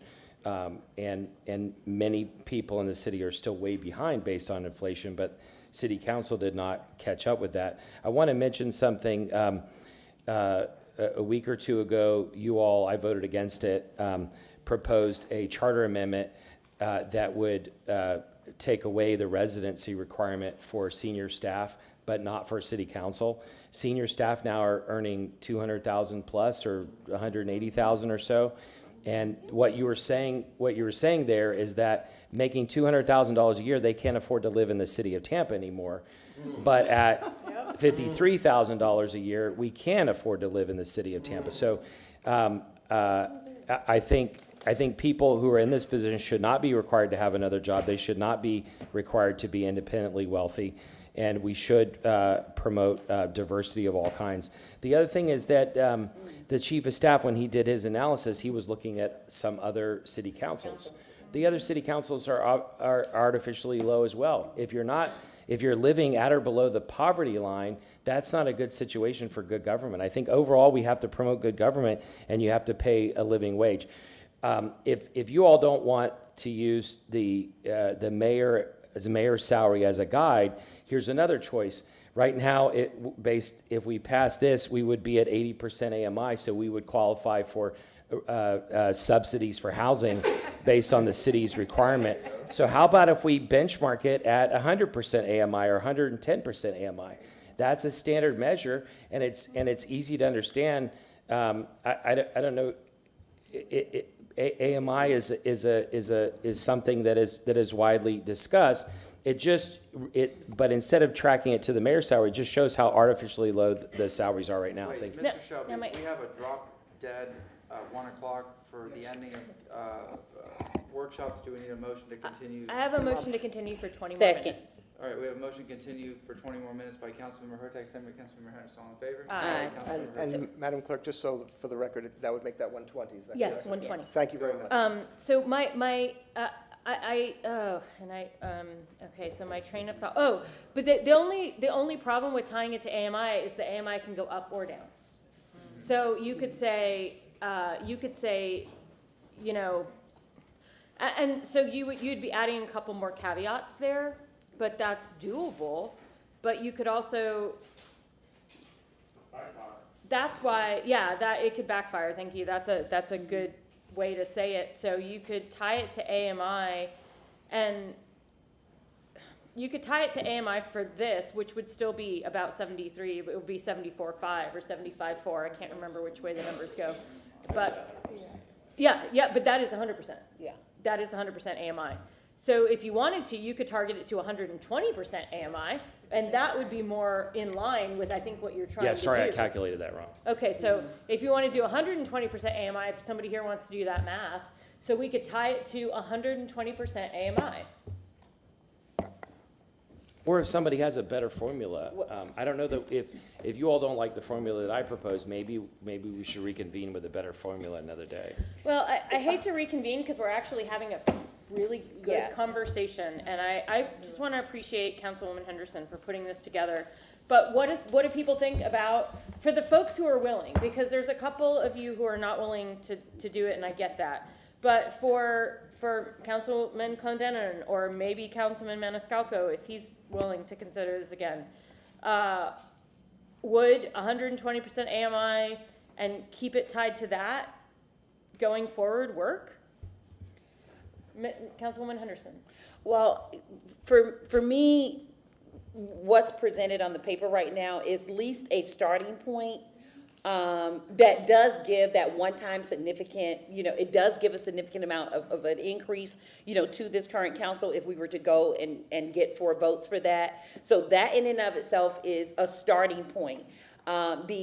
Based on what we do right now within HR as far as an annual raise, I mean, they get the cost of living adjustment, right? 3%. I mean, they get 3%. So at least that is something where we at least give the one-time increase right now to put us in line with the what's recommended at 73,000. And if we need to workshop it after another fiscal year or spend more time on it or get some more expertise in, to help us with it, but this is at least a starting point to give us the starting salary of 73,000, or to give council, not 73,000, and with the 3% cost of living adjustment, and then an opportunity to possibly bring in, some professionals that can help us make a better decision on how we look at it going forward. How about this? If you make a motion for that, and then instead of keeping the 3%, tie it to the raises of ATU. I can do that. Percentage. And then from there, that way we've solved it for right this moment, and then we can make a second motion to ask about the actual other questions about AMI and At least for this term, Yes. for the remainder of our actual term. Or at least just for this year. Well, the Because this term is easier because Yeah, no, that's you're the right. rest of it. You're right. That's Yes. 2 years. Yeah. Sorry. And then we can make a decision for the next Would, election. would you be willing to consider that, Councilman Carlson and Councilman Clendenin? And I have Councilman Vera waiting to speak. I have a logistics issue, but I'll wait. We have but I 20 just- minutes. In Please, terms of implementation. Just wait. Cool. Thanks. Councilman Don't give Vera. him a cup of water. Thank you very much, Mr. Chair. I did want to say something, because issues of, number one, I really appreciate the civil discussion. We obviously have some core disagreements on some issues, and everybody's wonderful and civil about it, and everybody appreciates that. I did want to say, though, that again, I don't think there's any discussion, or any disagreement, I should say, on the idea that we should raise council's salary as a body to get more diversity on here. That is in fact, when I first heard about the pay raise, my first reaction was no under any circumstances. And I looked at it a little closer and I said, you know what, this is something that we ought to look at. Again, I have my principles on how it's done, but so that we do get a more diverse body here, we do get more people from different areas, et cetera, who are able to run different professions.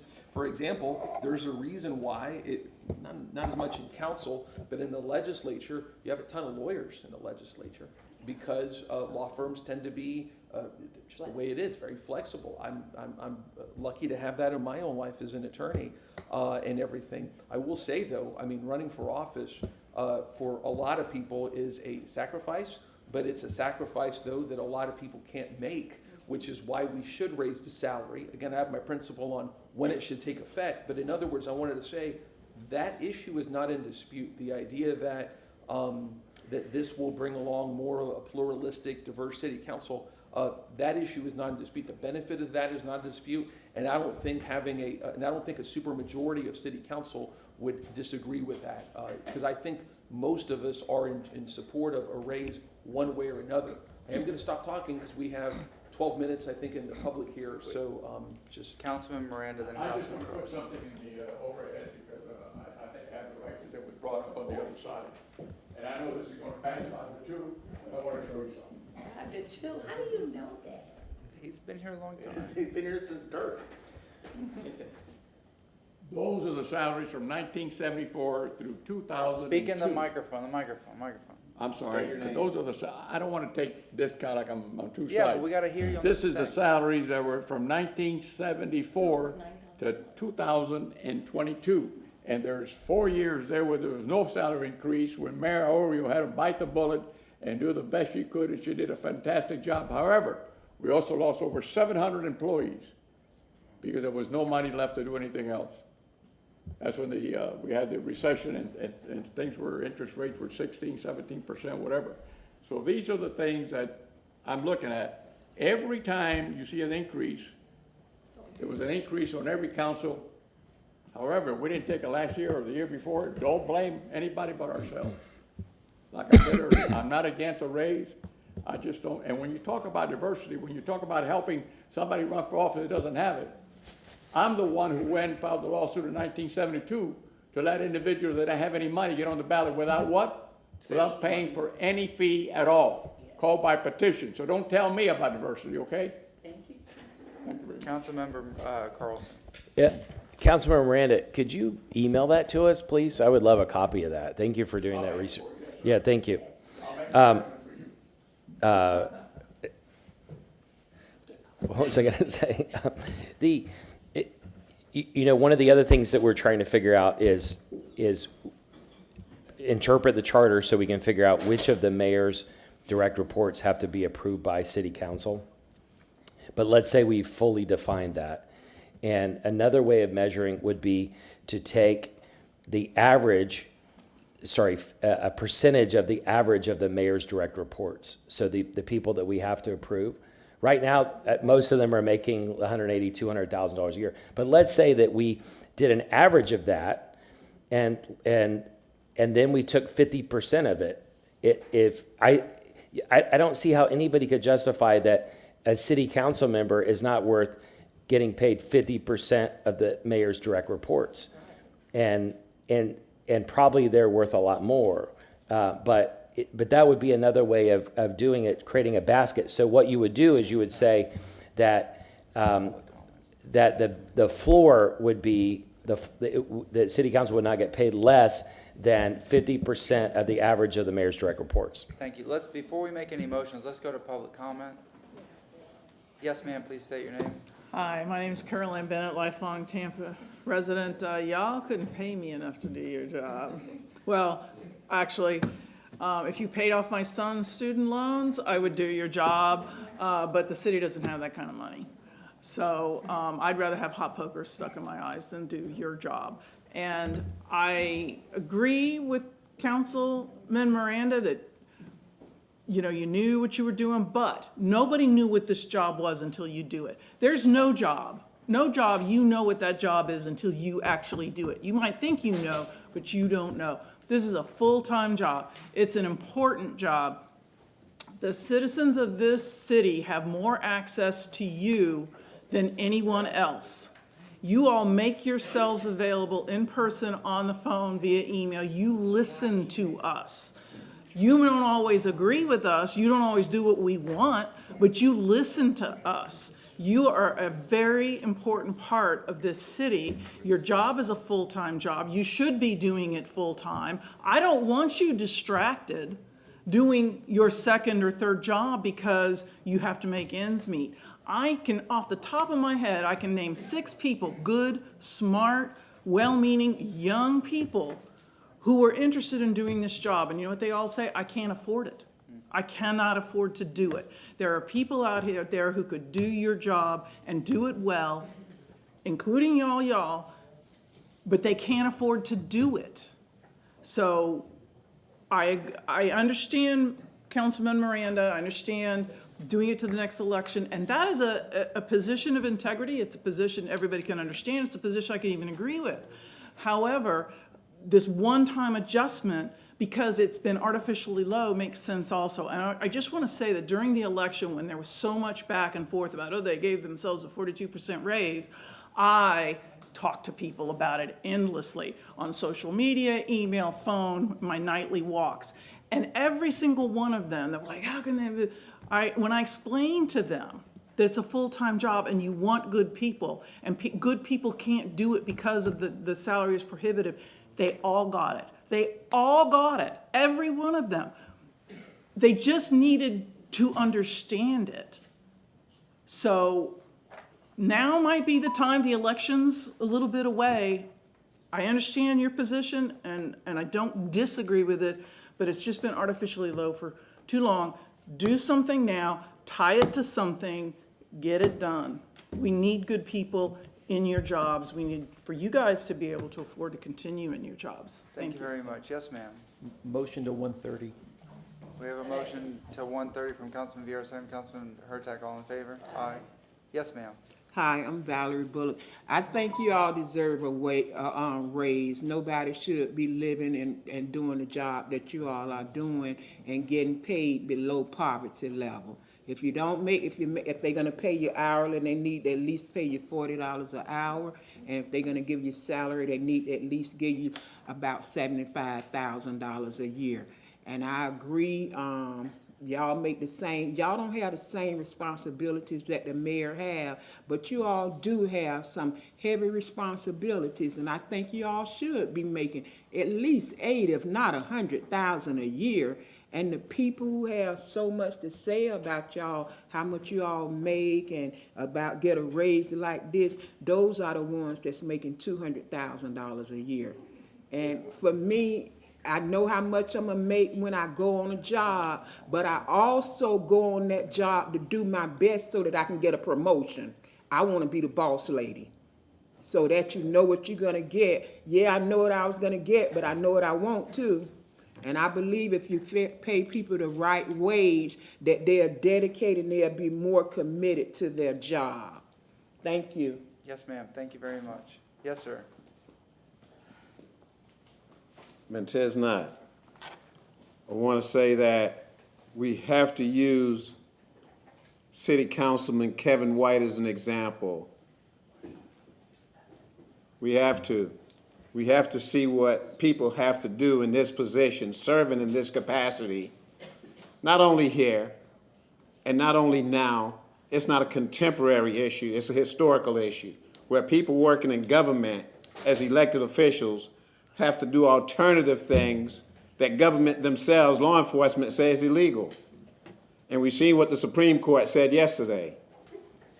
Yeah, what Kevin White went to prison for, the Supreme Court said, well, hey, that's kind of cool. All right? I think it's an insult to any city council representative that whereas the police chief is making $241,000 a year, and our elected officials isn't making that. I think that each and every elected official here should be making equivalent to what the police chief is making. Very equivalent, not $42,000 a year, not $52,000 a year, not $75,000 a year, not AMI, none of those things. And the councilwoman made a very interesting point, although it was taken out of context and blown out of proportion. The councilwoman said that, hey, look, like, she didn't say it was racist what was going on. She said it stops potential diversity because certain people aren't attracted to the job. Who's going to be attracted to a job that pays $42,000 or $52,000 a year and doing the amount of work that city council representatives have to do? I think the city council representatives should make equivalent to what the police chief makes, or better. It's a great duty and responsibility. It's, one person said, a lot of accessibility. You do have access to your city council representatives. There's many instances you can call their office and you get a response. Unlike other offices where you don't get a response. Unlike people in code enforcement making $100,000, $150,000 a year. And you can call down there, you can never get something solved. Construction services, same thing. Different places, same thing, and they making big salaries. Even people in waste management, there's people in the sanitation department that's making twice as much as city council representatives. No, so I think there shouldn't be any shame in your game in giving yourself a raise, period. Thank you very much, sir. And what are your names to the two gentlemen that are with you? This is Emmanuel. I'm James Jones. Well, thank you for being here today. Yes, ma'am. I forgot my paperwork. Stephanie Pointer. So I don't have all of my fancy numbers. But I want to remind y'all about this little joker right here, that the CPI and how much you guys are below CPI from that 2005 thing. I think last time we got pretty close, and I appreciate the ladies busting a hump on this today because you guys are really carrying the torch for this, and I appreciate it. 73,000 is 38% of the mayor's salary, and you guys got this close last time, but I was stuck back here and I couldn't say anything. It was making me explode, because if you guys can agree on 38% or 40% of the mayor's salary, 50's it's a little bit much, but 38% gets you back to where you're making a little bit more money. And you're right at you're right below, you're right at the AMI, which I have a problem tying it to. And you know, you got to remember, you gave TPD, you gave fire, you gave the ATU an 18% increase in the last 2 years. And it's not about you. It's not about you. It's about those big black chairs you sit in. It's about whose name tag is up there. It's not about you. And you know this makes me insane. And you know I stirred the pot on this 100 times. And how many people have ever written you and said, this is a bad idea? And Charlie, I know you hate this idea, but Charlie, you've owned your house since before I was born. You bought your house before I was born. And we have to take into consideration that not everybody can afford to be here with a 200. I mean, I was looking at mortgage documents the other day. The people who own a house that I'm getting ready to sell, they bought their house in 1980. Their house payment was $259 a month. Yeah. Yes, salary has increased a little bit, But we have to take this into consideration because, and let me tell you something right now, somebody implied that I had something to do with this, that there was some kind of personal issue with this for me. I can guarantee you right now, this will make a bunch of people happy. I will never run for city council if you give yourselves this damn raise. Oh, you just won over a couple votes. All right. Okay, but I just want you to be brave because this requires you to be brave and do the right thing. And being brave sometimes is a little bit scary. But in this particular situation, I've watched this conversation 4 different times now. Be brave. Do what's right for those seats you sit in. I want to see my fabulous neighborhood leaders running for these city council seats eventually. We see them in here week after week. Those people who come, Bobby Creighton, Mimi Martinez, those, Ian Rivera, those are the leaders of the future of this city. And we have to do this for them, not for you. Thank you very much. Thank you. Councilmember Henderson, you are the originator of the motion, so I'm going to start with you first, and then Councilmember Clendenin. Okay. Thank you, public, like regular public. Very nice public comments from people that we do agree and disagree with. So I really appreciate you, speaking your mind today. I would like to move that we take the salary that's been presented today and only for the rest of this elected term, with the cost of living adjustments that are made just like everyone else for now, and then dive into a better situation that we can vote upon for the next election cycle. Go ahead. Can I second with an amendment? Yeah. So to tie it, and to be more specific, to Yeah. tie it to the raises of ATU. Of The ATU. percentage of ATU With this raises. election cycle, yes, I did write that down. For this cycle. For this remainder of the election cycle that's tied to the ATU union negotiated increase. And then Yes. from there on, and then do a second motion to bring this back to discuss future. Would you be willing to do that? For the next election. For the next election cycle. And Does that again, have to be this. a separate motion? And Mr. Can I get a step? I seconded it sorry. with that condition. Yeah, that And works. Mr. Shelby, this would go for the next calendar year, not starting right now, but in the fiscal year 25. Fiscal year 25. Yes. That would be. October 1st. What you're going to need in your resolution, just as you had in front of you, is not only the request, but also the process. Can you wrap the two together? What do you mean by process? In other words, you're saying, let me see if I understand the motion, if you can, as amended.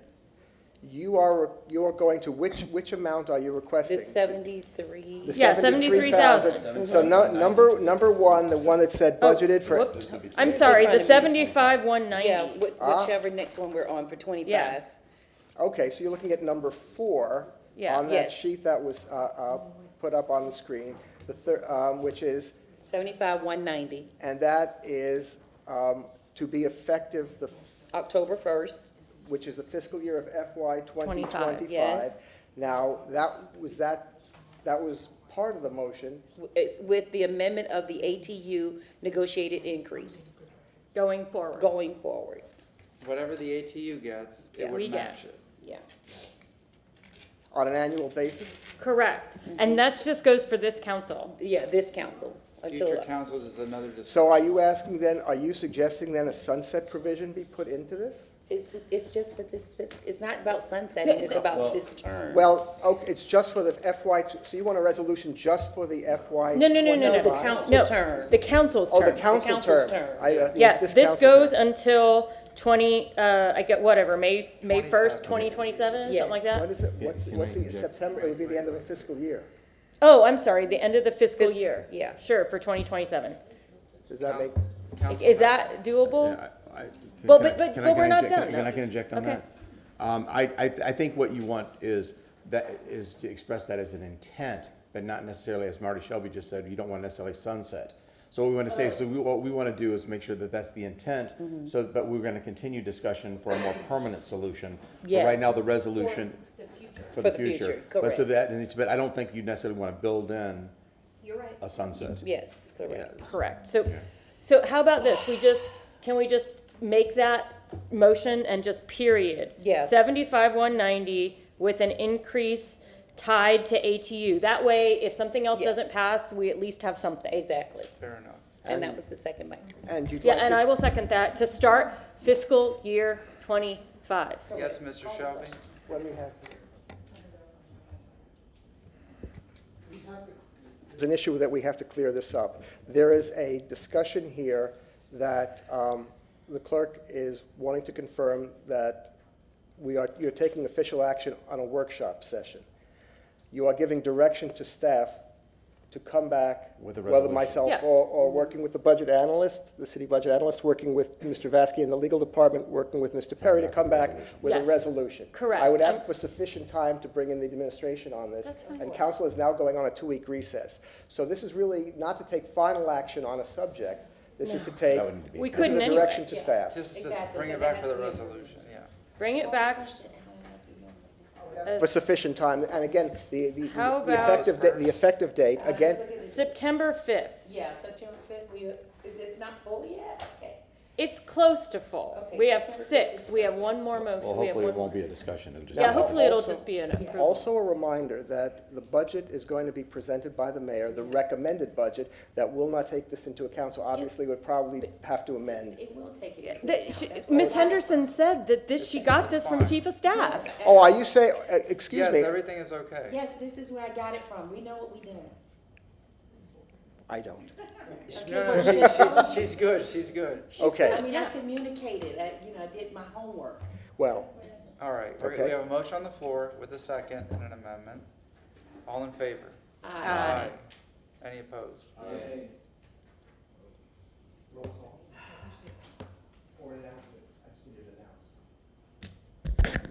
Motion passes with Viera and Miranda voting no. And Carlson. Motion passes with Viera, Miranda, and Carlson voting no. Okay, we got something. All right, yes? And now a second motion to have the conversation about where we want to take this for future councils. Let's do this in 25. You want to do this in 25? Okay. I'd say after January. Yeah, that's a good idea. So how about, because we don't have a workshop, oh, we have a workshop session on the 30th. How about a workshop session in February? My only concern about that is because, oh, that's the bonding capacity presentation. So that actually works. Because then we could just have a couple of things on that workshop session, all surrounding money. Which one, January? February 27th, there's an annual presentation on bonding. Okay. So we could have it tied to that, and that, we'll keep that workshop for budget items only, Okay. That's or fine. financial items, Second. like, We have okay. a motion from Councilmember Hurtak, second from Councilmember, Can you just restate the motion? Restating the motion of, we're going to have a discussion about and I'm gonna make this very clear. We're going to have a motion to discuss future council's salary and what we should tie it to, with council members bringing their ideas and sending them to the, to on base in time for it to make it to, the particular, whatever, the on base, session.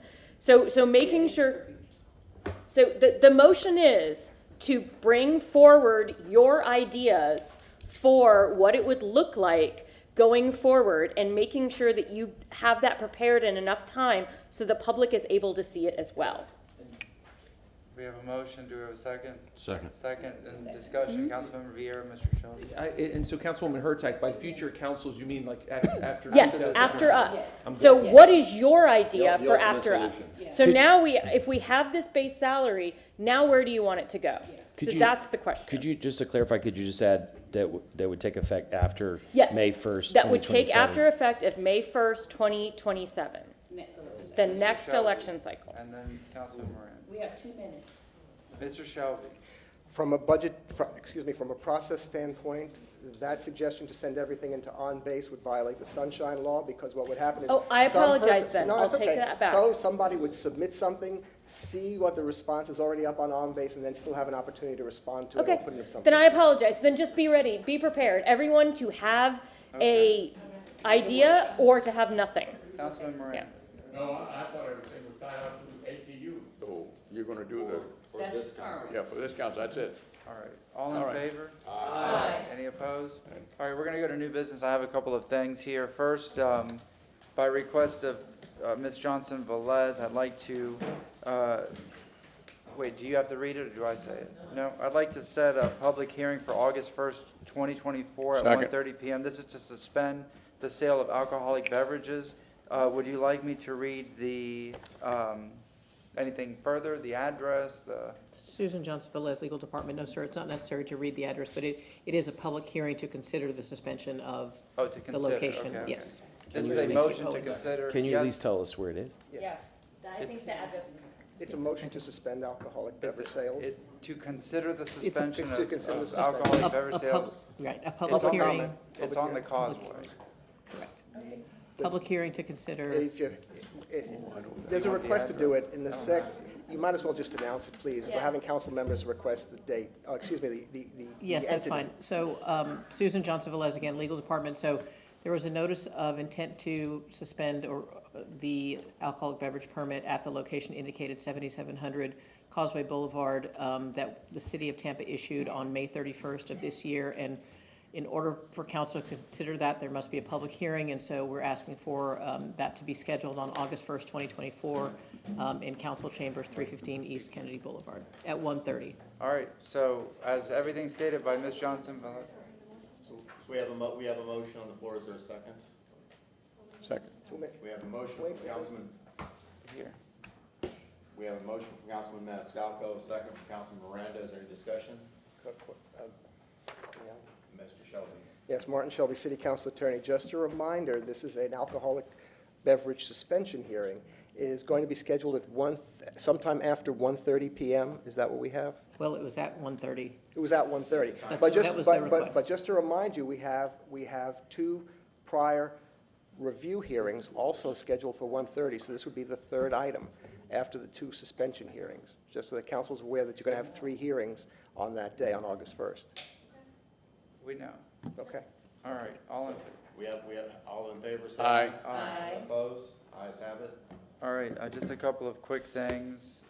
It's a week overdue. Ivan Benson with our CCTV retired last Friday after 22 years of service, and I wanted to acknowledge him and thank him for his years of service, and especially for his assistance with the city council every Thursday to make these broadcasts happen.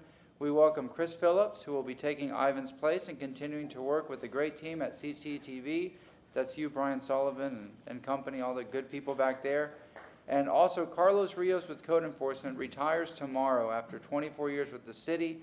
I want to thank him for all his years of service and the assistance he has always provided to my office and this community. He's been wonderful. Anytime we call, he's there, and he goes above and beyond. I wish him well in his retirement, so congratulations. Councilmember Miranda.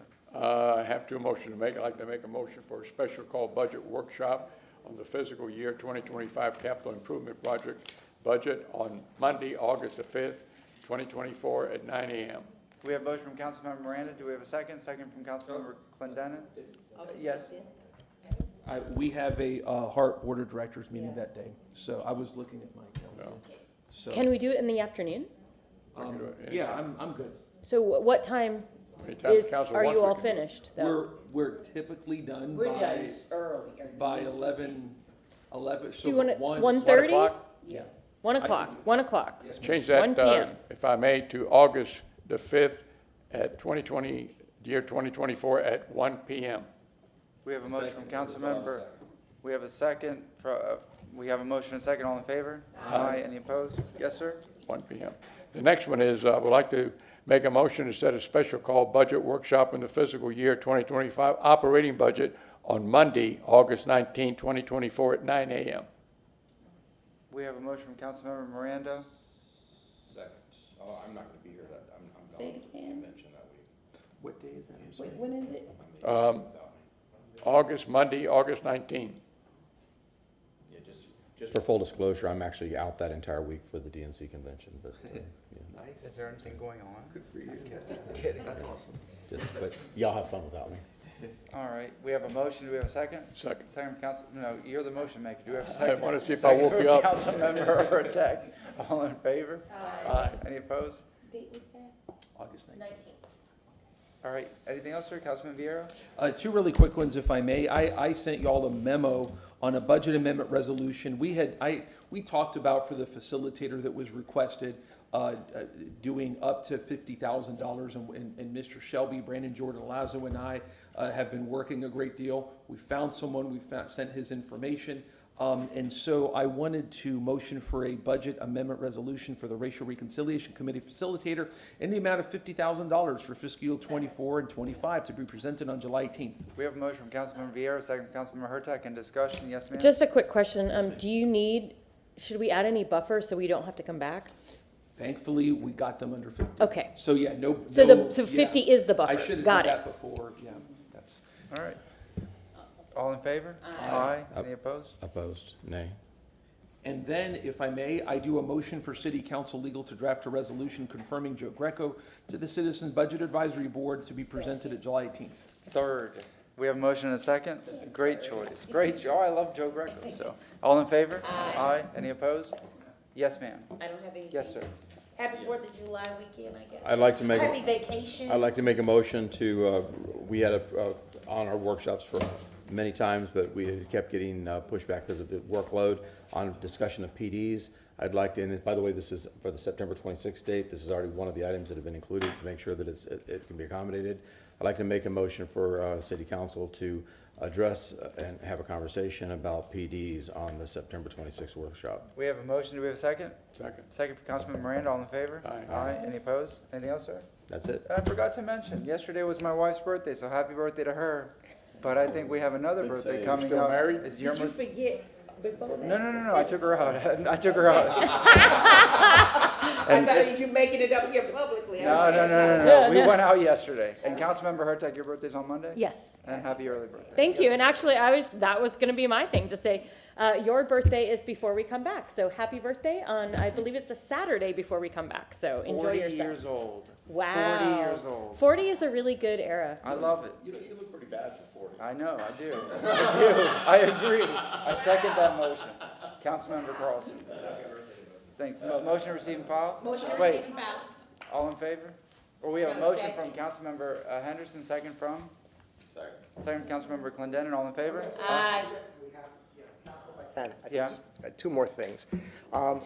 Yes, very quickly. Number one is I sent out a memo requesting council to consider as a formality before the recess to move the resolutions that you've made your appointments previously.